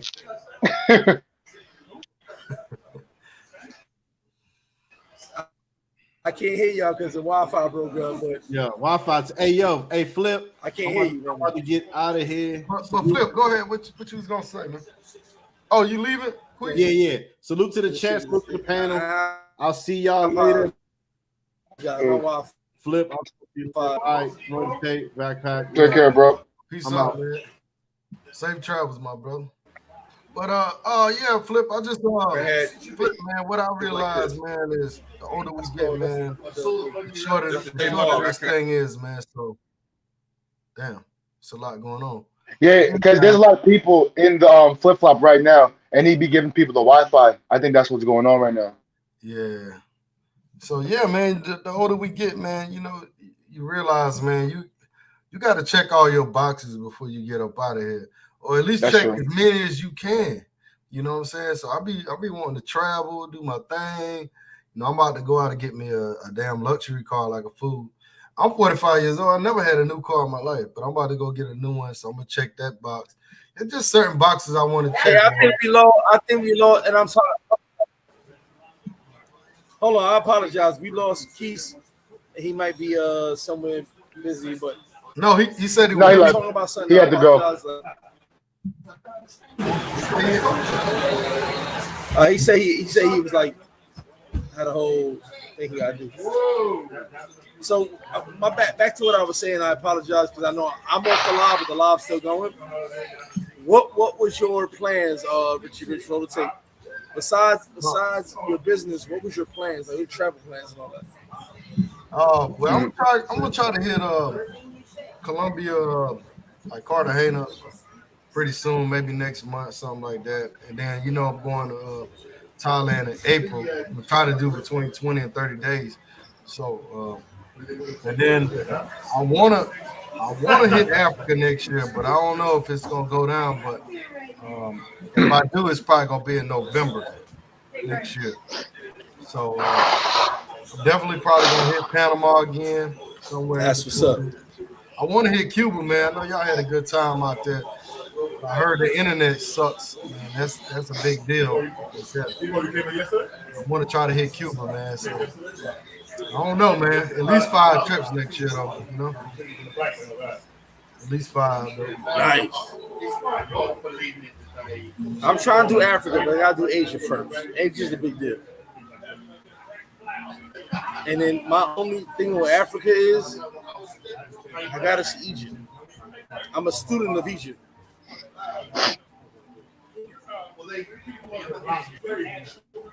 Whatever you want, bro. But yeah, I definitely want to go to Egypt. I want to see the pyramids, man. That's number one. I'm a student of Egypt, so I gotta see Egypt. But I'll be honest, like I really don't even care about as far as seeing Africa if I don't see Egypt. Because what you guys don't know is I'm a history buff. What you guys don't know is Egypt has pretty much filtered the world as far as South Africa, Iraq, Iran, which Iraq is a big deal. I'm sorry, Iran and Iraq are a big deal in this world when it comes to civilization. So I'm always with that. You know what I'm saying? Yeah, I'm fascinated by the pyramids Now, too. if I am into your comments, I apologize. We over here talking. And my Wi-Fi is getting bad. I apologize. Stop sharing the Wi-Fi. I'm gonna reboot right now because right now I'm losing I'm losing subs. I'm losing viewers every minute. Well, speaking of which, I'm about to. With Dominican Republic internet, and this shit sucks. I'm about to start my birthday shenanigans. Yo, Flip, thank you for the invite. Roll the tape. It was nice talking to you. I'm gonna catch up with y'all though. All right. Yeah, man. Yo, chat. Have a happy New Year. All right, peace out, brother. So Flip, what's your 23 looking like, man? As I see the numbers going down, I'm seeing we're getting stuck. What's your 23 looking like? I said, what you doing for the 23, man? What's the goal, man? I'm going Brazil, Colombia, Thailand, Africa. I'm trying to do Egypt. I tell you, Egypt is very important to me because of my studies. I know when a lot of guys were in school, I was in the library, so I'm a big history buff. That's why I tell everybody, don't talk history to me because when it comes to the slave trade, everything else, we can't have the conversation. I done had Dominican professors that I told them about Dominican history, so it's a little different. But I really want to go to Egypt. I just want to see those pyramids. Now you're on the page with me. My biggest thing is, I travel for experience and history. So how did they make the pyramids, man? Bro? I have to. I just want to be. I want to be a person to sit there and look up top. Look up there. How did they do it? We still don't know. We don't have equipment to do it right now. I want to see them for myself because it's an anomaly. It's like, how did this happen? 7 wonders of the world. Like, I just want to be there and look at them. I really want to look at them. And I've studied history around the world. Like, I think I said it, I don't know if anybody heard me when I said it. Egyptian history, Ethiopian, which is the only place that it was never conquered in Africa. Okay. Ethiopian, Egyptian, certain histories I want to see, like what it really was. So we were told one version, but it's not the version that is known because when the people got weak, they manufacture history, and did what they wanted to do.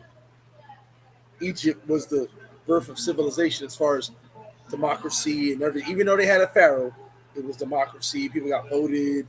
Everything was different. Romans stole everything the Egyptians did. We know that for a fact because Romans came and just took everything. But a lot of history is wiped out, bro. If you remember when in the movie 300, when he said, "I will wipe you from history. You'll never be existing ever again, Leonidas." That's what happened. And the Mongolians were the first ones to wipe you from history. They burned your books. You didn't exist no more. We have lost 400 to 1,000 years of history that we'll never know about. When the Library of Rome got burned down, that held history of the world. No matter who told it, it was history. Because they're the ones that told how Alexander the Great lost in India. He lost. They told the truth. Remember, in certain civilizations, the king can never be a loser. He can never be a bad guy. He can never take an L. Oh, so this country came and dominated, but the king died of natural causes. Fighting the people who infiltrated. Remember that. But certain cultures told the truth. And they said, this is what happened, this is what it was. But they burnt books. They burnt history. They burnt libraries. There's always... Someone asked me the other day, how do I watch?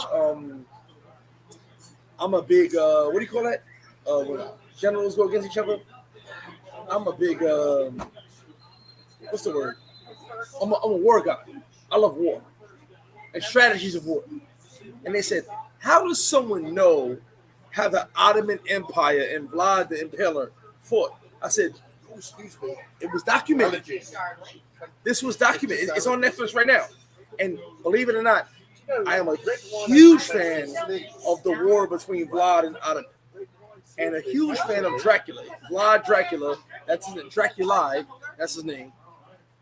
He's what we know as the vampire Dracula, because he was the impaler, and they said when his wife died, he drank blood for the rest of his life. Hold on, some Irish dude made that story up, and it said in the story they made it up. Anyway, I'm a huge fan of war and strategy. So some people say, how did generals learn strategy? Well, guess what? They study previous generals, previous wars. Genghis Khan was the well, how do you say that? Was a genius on creating the what do you call that? The retreat. Genghis Khan created the retreat. We retreated, so you thought you won, and you had a whole brain full of, oh, we winning. You was all excited. Your dick got hard. You was like, we winning. And Genghis Khan would come back with 20,000 to the left of you, to the right of you. You was done. But retreating made you feel good. He created the fake retreat. We retreat, even though we winning, we retreat to make you think you won. And the fake retreat, like nowadays, what we call it, rocking you to sleep. Yo, chill, son, I don't want no problem with you, bro. Bow, like the fake retreat. Yeah. Genghis Khan created that. He said, if we run away, they really think they won. And they get excited, and they put their guard down. And when 20,000 more come over with it, they destroy it. So these people don't know. And I'm a big fan of that as far as strategy goes. Because, you know, Genghis Khan, the Art of War, not Genghis Khan, but Sun Tzu, the Art of War. And Genghis Khan had his own strategy, but sometimes I gotta let you think you won so I can win. Because when you're celebrating your win, you already won. Hey, when they think the beef is over, then you. And I'm from Southside, so we kind of live by it. I think it's all sweet. You think it's sweet? Yeah, we don't broke your neck. We forgot about that. You know what I'm saying? Well, besides that, Richard Rich, how you been, brother? Man, I've been good, man. I can't complain, man. So you have a good time in Thailand. I'm going. Yes, sir. Yes, sir. Yes, sir. How do you judge as far as where you've been? You've been all around the world. Do you like Thailand more than other places? How do you judge it? Because I don't do the DR Colombia thing, because you know how I feel about Colombia. How do you judge it? Like, do you like I like Thailand more than most places, or how do you feel? Yeah, man. Overall, man, it's a complete package, man. You know, but that safety thing, you know, being able to move around and not have to worry about stuff, and you know, people are friendly, and the laws protect you, man. That's what I like about. I heard that. That's why I like, you know, versus all the other countries. It's more like you get in some shit that, you know, most places they don't give a shit. But Thailand, man, they take it seriously. You know what I'm saying? So I just like it overall. It's a good place. Like if I was an expat, I would probably move there first. You know what I'm saying? Okay. Big, that's big. Okay. But other countries got their own perks. You know, they got certain stuff that's probably better than Thailand. But when you put that package together, you put it together. And I respect that. You know I respect that. Economically, is it the safety as well? Like you feel better, safer? Oh yeah, man. Because I've heard that. I've seen people out there just sloppy drunk. I mean, people just help them up. They don't rob them. You very rarely hear crimes out there, man. You know. Okay. One brother was telling me it was one city in Thailand that didn't have a crime for like 8 years. You know what I'm saying? Yeah, like, you know. But yeah, it's real safe out there, man. So the overall package is that's the game changer. And I heard the money goes a long way too, though. The money goes a long way too.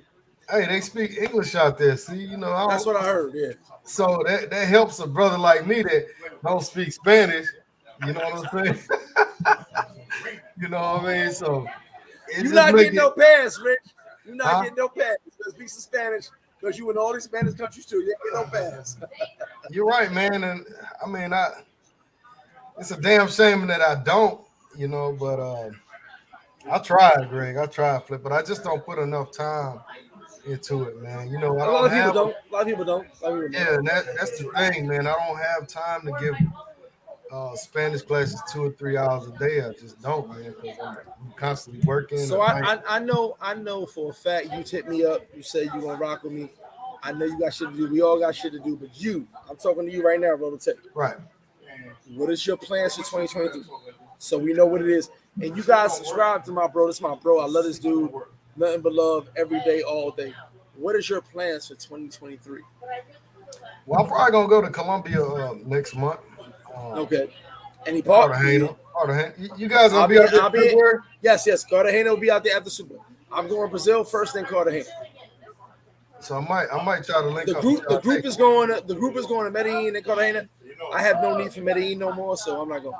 What's your date for Cartagena?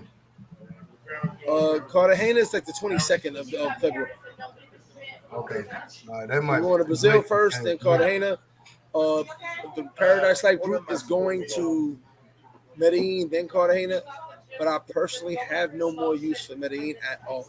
Like, love all you guys who out there, who living out there, expats. That's dope.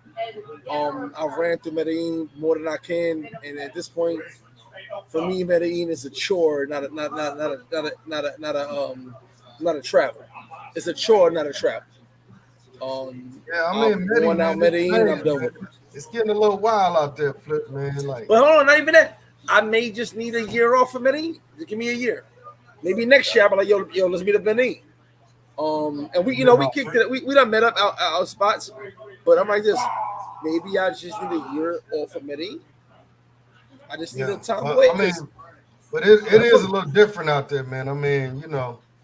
But I like to drink, man. So. Super bowling in Medellin is my favorite thing to do. It's a bowling alley. You go over there, you have a great time. You bowl, drink, eat. It's crazy. It's called Super Bowling, like Super Bowl. To me, that's the best thing in Medellin. After I done did everything, I done went to the hoods, I done did this, I done did that. I done kicked it with real Colombians who don't really like us, by the way, if you don't know that. They don't really like us. At this point, Medellin to me is like a dub. I only go to Cartagena when we get on the boat somewhere and do some other shit. You know what I'm saying? Yeah. And some dudes are watching and be like, oh, he hating. No, I'm not hating. It's just a dub for me. Like, my life is different than everyone else's. I done did so much. And I'd have been in Medellin 7 times. No, 8 times. Cartagena 6 times, Medellin 8 times. And at this point, it's a dub for me. Not knocking nobody else. But for a guy like me, if I get a year off, maybe I'll be like, hey, guys, let's go to Medellin. I ain't been in a year. I want to go bowling. I'm going to go bowling, definitely. We going bowling every other night. But daytime, all that shit, we used to have like little meetups out there every year, usually in November. Since the pandemic, we had everything. The pandemic changed everything. Thank you. Yeah. The Medellin I knew before the pandemic is not the same after the pandemic. Yeah, and that's my point. I'm not shitting on Medellin, but I went there pre-pandemic. It's not the same. And for all you guys that Colombians that just started going, great. But I don't feel the same when I go to Medellin. I'm actually bored. I found the bowling spot. We have a great time, but I'm actually bored, bro. We done hung out, pictures, all that. The old parquillettes, we do all that. But to me, it ain't the same no more. What is that? Oh, you ain't gonna be bored at Thailand, bro. You can do vodka, yeah. Shout out to the Mama Juana homies. You know, we get the best Mama Juana in DR. That is kind of boring at some point, man. Like, and that's my Rich. That's my point, bro. I've never shit on Colombia. Yeah, I just said cool, it's dangerous and it's boring. It's definitely dangerous. People don't believe that, but it's definitely dangerous. mean, especially if you're drinking, you know, you're a drinker like me. I know you're a drinker. You be I'm a falling. drinker, which is why I said I pour my drink out when I come from the bathroom. I don't think my shit is like, whoop. I'll buy another bottle before I let somebody make my drink. Yeah, man. And you a vet, you a vet out there, Rich. So you know, I'm gonna call you out because you've been there. I think you probably been there more than me. I don't know. You've been there more than me, I believe. I've probably been there about 7 times. You was going there before me, at least. You was going before me. Yeah, I went in. I've been to Medellin 7 times. I've been to Cartagena 5 or 6 times. Right. I only been to Cartagena like 4 or 5 times. I like Cartagena better, man. It's better, man. But better. you know, there's more Venezuelans in Cartagena, ain't there? Hell yeah. These guys that are watching this live right now, I want y'all to know something. Venezuela owns Colombia. They own it. Because here's 2 things. Now, I might get blocked from YouTube for saying this. There's a show called Echo 3. It's called Echo 3. Go look it up. And the way that motherfucker CIA agent breaks it down, I laughed at my man. I was like, bro, did you watch this? Did you watch what he said? The CIA has overthrown governments without the U.S. government's approval. Venezuela is one of the most powerful governments in the world. No matter what you think about Venezuela, what they tell you about Venezuela, and Venezuela owns Colombia. They have an embassy in Colombia. Venezuela can walk around Colombia, do what they want to do, which is why in Cartagena, there's more Venezuelans than Colombians. It is. Venezuela, it's America wanted to talk shit to Venezuela. Venezuela allowed all the narcos in Venezuela for free. And the Venezuelan military protects the drug houses. And they ship all the drugs to Haiti and from Haiti to the U.S. That's what you don't know. And so, you know what they said? America always wants Venezuela and Colombia to beef because they want to get Colombia on America's side. But when Venezuela took all the narcos and said, hey, come over here. We're going to give you free reign. Oh, you want a drug house? There you go. All this farmland, whatever you want. And you got the guns and the money. Let's go. Nobody's fucking with Venezuela. If you notice, nobody can fuck with Venezuela. Not only are they oil rich and the country's fucked up, they fucked up their money. It is what it is. But they got narcos. They're above Colombia at all times. They actually treat Colombia like a little stepchild. People don't know that. But the CIA has never been able to infiltrate Venezuela. They've never been able to. They tried to go in there the other day, a few months back. They tried. And guess what? Venezuela is still Venezuela. Yeah, I think they got killed, didn't they? And they killed. The funny part about Venezuela is they don't give a fuck about none of us. They go, we own Colombia, we own the narcos who are Colombian, and when they go, who's gonna tell us what to do? You won't go to Venezuela because it's kind of dangerous, but you can pay for security, and you come to Venezuela and shit. Matter of fact, you could pay for narco security and go to Venezuela, and nobody touches you. But that's the world we live in, and nobody realizes America. I'll be an American. We are the most dangerous country in the world because we tell you one thing and we do another. And guess what Venezuela says? We don't care what you say. We do what we do. They took all the Colombian narcos and gave them land in Venezuela and said, fuck America. Think about it. I'm putting Venezuela on my bucket. Hey, but think about it. I want to go to Venezuela. And shout out to A-Slime. He went there with some security. He was smart. Like, he didn't just go there on some... No, he did. He admitted it. He had security. He didn't just go there. He went back, man. He actually went back. Do not think you're going to Venezuela and just running around the streets. It's not going to happen. You're going to He actually went back, Flip. He went back. But here's the thing. A few weeks ago, I could go to Venezuela right now. But it's going to cost me about $1,000 in security. And we're talking about 4 days. $1,000 for 4 days. Not that I don't got it, but if I can't really go outside, I'm playing myself. I'm talking about going outside. Hold on. Go ahead. Man, Mr. Flip Flop needs security in Venezuela. Not Mr. Flip Flop. Come on, man. They gonna throw me in a drug house, like crazy nigga. They gonna make me mash out. We got a cocaine. Get the fuck out of here. Okay. We talking about like real talk, and I ain't worth no money. They ain't kidnapping me. I ain't worth no money. So they kidnap me right now. I'm be like, I got $5 for you right now. Let me lose, because no one's paying my. Hold on, wrong tape. They ain't paying my ransom.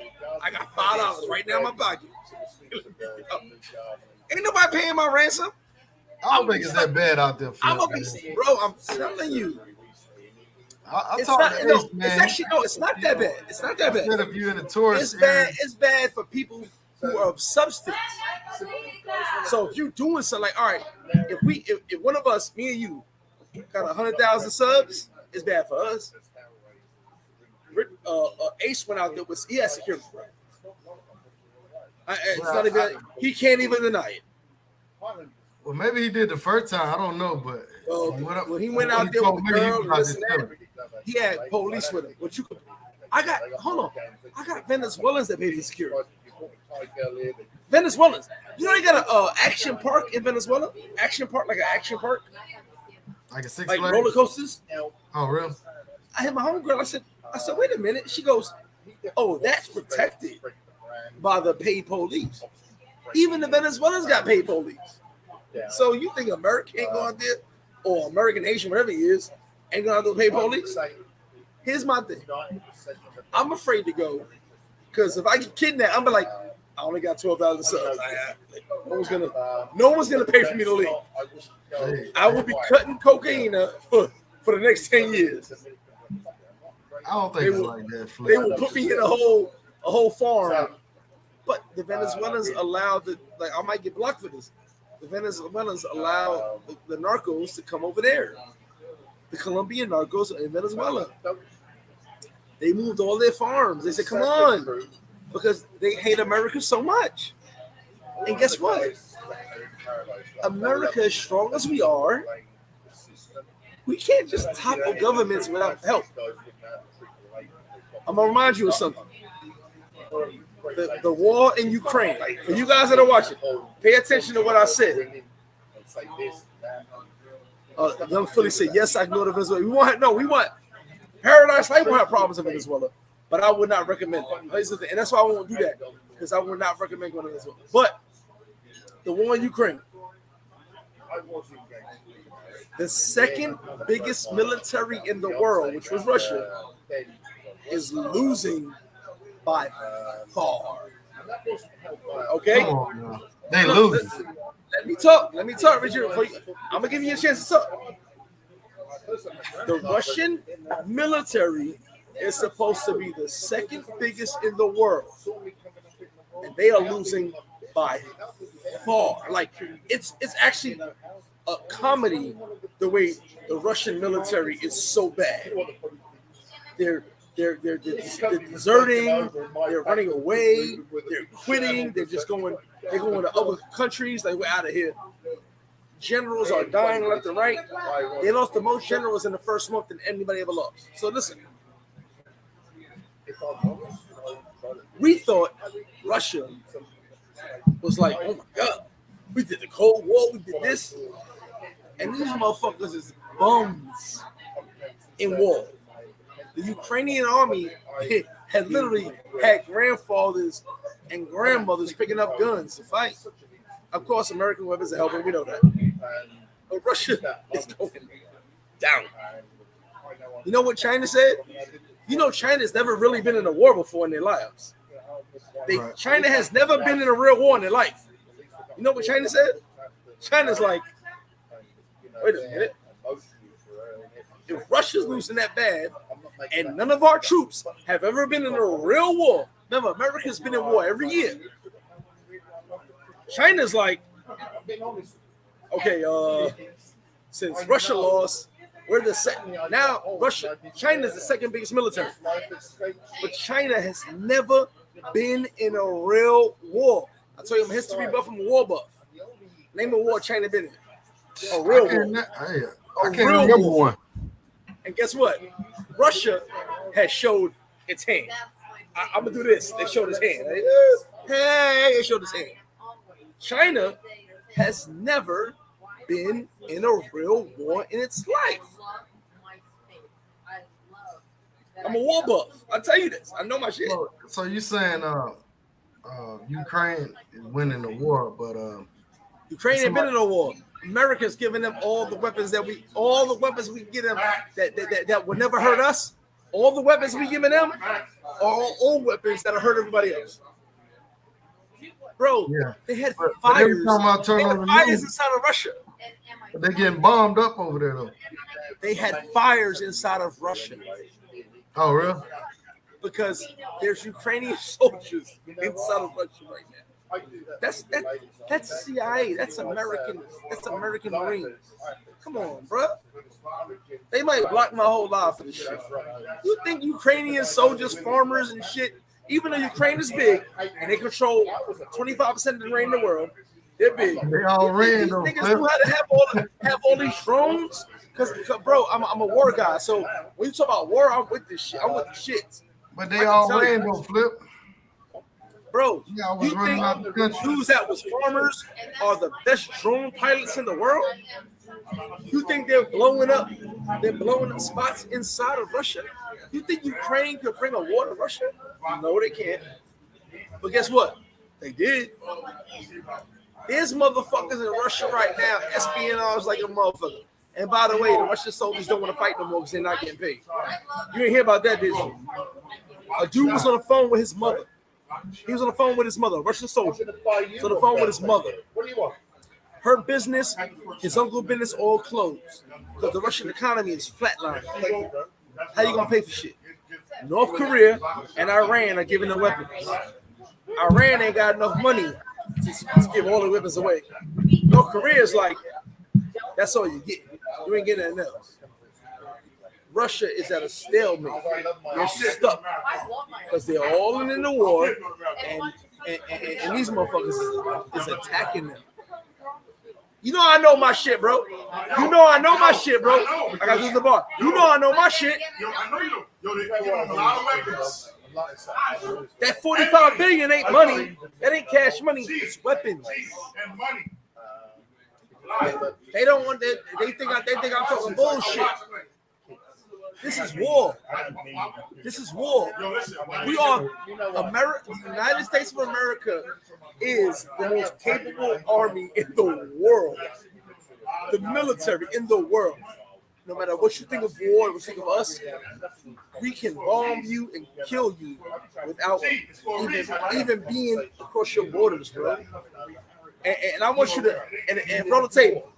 You could talk to every military motherfucker you know, because I got guys that's in all that shit. And I'm not talking shit besides me being a war guy. There's a reason why we're doing it. There's a reason we're doing it because if American troops are over there, it's a problem. But if we helping, it's not a problem. You know what? We want something. How did Ukraine get all these beautiful drones that made all these bombings in Russia? So Ukraine had all these nice drones. Like you got all these drones. Come on out here, man. I am a pillar of warfare. I love warfare. Because one thing about warfare, you guys understand. You guys may get the media version of warfare. Warfare is documented since the 1300, 100 BC, before Christ. That's warfare. We lost a lot because people dominated the leadership. But do you know that certain people have sacrificed 5,000 men just to take over something, just to take over an area? And you say 5,000 men. Imagine 5,000 men dying on the west side of a war. So you can come in the back side on the east side and literally kill everybody. Am I lying? And you kill everybody. I'm a war guy. Thank you, man. That's fucked up, man. I'm a war guy. Here, salute to you guys. Salute guys. We already talking about war. Don't talk war to me. Don't say history to me. Hey, so when they send these troops, these 5,000 troops out, do you think the generals know they're gonna die? They know the strategy. Someone has to die. They know the strategy before they go. Mr. Rich, you may have to die. Now we're talking about war from the Middle Ages, all that. You may have to die, bro. Now, do you know that there's you saw the new Top Gun? No, all right. So Top Gun, it's a mission where everybody ain't making it back. Yeah, I said somebody made it back, though. Right? No, listen. There's missions where you will not make it back. We are going to die. But as long as the mission is accomplished, we save millions of lives. So the biggest thing is, what you don't understand is there are situations where you will go into, and see, I wanted to be a Marine, so I love this. I really wanted to go to war, but I couldn't. And bro, it teaches you throughout history. I'm gonna sacrifice 5,000 to save 1,000,000, and so those 5,000 soldiers will never know they will be a sacrifice. I know they all gonna die. It's gonna be a massacre. But while they died, I came over here with 3,000 soldiers and we won the war. And out of those 5,000, maybe 500 live. But you do that to protect everything you fought for. This right. Hey, but you know what? This is so crazy. Strategy.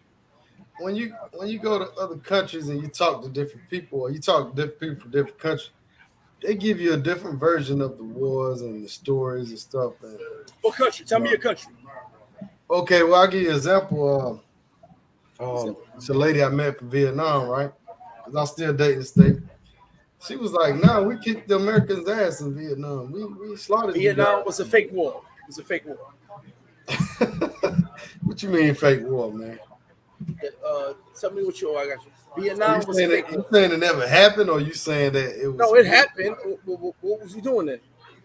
Nah, they can't explain that shit. Who were we fighting, and why were we fighting them? Exactly. I never got a straight answer. Even the powers that be. Mira, dale cuenta con ellos. Give it a bill. I got the bill. How am I supposed to know what the bill costs? We got the bill, man. I'm bringing it to you right now. So Kevin, I'm sorry, y'all. I gotta yell at somebody from DC. So I mean, every time DC niggas is always getting on my nerves. I love y'all.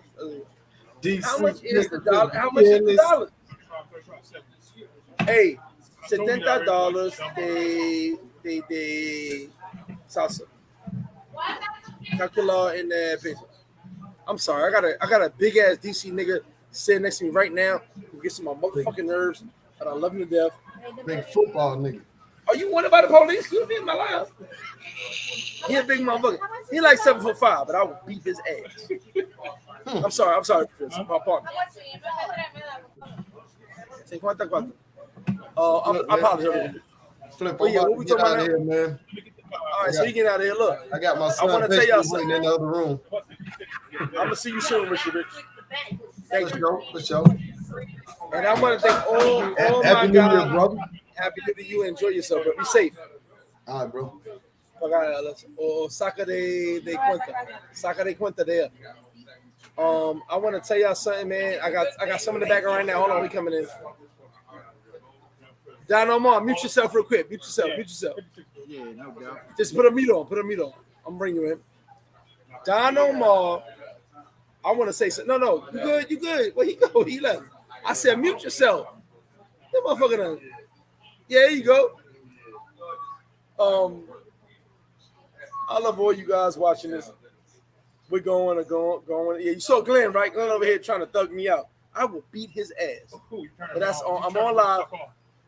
We can turn this goddamn computer around. We'll fight right now. We can turn this shit right around. We'll fight right now. We're going to phone booth and right you now. will definitely fall that. We're going to phone booth right now. Don't you? Hey, listen, we're going to phone booth right now. Don't do that. Don't you? I'll turn this goddamn computer around right now. And I will definitely whip your ass because you are from DC. Well, he bring my mambo sauce, so I gotta love him. Shout to the mambo. I'm talking man shit. He bring my mambo sauce. He's the mambo guy. He's the mambo guy. Really? I apologize. Hold on. Let me apologize. Can I apologize? The next one, bring it special. I'll beat your ass when I see you. Me and you gonna fight. But hey, I love you. But look, the next time you threaten, she's gonna take it off. No. So we got a whole little drama over here. Anyway, so I love you guys, and I want to bring my man in right now. If you want to learn Spanish, because you're going to Colombia, you're going to Peru, you're going to DR, you're going to these countries. Professor Don Omar. Hey, yo, can we give a round of applause for Don Omar? And can you unmute yourself? Descuenta eso, descuenta. De los 74. Descuenta, yeah. Pero que yo le pagué completo a él. Yeah, so we're done. I thought she should have took it off for the year. I want her to take it off. Did you take it off? Take it off. Don Omar, can you unmute yourself? Yeah. Check 1, 2. Can you hear me now? First off, this is the Spanish guy. And by the way, I speak great Spanish, but he gonna tell you right now if I'm lying or not. I still hit this motherfucker up. I said I need some refresher courses to keep my Spanish nice and fresh. Did I not? That's fact. He still has not contacted me yet, but it's all good. I love it. Right. If you want to speak Spanish in these countries and you want to learn how to talk to women, because some of you guys got girlfriends that you can't talk to, that's the guy right there. And I did not tell him to wear a North Carolina shirt. I did not tell him to do that, but I love it. Don Omar, introduce yourself and tell people. Hey man, we out here stinking it up as far as the sports realm, basketball, football, but I'm gonna mute myself. Yeah, no doubt. So, hey, greetings and salutations to everybody out here today in YouTube land. My name is Omar. Me llamo Profe Don Omar. Out here in these YouTube streets, you can find me on Speak Spanish Now. And literally, you can go into the YouTube search bar and type in Speak Spanish Now if you want to check out some of the content I've got. We've gone through a couple of changes, but I know this change is for the best coming into 2023 with the name change. I know a lot of people are like, yo, if you can't say habla conmigo, how you expect me to find your channel? And I was like, yo, that's law. I respect that. So we made it where it's a lot easier for people to locate us on YouTube. I would definitely will say that, Flip Greg has he has definitely always been in the background with me, helping me out with contacts and things and information regarding YouTube in the beginning stages. Now, I've put some emphasis into perfecting the skill, and so now he's like, yo, if can you hit me up with classes or whatever? I'm like, yeah, I got you, my man. So because we work together. So yes, of course. And by the way, this is the Spanish teacher right here. That's that guy. Yeah, keep talking.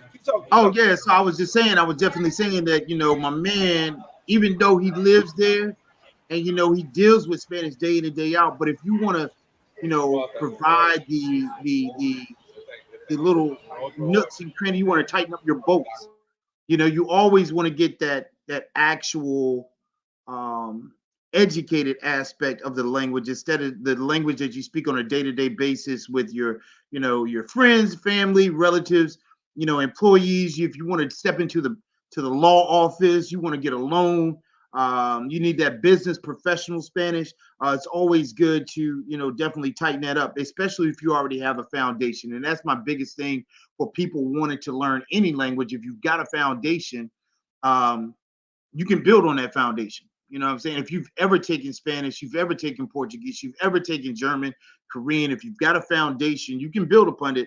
And it's not that hard. There's just simple strategies and tips that you just have to put in place, and you can do it yourself.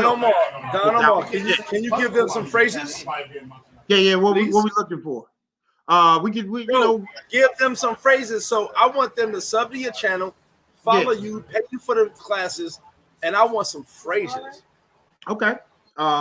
Please. Let's see here. We got our we need to know the simple phrase of where it is. Okay, so and I'm just going to give you the phrase where it is, and then you can add on the locations afterwards. And so the biggest thing about there's a secret to learning a language. You just need to chunk. And so what I mean by chunk is you take blocks. You don't learn word for word. You just take a phrase, the beginning portion of a phrase, and you fill in the blank. And that's one of the methods that I've come up with. So if we come out with like ¿Dónde está? Right? ¿Dónde está? Right? ¿Dónde está? Blah blah blah. Right? ¿Dónde está el aeropuerto? ¿Dónde está, la policía? ¿Dónde está la comisaría? Right? ¿Dónde está el mercado? We're just giving you ¿Dónde está? But you can learn the vocab words if you're somebody that plays around with Duolingo or Babbel or Busu or that it's good to have that vocab. I'm not saying anything bad about those apps because they do supply you with the amount of vocab that you need, but you've got to have those phrases. So we give you ¿Dónde está? Right? You've got to know the difference and understand that there is an opportunity. If you're introducing yourself, the basic thing that you need to know is there are three ways that you can legit introduce yourself. Some people always think about, oh, I got to remember me llamo Omar or me llamo, Jorge, whatever your name is. And they think about that me llamo. And then oftentimes you'll see them in a conversation. They'll say me llamo es, right? Well, that's where you fall into place. And most people think, oh, me llamo simply means my name is. But realistically, what it means in the Spanish speaking world is I call myself, right? So if you say me llamo Omar, right? I call myself Omar, right? ¿Y cómo te llamas, right? What do you call yourself? That's the question. So I want a lot of people, this new age language teaching or instruction that we do in Spanish, I want people to make sure they understand that, there's a loose translation and then there's the word for word translation, right?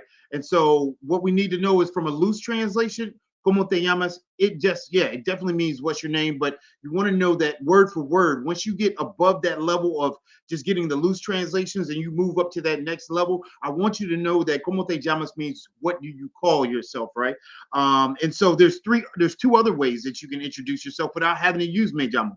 You can use mi nombre es. That sounds a lot like what we have in English, right? Mi nombre es. If you want to think about a one-word way to introduce yourself, and this is the one I always like to tell people about. Soy Omar. Boom, that gets you in the door. It tells everything that you didn't know, and all it means is simply I am Omar. And most people are like, well, how do I remember soy? Think about, I'm a foodie. I love food. That's why I'm not gonna drop the F-bomb, but that's why I fool with my man Greg. And he's got the Chinese fried rice joint going on in flip flops, soy sauce, right? You know what soy is, all right? It's the same pronunciation, soy Omar, right? And then you just rock with that, and that's an easier one than trying to remember me llamo or mi nombre es. But you can answer the question with soy, even if they say ¿Cómo te llamas? Soy Omar, right? Or ¿Cuál es tu nombre? Soy Omar, and I can use that. So I want you to understand the differences between how to answer questions. It's totally okay. Jesse Shorts, I see you, big dog. Hit me I'm gonna type this in the chat. Hit me at this email, and we can chop it up, and I can get you some info on signing up for courses. You can also just check me on the channel as well as Speak Spanish Now. That way you can kind of get a feel for how I bring the information to the table, and so you can get I guess a prequel of what I do on a daily basis on YouTube. So another phrase. So we've got ¿Dónde está? We've got me llamo. We've got mi nombre es. We've got soy. Another one is I need, I want. Yo necesito, right? And then you put in what you need. Yo necesito un carro. Yo necesito un taxi. Yo necesito. But hold on, can I cut you off, Donald? Can I cut you off? Yeah. Can you give? Because I know some guys are following you, but they're not following you. Yeah. It might be. Can you give the words that you have to have? It be I need, I want, I'm looking for direction. Just give me those 5 phrases. You gonna type them in the chat? Someone should have at all times. We're gonna put you to work too. So I want you to type it out. 100%. I'm with you. All right, here we go. I'm gonna mute myself. Hold on, mute myself. All right, here we go. So I want, right? Yo quiero, like the Chihuahua, right? The Chihuahua, the dog from the Taco Bell commercial, right? Quiero Taco Bell. Yo quiero. Or just quiero. Now pause for a second here, Flip. So let's drop the understanding of why we use the word yo, right? So most people think, yo quiero, I want. Time out. I want to stay with you on the same timeline, Donald Moore. So I put I want yo quiero. Yeah, so we're gonna drop. And I want you to teach. Go ahead, teach. Yeah, I want you to also put yo in parentheses. So retract that statement and put yo in parentheses for me, okay?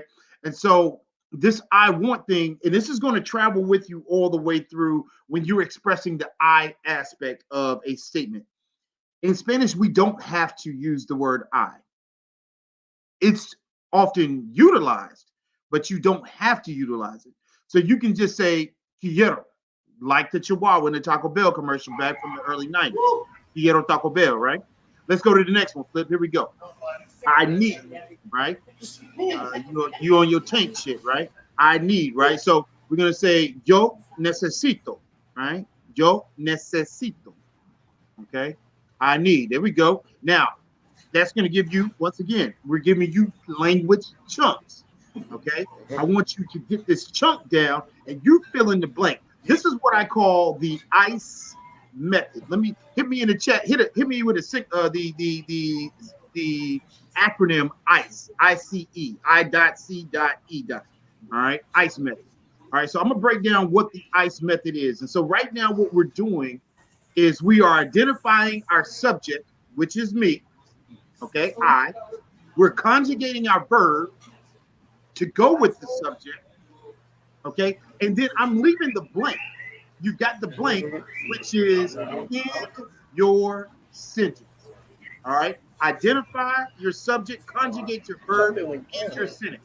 If you follow that game plan, all right, you will never fail in this language learning experience. Okay, and that goes for any language. Identify, conjugate, end. That's all you got to do. All right, let's jump back in, Flip. We got the next one. We got I want, I need. Let's go with I have. Right, I have, which is your thing. Right, hit him with I have. I have. Hold on. Yeah, your thing. And of course, like he's still typing it in the chat here, we can always leave out the yo. Quiero, necesito, tengo. Right. All right. You don't have to. I want you to say that again. You don't have to say the yo. Right. As long as you have tango, it's. Everybody knows. Everybody as long knows. as you have necesito, it's me. Boom. Everybody knows. Quiero, it's me. Yes, that is absolutely correct. Let's go ahead, teacher. Do your thing. Yeah, let's go with another one. I want you to type this one in. So let's go with I go. Now this is English. I go / I'm going. What'd you say? What'd you say, Don? I go or I'm going. I go. Yo voy, right? Yo voy. Yo voy. All right, yo voy. Now, yo voy, we can just use voy, just like we've been talking about, right? I go or I'm going. Now, the interesting or can I blow something? Yeah, because I know you will teach that in your advanced courses, but they'll say ear, and that's more go there where we go. I want you to type this one out. Type this one out for me. Yo voy a ir. Yo voy a ir. Right. So now we've got yo voy a ir, which is I'm going to go. You're talking about that. Going to go. There you go. Right. So I'm going to go to the store. Yo voy a ir a la, a la tienda. Yo voy a ir al mercado. Yo voy a ir flip-flops. Whatever. I'm going to do it. It's coming up in the near future. Okay. So say it again though. Say it again though. So they understand. Yo voy a ir. I'm going to go. Yes, absolutely. And so that in itself they need to understand that. Yes. And that in itself is a formula for something else. We have gone from just right now, from his last post at 307, what I see, and his post at 308, we have gone from the present tense to the immediate future. Okay. So what I mean by immediate future is like legit, it's getting ready to happen either in 30 minutes or in the next, day and a half or so. Immediate future. All right. So there's some concepts that you already know in English, and that's the thing. People are like, oh man, I gotta learn this Spanish. It's hard, blah blah blah. It's not as hard as you think it is. You've just got to think about what it is that you know in English. And do you know? Can you answer these questions for yourself? I know what the present tense is. I know what a noun is. I know what a verb is. I know what an adjective is. I know what the past tense is. I know what the future is. If you can answer those 5 questions, those 6 questions about your native language, then you can learn any language. The biggest thing I like to teach first and foremost are the basics. I want to build you a foundation that's going to allow you to have a brief conversation in the beginning. I want you to get your foot in the door. Like people say, hey man, make sure you dress nice, make sure you got a decent resume. That's going to get your foot in the door. I'm giving you just enough information to get your foot in the door into the conversation. Once you get that foot in the door, now you got to start grasping for straws and knowing, okay, I got to remember ice, ice, ice, ice. If I ice every statement, I've completed my task. All right. Identify your subject, conjugate your verb, end your sentence. In the beginning, and most people get, overwhelmed, and they tend to, down on themselves because they don't believe in themselves about being able to speak on a third or a first, second, third grade level. And then they're like, man, I want to be able to say, the conundrum that happened last week in my neighborhood. Nobody expects you to say that in your first couple of days of learning the language. So you've got to understand that you've got to take baby steps, all right? And give yourself some time to progress from the baby steps to the, toddler steps, to the preteen step, to the teenage step. You've got to go through the language process. Don, I need you to do me a favor. I need you to post your link in here, because you a mod. I need you to post your link. Okay. I got Jake Moore pull it up right now. He listening to you too. But I need you to post your link because you got nothing. You're not going nowhere. Don't go nowhere. Don't go nowhere. Don't go nowhere, bro. All right. Post your link. He's teaching you Spanish and how to speak and how to understand Spanish. So make sure you post your link because you are mod in my chat. So yeah, let me get the other jump. Yeah, post your link. He's also in my description, everything. He's always there. Like I've been telling you guys, rock with Don Omar because he's giving you classes. Even though I'm away from my class, I'm very upset. I'm in my classes, but I fuck with him. And you guys will be like, great, you doing classes? Yes, you know why I'm doing classes? Because I need to keep my Spanish up. Like I'm not saying I'm perfect. And have I been in touch with you? Always.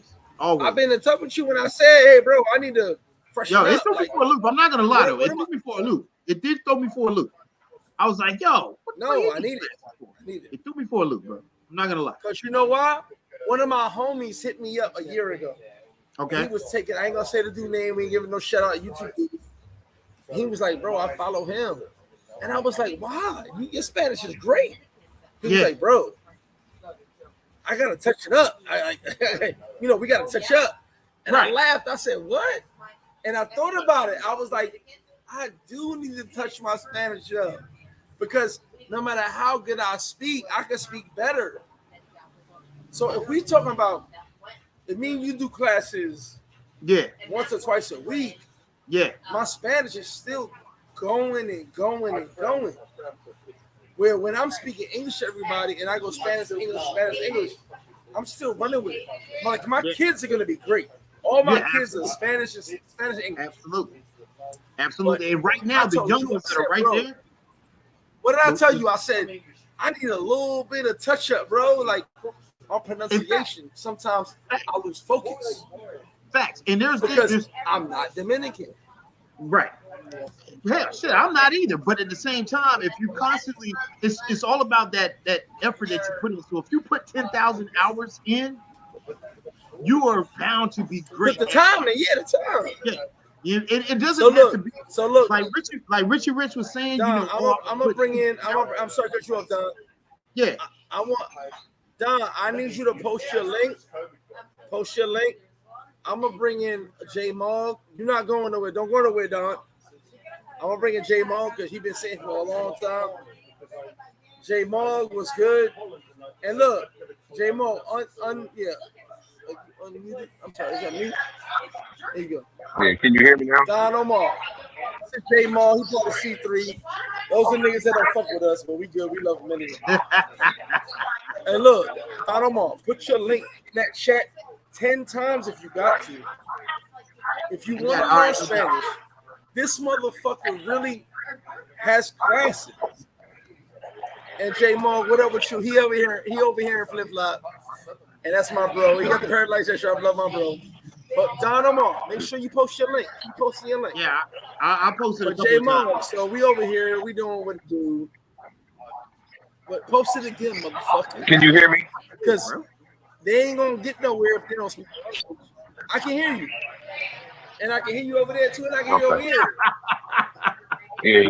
J-Mo from Detroit. I had to get away You know, from the only motherfucker from Detroit is like Slim Shady.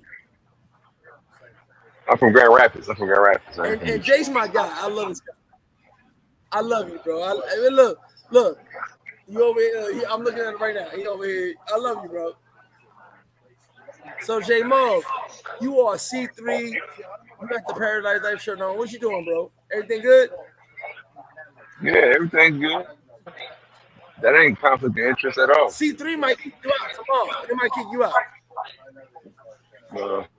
Part of the commission. I'm joking, bro. I'm joking. You can't.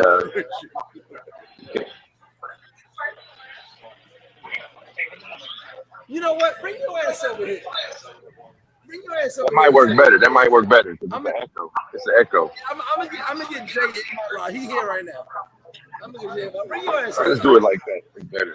But don't go nowhere. Because I want everybody to talk. J-Mo, I need to get my game up on a drone situation like J-Mo. You know J-Mo. J-Mo over here. Put your ass over here, bro.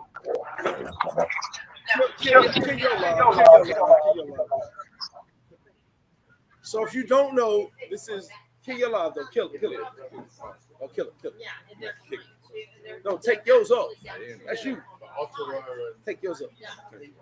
So if you don't know, this is J-Mo from C3, aka Off the Resort, aka Paradise Life. He been rocking for day one. I love this dude. How was your Spanish?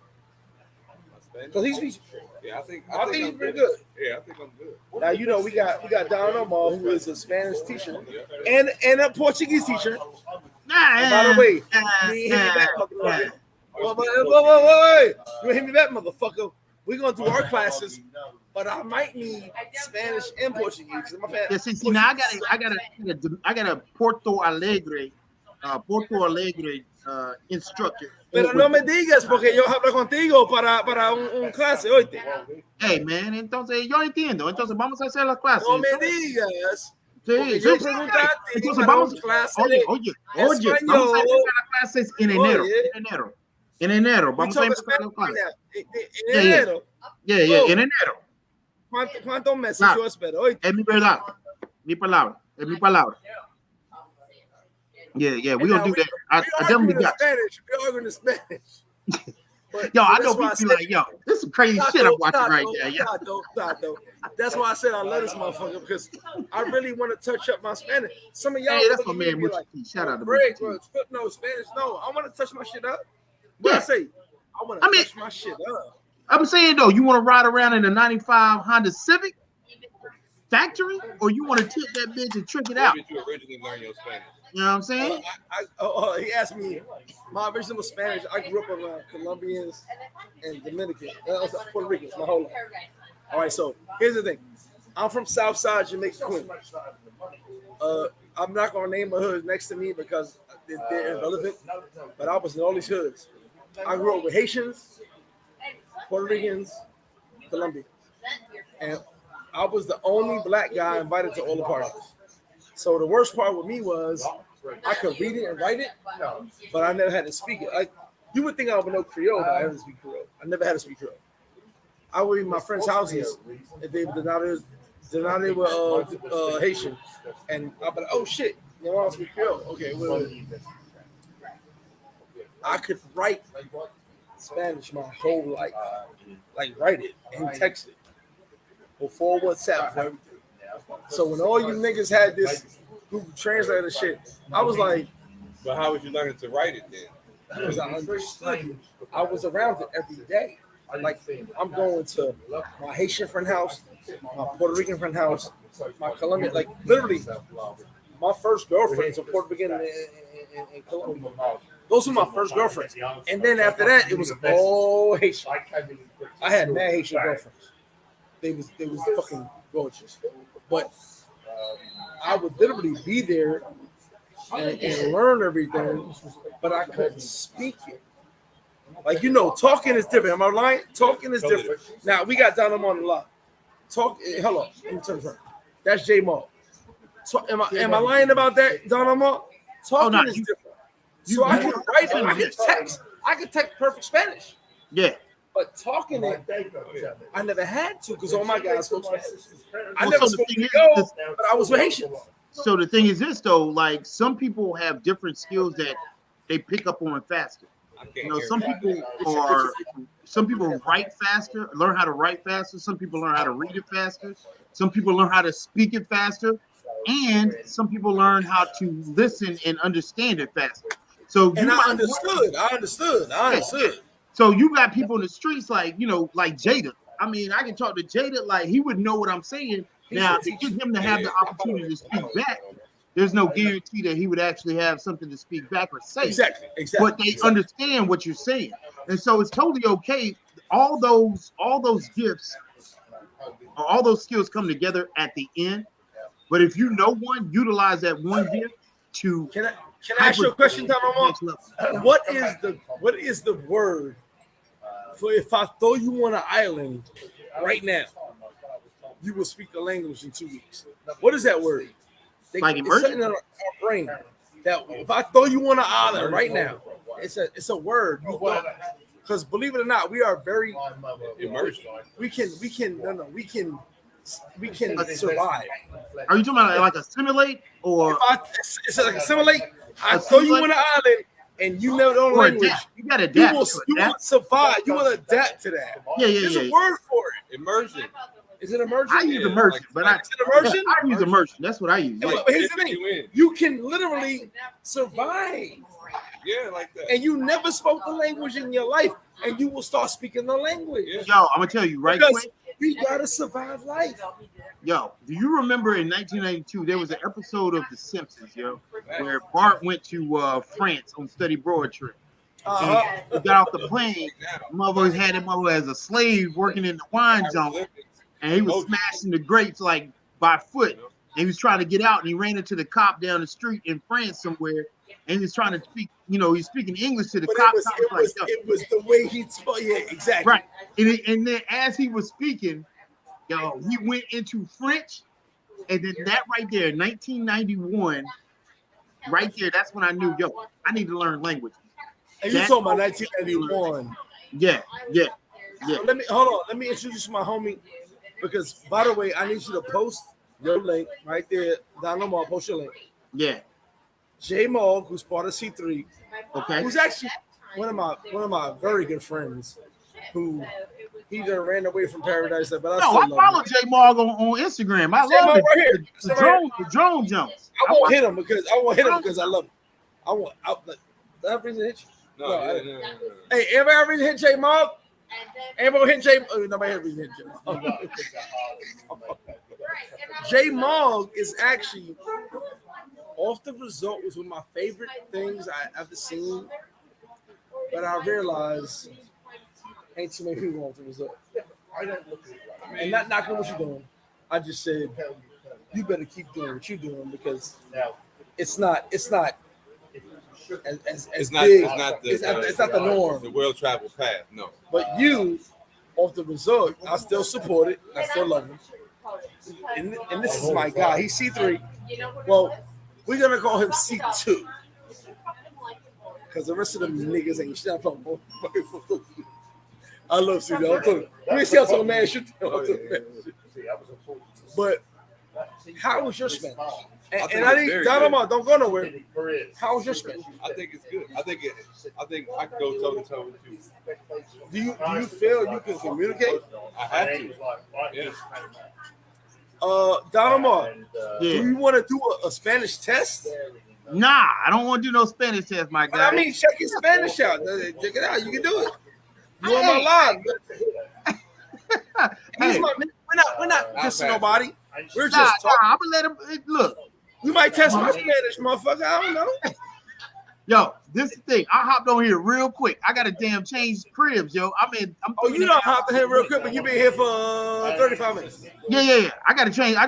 I'm cleaning out my dad's crib, bro. So what are so I you can get doing down to right you. now? What are you doing? Are we promoting your spot? Or what are we doing? Nah. What we doing is can we put your link in the Can we put your link in the Yeah, I got you. Here's what I want to say. Yeah, I got you. Tú no me quieres, entonces tú no aquí para YouTube. Tú aquí para ti solo, oíste. ¿Qué pasa? Mira, entonces vamos a hablar de eso. Right? Vamos a hablar de eso. Sí. Entonces estoy aquí para apoyarte. No me digas. Estoy Así aquí conmigo o tú no con nadie. Yeah. Hey, I love the word. I'm gonna tell you a word. No con nadie. Hold on. Let me tell you something. I learned a word from Bo that I never used, which was like I watched a video like maybe like. Hey, I said. ¿Tú conmigo o tú no con nadie? ¿Qué tú haces? Hey, now you know what the. He said. Look, what he said. That's how you really feel. That's how you really feel. Tú sabes. That's some chickens, though. That's how they make the chicken Spanish, yo. You know you my homie. We still got conversations talking. But guess what? No doubt. We gonna talk our shit, and I need him to get in. Hey, no doubt. I got to get on the road, but I'm gonna tell you what. I hope it ain't snowing out there. Be safe. Nah, we in the south. Your boy ir allá. Oye. Your boy ir allá el 12 de enero. El 12 de enero. Your boy ir allá. To you, brother. I love you. You know I love you. See, put your link again. Put your link in the chat. Put in the chat. Put your link again one more time. Gotcha. Because you are an official Paradise Ice sponsor. So we love you, bro. Hey, look, Don Omar. Hey, I'm about to be a chatty pay with my homies. I got some gangsters over here too. All right, that's what's up. He tried to kill my friend.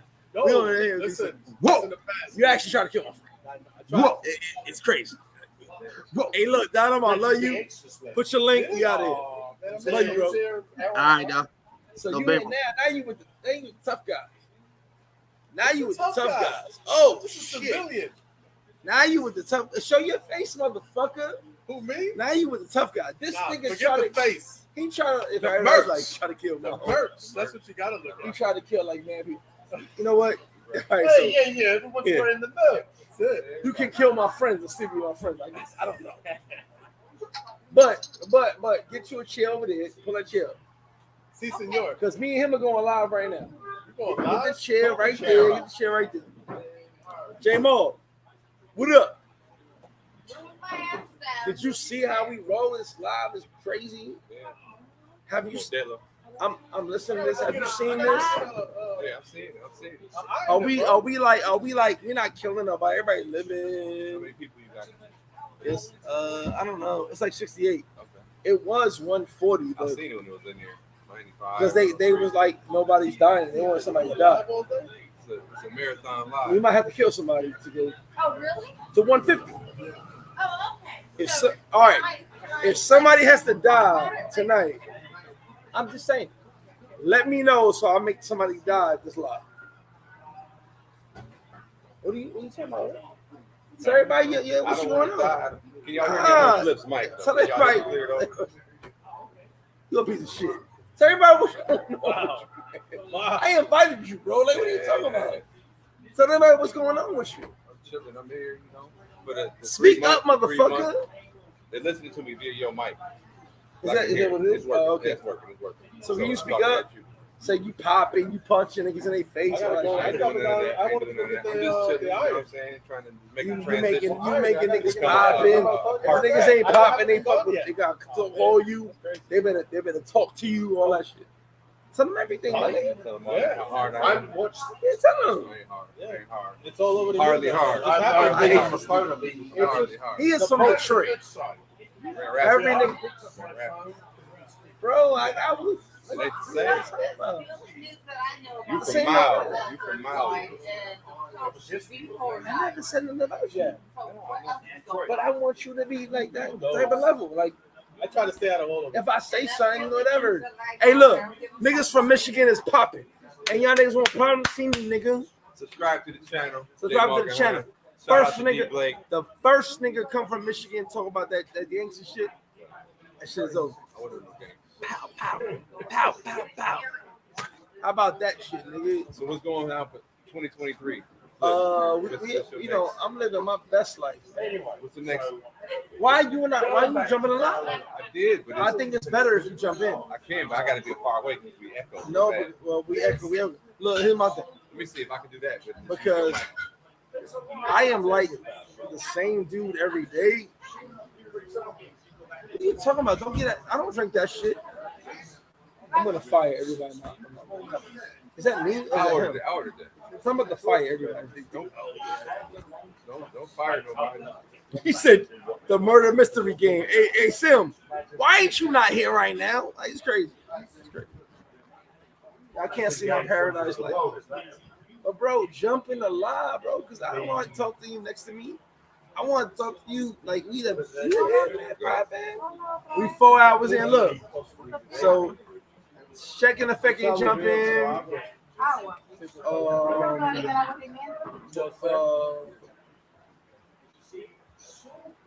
Zoe Barber's rolling jump. I think he jump in the soon. And tell them they didn't jump in. It's cool. If they don't jump in, it's cool. I thought they would, but Similar Traveler, jump in. I put it up there. Put it up. You know why? We know I want that. I don't add you, motherfucker. You know what? Hold on. Similar Traveler, jump in. This is a long live, bro. What's the longest live you ever done? 3 hours, and I deleted that shit. You said 30? 3 hours, and I deleted that shit. That's the longest you've ever done? Y'all do them long ass lives, motherfucker. Do we got shit to talk about for 5-6 hours? Sometimes, yeah. I don't know. You got your thoughts together? I got some thoughts. I know you be on, yeah. And if I say what I want to say, you niggas will never be on my live again. Hey, Similar Traveler, hold on. Here we go. If I say what I want to say, a lot of you niggas never fuck with me again. Not you my nigga. But certain niggas, I be like, man, y'all so soft. Like, how has life treated you? Like, did life abuse you? That's what I'm saying. Did life abuse you? Because I've been abused. Like, did life abuse you? Like, you so hurt. Hurt people. Hurt people. Are you so hurt that you never hurt? You try to hurt everybody else? Some people are, man. Some people are. Yo, Similar Traveler, jump in. And you know what I would say? I would say, bro, you can hit. Fuck out of here, bro. Like, my shit ain't. I'm not motherfucker. Similar Traveler, jump in. Hey, look, but J Moss, you on your live? Let's talk. Say what it do. Stop drinking that goddamn Modelo and tell everybody how you feel. How do you feel? I feel great. Are you feeling great? Or are you feeling YouTube great? I'm feeling great, be honest. YouTube ain't and I feel it. He's feeling good. YouTube great ain't always the real great. You know what I'm saying? He's my bro. Like, I would never, like, I'm even talking shit to him, but I would never disrespect him. It's my bro. So how would you really like loving life right now, knowing we going into 2023 and everything's going the way it's going? And I'm sitting right next to him. How are you feeling? I would say me being here for 3 months this time is a different type of feeling. You know what I'm saying? So it ain't no type of vacation. It's an extra. It's real. You know what I'm saying? So it's like, you know, you're thinking about being here long term. Can I ask you a question? You know, I fuck with you all day. I'm gonna try to get my hair in my Are you ready to talk about your business or you not ready for that? Because I want to tell people, I love you so much. You're not ready. So he has his own thing going on. I'm so ready to tell everybody, but I'm respectful. And bro, look, another young man, an expat. Show your shirt, nigga. Stand up. Who has a business, but he ain't ready to tell you about his business because he's like he don't want the hate with his business. And we had a conversation about it. He don't want the hate about his business, but he has a. It don't got nothing to do with YouTube. No, you know what I'm not you with you. It's not that. You don't want niggas doing this. He has a dope business. And here's what I'm gonna tell you. I'm gonna put my headphones back in. Here's what I'm gonna tell you. This is my friend.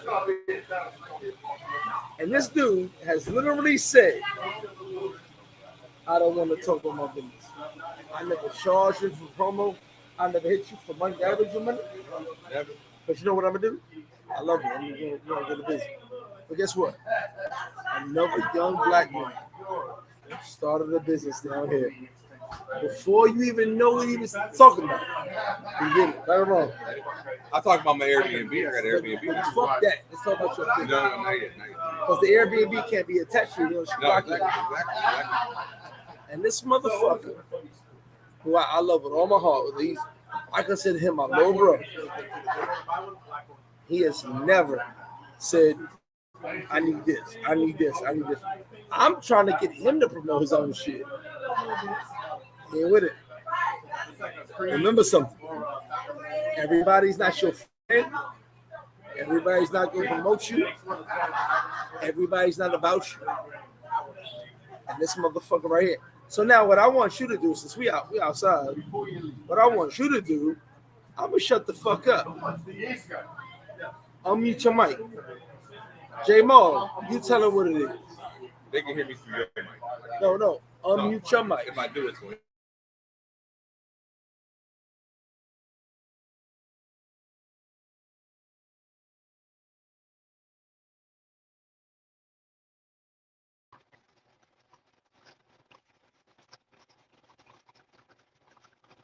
Yo. See something. How come I can't hear anybody? Y'all can hear me?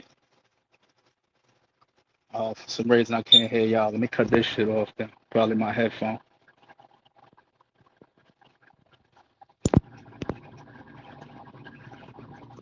Think when I went in the chat. Hold on. Let me figure this out. All right, there we go. We're gonna hear echo in mine though. What's good, fellas? Y'all hear me? Oh shit. Now I can't hear y'all. What's going on here? What is going on?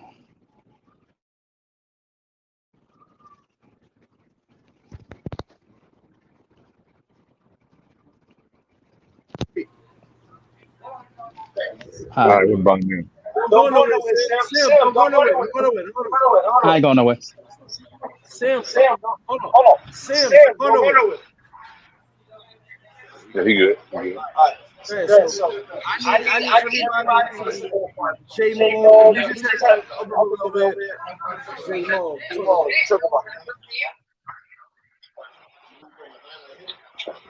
Yeah. Business, life, everything. Yeah, life, this time, you know what I'm saying? Like, this trip has been a whole nother experience.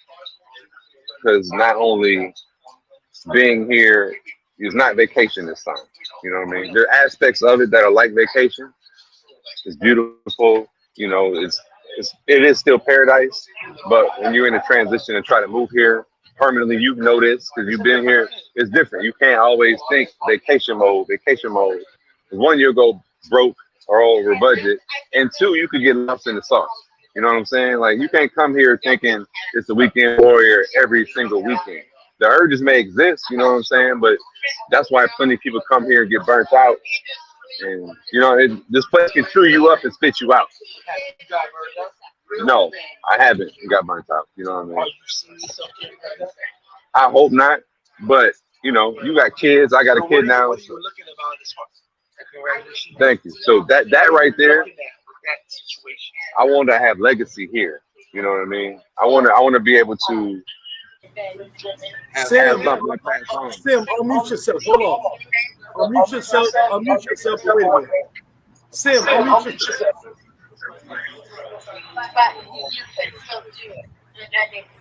Hold on, Sam. Don't wait a minute. So I gotta ask a question. So I have multiple children, and you have your First, yeah. Appreciate it.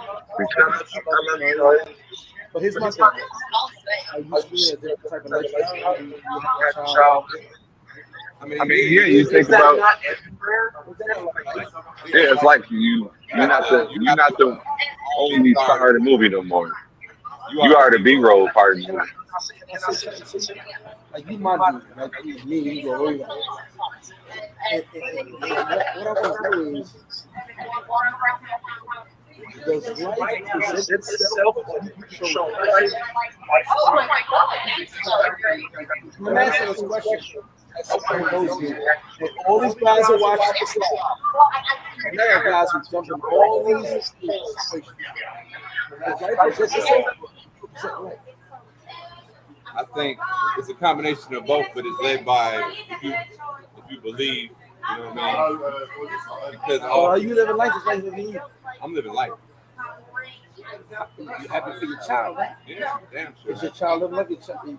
Someone living your child's life? Is everything like rolled like that? Like that's my way. Like I don't understand how everybody lives. I don't understand that shit. I live life. I am the fucking maximum of living life. Everything I've done in my life is living life. When I went away, when I came back, I was living life. And no one can challenge that. So I'm asking all of you, are you living life or is life living you? I want to know that. And for you, who are living like we talked about, are you living life or is life living you? Because at the end of the day, who the fuck are we living for but us? Now, your kids now, you know what I mean? My kids mean everything to me, and they live the best. Like I literally give them 10 times more than I've ever had in my life. But I need to talk to my guys right now. We got J Mo, but hold on, Sim, unmute yourself. Did I mute you? Or hold on, Sim, are you here? Unmute yourself, Sim. Unmute yourself. Take him. There you go. So Sim, it's about things. So Sim the Traveler, who's my bro, I love him to death. He is Sim the travel rapper, but we're gonna talk about travel now. You know Sim? I never met Sim. Oh, Sim, shout to Sim. Sim is the Sim. Unmute. Oh, he coming back. He gotta come back. He might have messed up with his thing. But I love him because he's like me. Whatever life presents, he presents. And you know, you have your situation. I'm so happy for you. Thank you. I appreciate it. But situations don't always allow for everybody to be like that. And some people tell me, oh, you live a perfect life. I don't live a perfect shit. Pay my taxes. Now I live a perfect life. If you can pay my motherfucking taxes, I live a motherfucking. Hold on, Sam. They go Sam. Sam, you gotta get your device out there. I'm trying to get Sam in. Sam, I'm trying to get you in, but your device, it says your device not connected. You see that? Yeah, go out. Yeah, he has to go. Sam, you gotta go back, come back in. Oh, here you go, there you go. Oh, I got you, Sam. I got you. Sam, you hit? My headphones too. There we go. It said you was like blocked. So look, so I done talk mega shit. I done said what I said. I'm like, Sam, so where you at, bro? Me, Bronx, New York. But we traveling, you know, we doing the whole travel joint. And I told my man, I'm like, I fuck with Sam. He doing his thing. All right, ready. I want you to tell everybody what you doing, how you doing, how it rolls. All right, how y'all doing, man? I go by Sim the Trap Rapper. So rap about my travel. Wherever I go, that's my niche. You know what I mean? So hence the name Sim the Travel Rapper. So I've been in Dominican Republic, you know, Thailand, Phuket, Thailand. I didn't get to indulge over there because I was with the homie and like 6 other girls, and he was going through it with a breakup, so I couldn't, you know, enjoy the festivities in Thailand. So good. You know what I mean? I've been in Haiti back in 2006. It wasn't nothing too luxurious, but it was. Yes, you was in Haiti, and I told you that was dope. I'm jealous of that because I didn't get to experience that. But yeah, He will Yeah. actually hate. Go ahead, Sam. Yeah, and I never got to rap about that, so I decided to do the vlogging when I came back from Thailand. Right before COVID, I went to Thailand. Before the whole COVID happened, I went to Thailand. It was dope. Can So when I give a timeout, Sam? Can I give a timeout? Mm-hmm. Can you tell everybody? Yeah. Give me a 2-minute talk.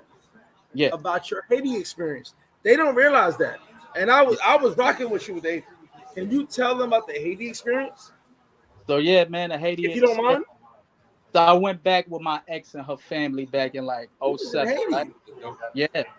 Yeah. So we went to Petit Guave, I believe, and it was nothing too luxurious. Like my ex's dad had inherited some property because his brother had passed away. So we were in Petit Guave, and I just saw a man, like, I ain't gonna front, like being a light-skinned brother, like when you out there, they feel like as if privileged, so the whole community was looking at me as if I had money.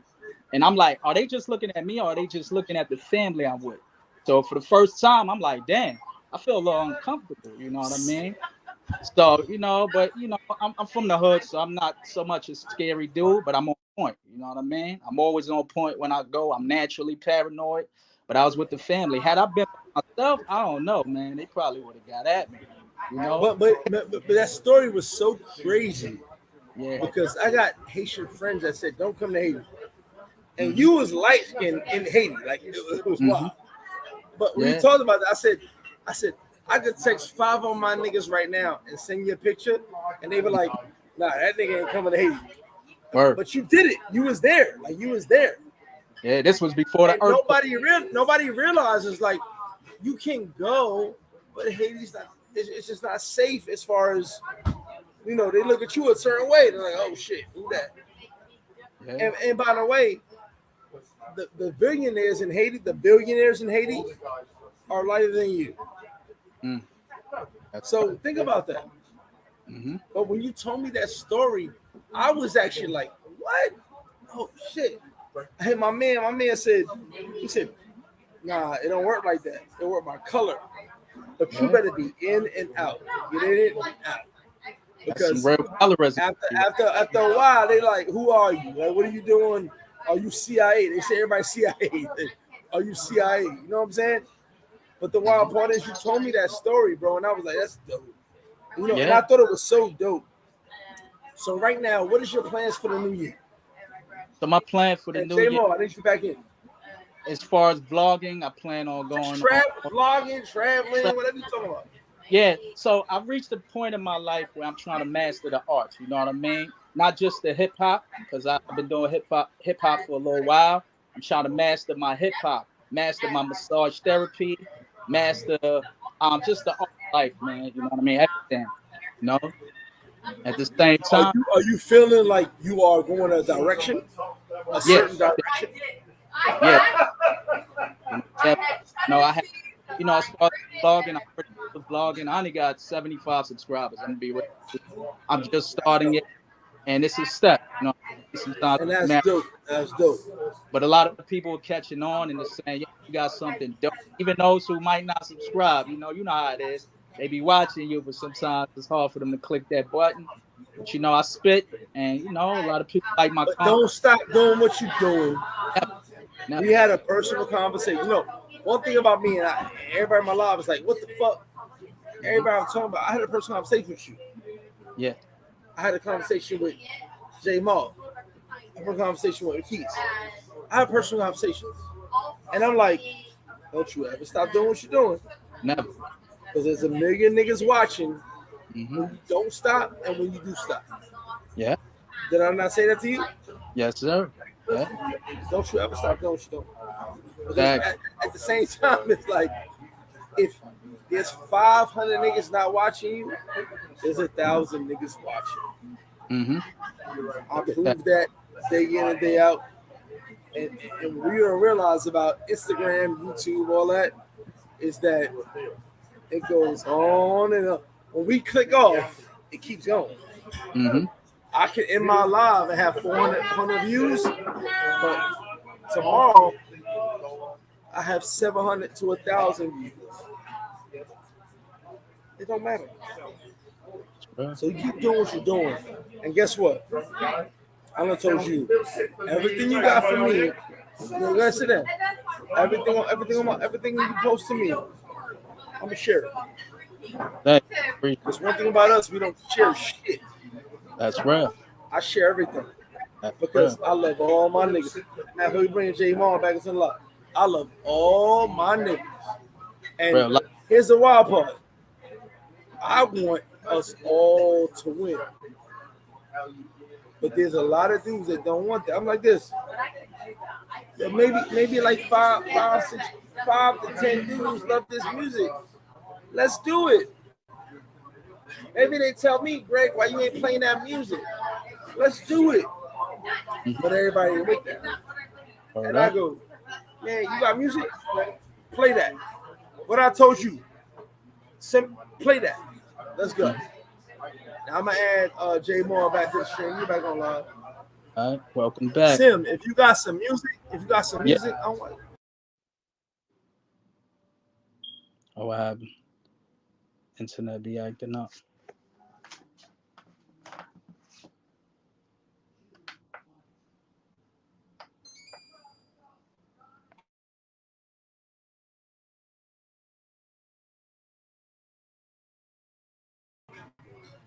Sorry about that. I clicked the wrong button. Sorry. So look, we got similar travel rapper who actually spits. We got you, J Moore. Right. From Detroit. What mile are you from? You like from 7 Mile, 6 Mile, 5 Mile? 2 Mile. He from 2 Mile. Look, he a brother from 2 Mile. He not even that, like, 2 Mile niggas ain't even that tough. Nope. They was looking. It's my nigga. But I love you, man. I love you. Sim the Trap Rapper, you still here? Yeah, I'm here. You see me? No, we're trying to get him in the live right now. There you go, J Mo. No, because I got 2 of you. Kick. I'm gonna kick that one. All right, so J Mo in the building. So J Mo hit the live issue. And look, Sim, don't leave. All right. I'm here. I'm gonna mute myself real quick. Go ahead. Who talking? Oh no, Sim. I've been rocking with him for a minute. But look, yeah. I need you, Sim, and you to run my live. Oh, word up. So how's everybody doing? I'm lagging. My shit's fucked up, man.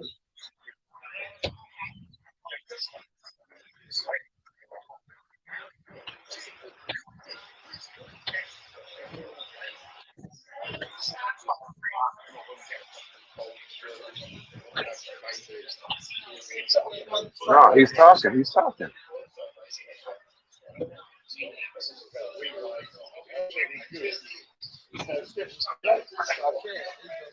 Can you handle it? Your host. My shit ain't right. I hear you. My shit ain't right. I can't hear it.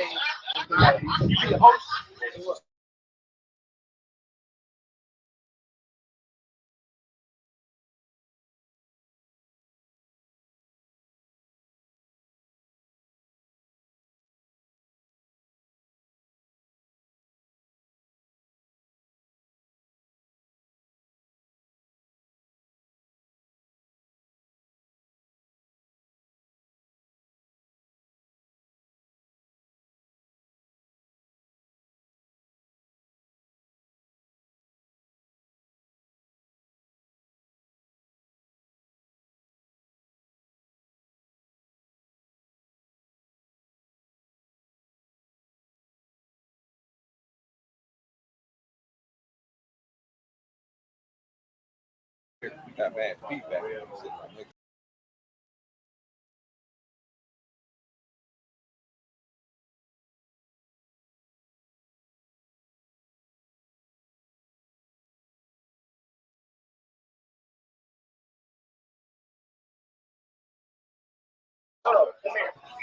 So look, Sam, come back in.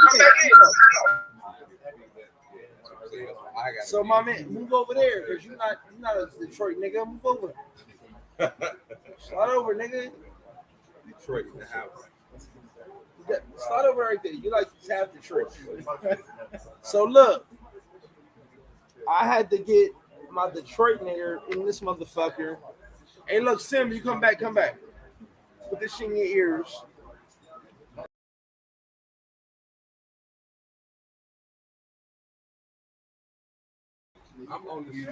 So we outside. I'm gonna tell you what we outside is.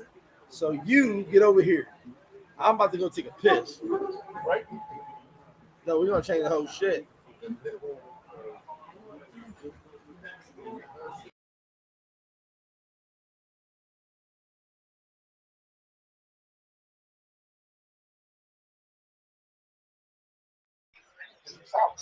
All right, can y'all hear me now? Yeah. Where you was from, bro? From where? Okay, you're from Atlanta. Okay. You trying to watch this game then? Shout out to the what they got. Yeah, I'm in UFC every now and again. Been to the big house. So listen, this is my man right here. Hold up, motherfucker. He is actually one of the OGs that did his own business in Detroit, made his own thing pop. He's like the BMF of truck drivers. Am I lying? Am I telling it? I mean, he's the BMF of truck drivers. Sam, jump in. Hold on. Y'all talk. Sam, hold on. This is my man. He's the BMF of truck drivers. Hey, get your ass over here. It's feedback, bro. You don't understand. He's the BMF of truck drivers. Word up. What up? He's like really like he made a whole lot of money. So I'm gonna go take a bath. That's big. How's That's the truck? Traveler. That's J Mall. So can you hear me? Yeah, I can hear. So look, y'all talk y'all shit, but this a young black man made a whole lot of bread doing this thing, and I always was with him. Yeah, okay. From the deep. Tell me the story, man. Oh, you want to hear me spit something? I mean, yeah, you can do that. All right, y'all want to hear me? You know, I can hear you. You know, you can hear me? Y'all can hear me? Start. Thumbs up. You hear me? I'm Jay. Yeah, I don't know where J Mo went. All right. Yeah. J Mo, he doing something else. I'm right here. Been in like 5 different Now the seats. echo. I'm gonna wait till the echo leave, then I'll Yeah, I spit think something. that's J Mo. He's been moving all over. Yeah, in the meantime, I wait. Echo, stop. How's that? Y'all ready? Y'all ready to hear something? Yeah, so what you spit, bro? So yeah, I do the hip hop thing or whatever. It's still an echo. Okay. I wait till it stop echoing, then I'll spit something because I like people to hear me. I always got some shit to No say. echo. You good now? Yeah, you good. Go ahead. All right, so I'm gonna tell y'all a little bit where I'm from. I'm so Bronx, take the 245 to get to my block. Ain't talking about the weaponry, homie. I don't need no Glock. Hood love me, stand up, gal. That's word to my pops. Poppy's on the delis and mommy's walking in crop tops. Liquor bottles on the curb, ain't no more hopscotch. Fordham Road or 3rd Ave to cop a new watch. Nothing you can say to them. Yankee Stadium making them all hard fighting me where I wouldn't play with them. Wash Webb, Clay the Tree Mark. Watch what you say to them. Gun Hill shit get real. Don't test your fate with them. South Bronx ain't no bad. We got the stadium. Bronx Brewery gripping the brewery, him and the record spin. Sin City got a lap dance. Never lay with them. Greatest day ever concerts and with the homies. Them Bronx free spirit animal. That's just the state of them. Gotta keep the borough together. I put the staples in. Flow Bronx River. We quicker to get the broads wet. Catch us at McCombs Dam Park doing the bar flex. Only time that they cross Bronx is to get the Throg's neck. Fairly buried in Woodlawn. I pray they all rest. Bronx bomber promise we do not make bomb threats. Shout outs to Webster and Washington projects. Big Pun Miros had heroes and prospects. Shouts to Confuego, we lean back on our steps. I'm so BX. Ice grill like Patona Park in the summertime. Night school Roosevelt, where I wrote a couple rhymes. 148, yeah, I slapped out junior high. Had my share freaks, yeah, I slap box a couple slides. 132, 3 lunch till the supper time. Kicked ass in karate class that was on the 9. Hey, King Bridge, never burn a bridge of mine. Used to want to be a singing nigga, but got hard around. Bronx burn like the 70s. I'm a fire sign. Burnside like Homeland and the boys out of line. Longwood, I romance. And she got the time. X up like Wakanda, most dangerous cat alive.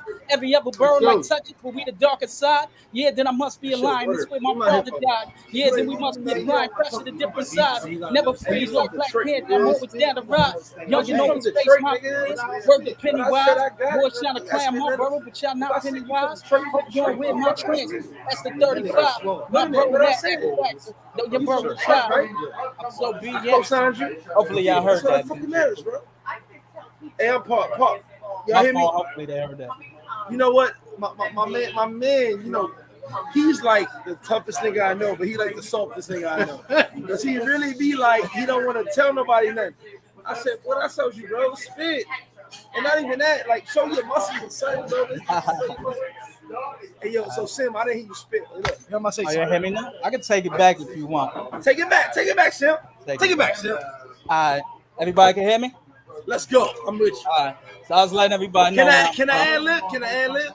It's all good if you want. Go for it. All right, so yo, shout outs to everybody, every borough in attendance, New York, everywhere, LA, Dominican Republic. And where you from, Sam? Me, I represent Bronx, New York all day. Shout outs to all the boroughs, Queens, the curriest borough in New York. Listen, man, don't diss my Bronx. You know what I mean? I love the Bronx. At the end of the day, yeah, we got shit to do though. You know what I mean? So let me tell you. love the Bronx.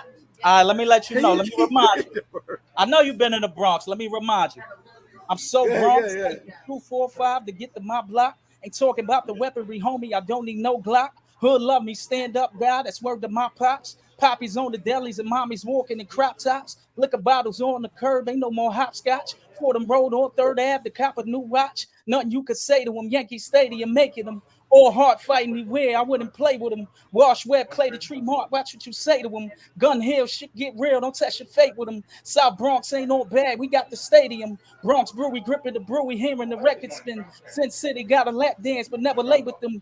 Greatest day ever concerts with the homies. Them Bronx Zoo Spirit Animal. That's just the state of them. Gotta keep the borough together. I put the staples in. Flow Bronx River. We quicker to get the broads wet. Catch us at McCombs Dam Park doing the bar flex. Only time that they cross Bronx is to get the Throg's neck. Family buried in Woodlawn. I pray they all rest. Bronx Bomber promise we do not make bomb threats. Shout outs to Webster and Washington projects. Big Pun Miros had heroes and prospects. Salsa Confuego, we lean back on our steps. I'm so BX. Ice grill like Cortona Park in the summertime. Night school Roosevelt, where I wrote a couple rhymes. 148, yeah, I slap box in junior high. Had my share of freak shit, I slap box a couple slides. 132 free lunch till it's supper time. Kicked ass in karate class that was on the 9. High Bridge, King Bridge, never burn a bridge of mine. Used to want to be the freaking High Bridge. Bronx burn like the 70s. I'm a fire sign. Burnside like Homeland and the boys out of line. Longwood, I romance. She got the time. X up like Wakanda, most dangerous cat alive. Every other bird like touches, but we the darkest side. Yeah, then I must be aligned. This is where my father died. Yeah, then we must be applying pressure to different sides. Never freeze like Black Panther. I'm always down to ride. Young and always face my fears. Word to Pennywise. Boys trying to climb my burrow, but y'all not Pennywise. Hold on with my transfer. That's the 35. My burrow, that X Factor. Though your burrow's live. I'm so BX. I love it. I love it. I love it. I love it. I love it. All right. I love it. Appreciate it. You're ready. Thank you, man. Thank you. What? Se le puede poner fútbol en aquella televisión. Football. ¿De qué fútbol? ¿De qué canal? Ya. Uno arriba. Arriba. Hey, so look, Sim. Yeah. Now, I know you're from the VA, you know, I'm from Queens, Southside. I was in Sucker Boulevard. I was all over there in the VA. Like, I love the BX. Yeah, you're all right. I love your freestyle, but I'm going to tell you something right now. Thank you. I'm going to tell you something. Yeah. And it's hard to say these things for guys that don't know these things, but I'm going to say these things. Yeah. So, I'm not really going to freestyle, but I'm going to say some things. All right. And it's hard because I can't remember a lot of shit. It's all good. So wait a minute. Bring it back. Rewind select that. But you had a dope freestyle. Thank you. I appreciate it, man. If you ever know me, I'm with the monsters and animals. Okay. We go Southern Boulevard, Bronx Zoo, and then some. Out of the lions and tigers and bears, oh my. And I ain't seen a live motherfucker who wanted to die. And we can do this shit all day, every day. Niggas talk about who's the toughest. But I'm the roughest with the gorillas. And we done this. We done made a whole lot of songs about who's real and who's fake. But my niggas done did this shit. And we done came to your wake. It's a rest in peace, a rest in everybody. Everybody want to know what happens. But when I was doing it, I was like, was my man really clapping? I done supported everybody. I done do your thing. I done did too much. My whole team gorillas, and we done wash shit up. See, what you was talking about was like everybody enjoying, everybody happy, everybody clapping. Before that, thinking we wasn't rapping, we was clapping. Okay. And at the end of the day, and I'm talking real shit, whatever you want to say, Southern Boulevard, Bronx Zoo, niggas know what I do. And I'm from Queens, nigga. So who the fuck are you? Oh, I'm from that. South side to that side, to this side and that side. Who gonna fuck with me, nigga? I'm outside. So we laughing, we joking, we tricking, we poking, we wilding out, we playing all these games, and nigga, I'm really living this shit. And I'm open. And if you ever want to ask about me, you can answer me 10 times, 5 times, 20 times. They're going to tell you every borough where I've been, every place I've been, every nigga I spin, every block I've been in. I'm that nigga. And I ain't never told, never laughed. I ain't never laughed. I ain't never cried. I ain't never told that he was gonna die. We done did this, we done do this, we gonna get it. All my niggas killed 8 people. We turned around and said, I ain't telling the soul. Or my other cousin killed 7 people. He turned around and said, I might want to tell, but who the fuck am I tell on? So talking this gangster shit. Remember, don't worry about it. Remember, I want you to lie. Remember, I come from a gangster clique. We never told, never will, never ran, or we killed. I'm done talking. Hey, my nigga, send me the travel. I love you, my nigga. But my whole shit. Yo, was that freestyle too, man? I ain't gonna fry respect that, man. That sound like some spoken word for real. I just made that shit up because it's the one. Like it seemed like it was really, my niggas doing 300 years for real. It's not. You can look my niggas up. We're doing 300 years. Young Philly, what up, family? I see you in the chat. Josh, what up? It was off the top, but you know what? My family's doing 300 years, bro. We're doing 300 years. Yeah, damn. And guess what? I'm home. I'm free. I'm living in Dominican Republic. So what the fuck going on? You know, my family's locked up for killing 18 niggas combined. 18 niggas combined is 18 niggas. They killed me. Damn. You can look it up. New York State, whatever. I ain't gonna lie about it. But my biggest thing is like we are different than everybody else. Yeah. Because I was getting money at 16, and we was really about that life. So I know that. What's that shit called? The timeline that went. But like, nigga, you done been out here doing this shit so much. That's why most of these niggas so scared of me, because someone finds out about who I really am. I'm like, nigga, get the fuck out of here. Like, I never worry. And not you, not you. But I mean, like, dudes found out who I really was, and I was laughing. Like, that nigga's crazy. Right? If you found who I really was, like, you would run away. Not talking about these niggas that be on Instagram, all this shit. That shit pussy. Niggas would run. Yeah. We all chose, I think we all grew up. I lived this life, but I survived. Yeah. So you dig me? And I think we all know killers, and we grew up around that, you know what I mean? It's how you and look, Sim, where you from? Where you from? Sim, where you from? And you my nigga, Sim. Where you from? Niggas know me. Niggas know me for real. Like, I was outside for real. Yeah. And Sim that nigga. But by the way, you guys don't know Sim that nigga. But I was outside for real. Yeah. Long time ago. But we good, man. I want everybody to enjoy their life. Have a safe, happy New Year. Right. I'm fun with this live. Like, I loved it. I'm missing a few YouTubers. Philly ain't confession. I'm telling the truth. I was outside for real, nigga. Like, you can name blocks in the Bronx, uptown, wherever I was there, bro. Somebody called me out, tell me they don't know who I was. The first nigga tell me I don't know that nigga. And Young Philly, tell me, I was in Philly too, bro. No, yeah. The first nigga tell me I wasn't who I was. I'm out. I'm done with YouTube because I really was outside. But you know what's more important, no Flip? The new version of Flip. The new version of Flip is what you know what I mean? That's it right there. The new version. But I'm trying to chill. My life is good. I live a great life. Sam, I love great life. I love great life. That's what it is, man. Respect. That's what it's about. But look, Philly said I live in a suburb.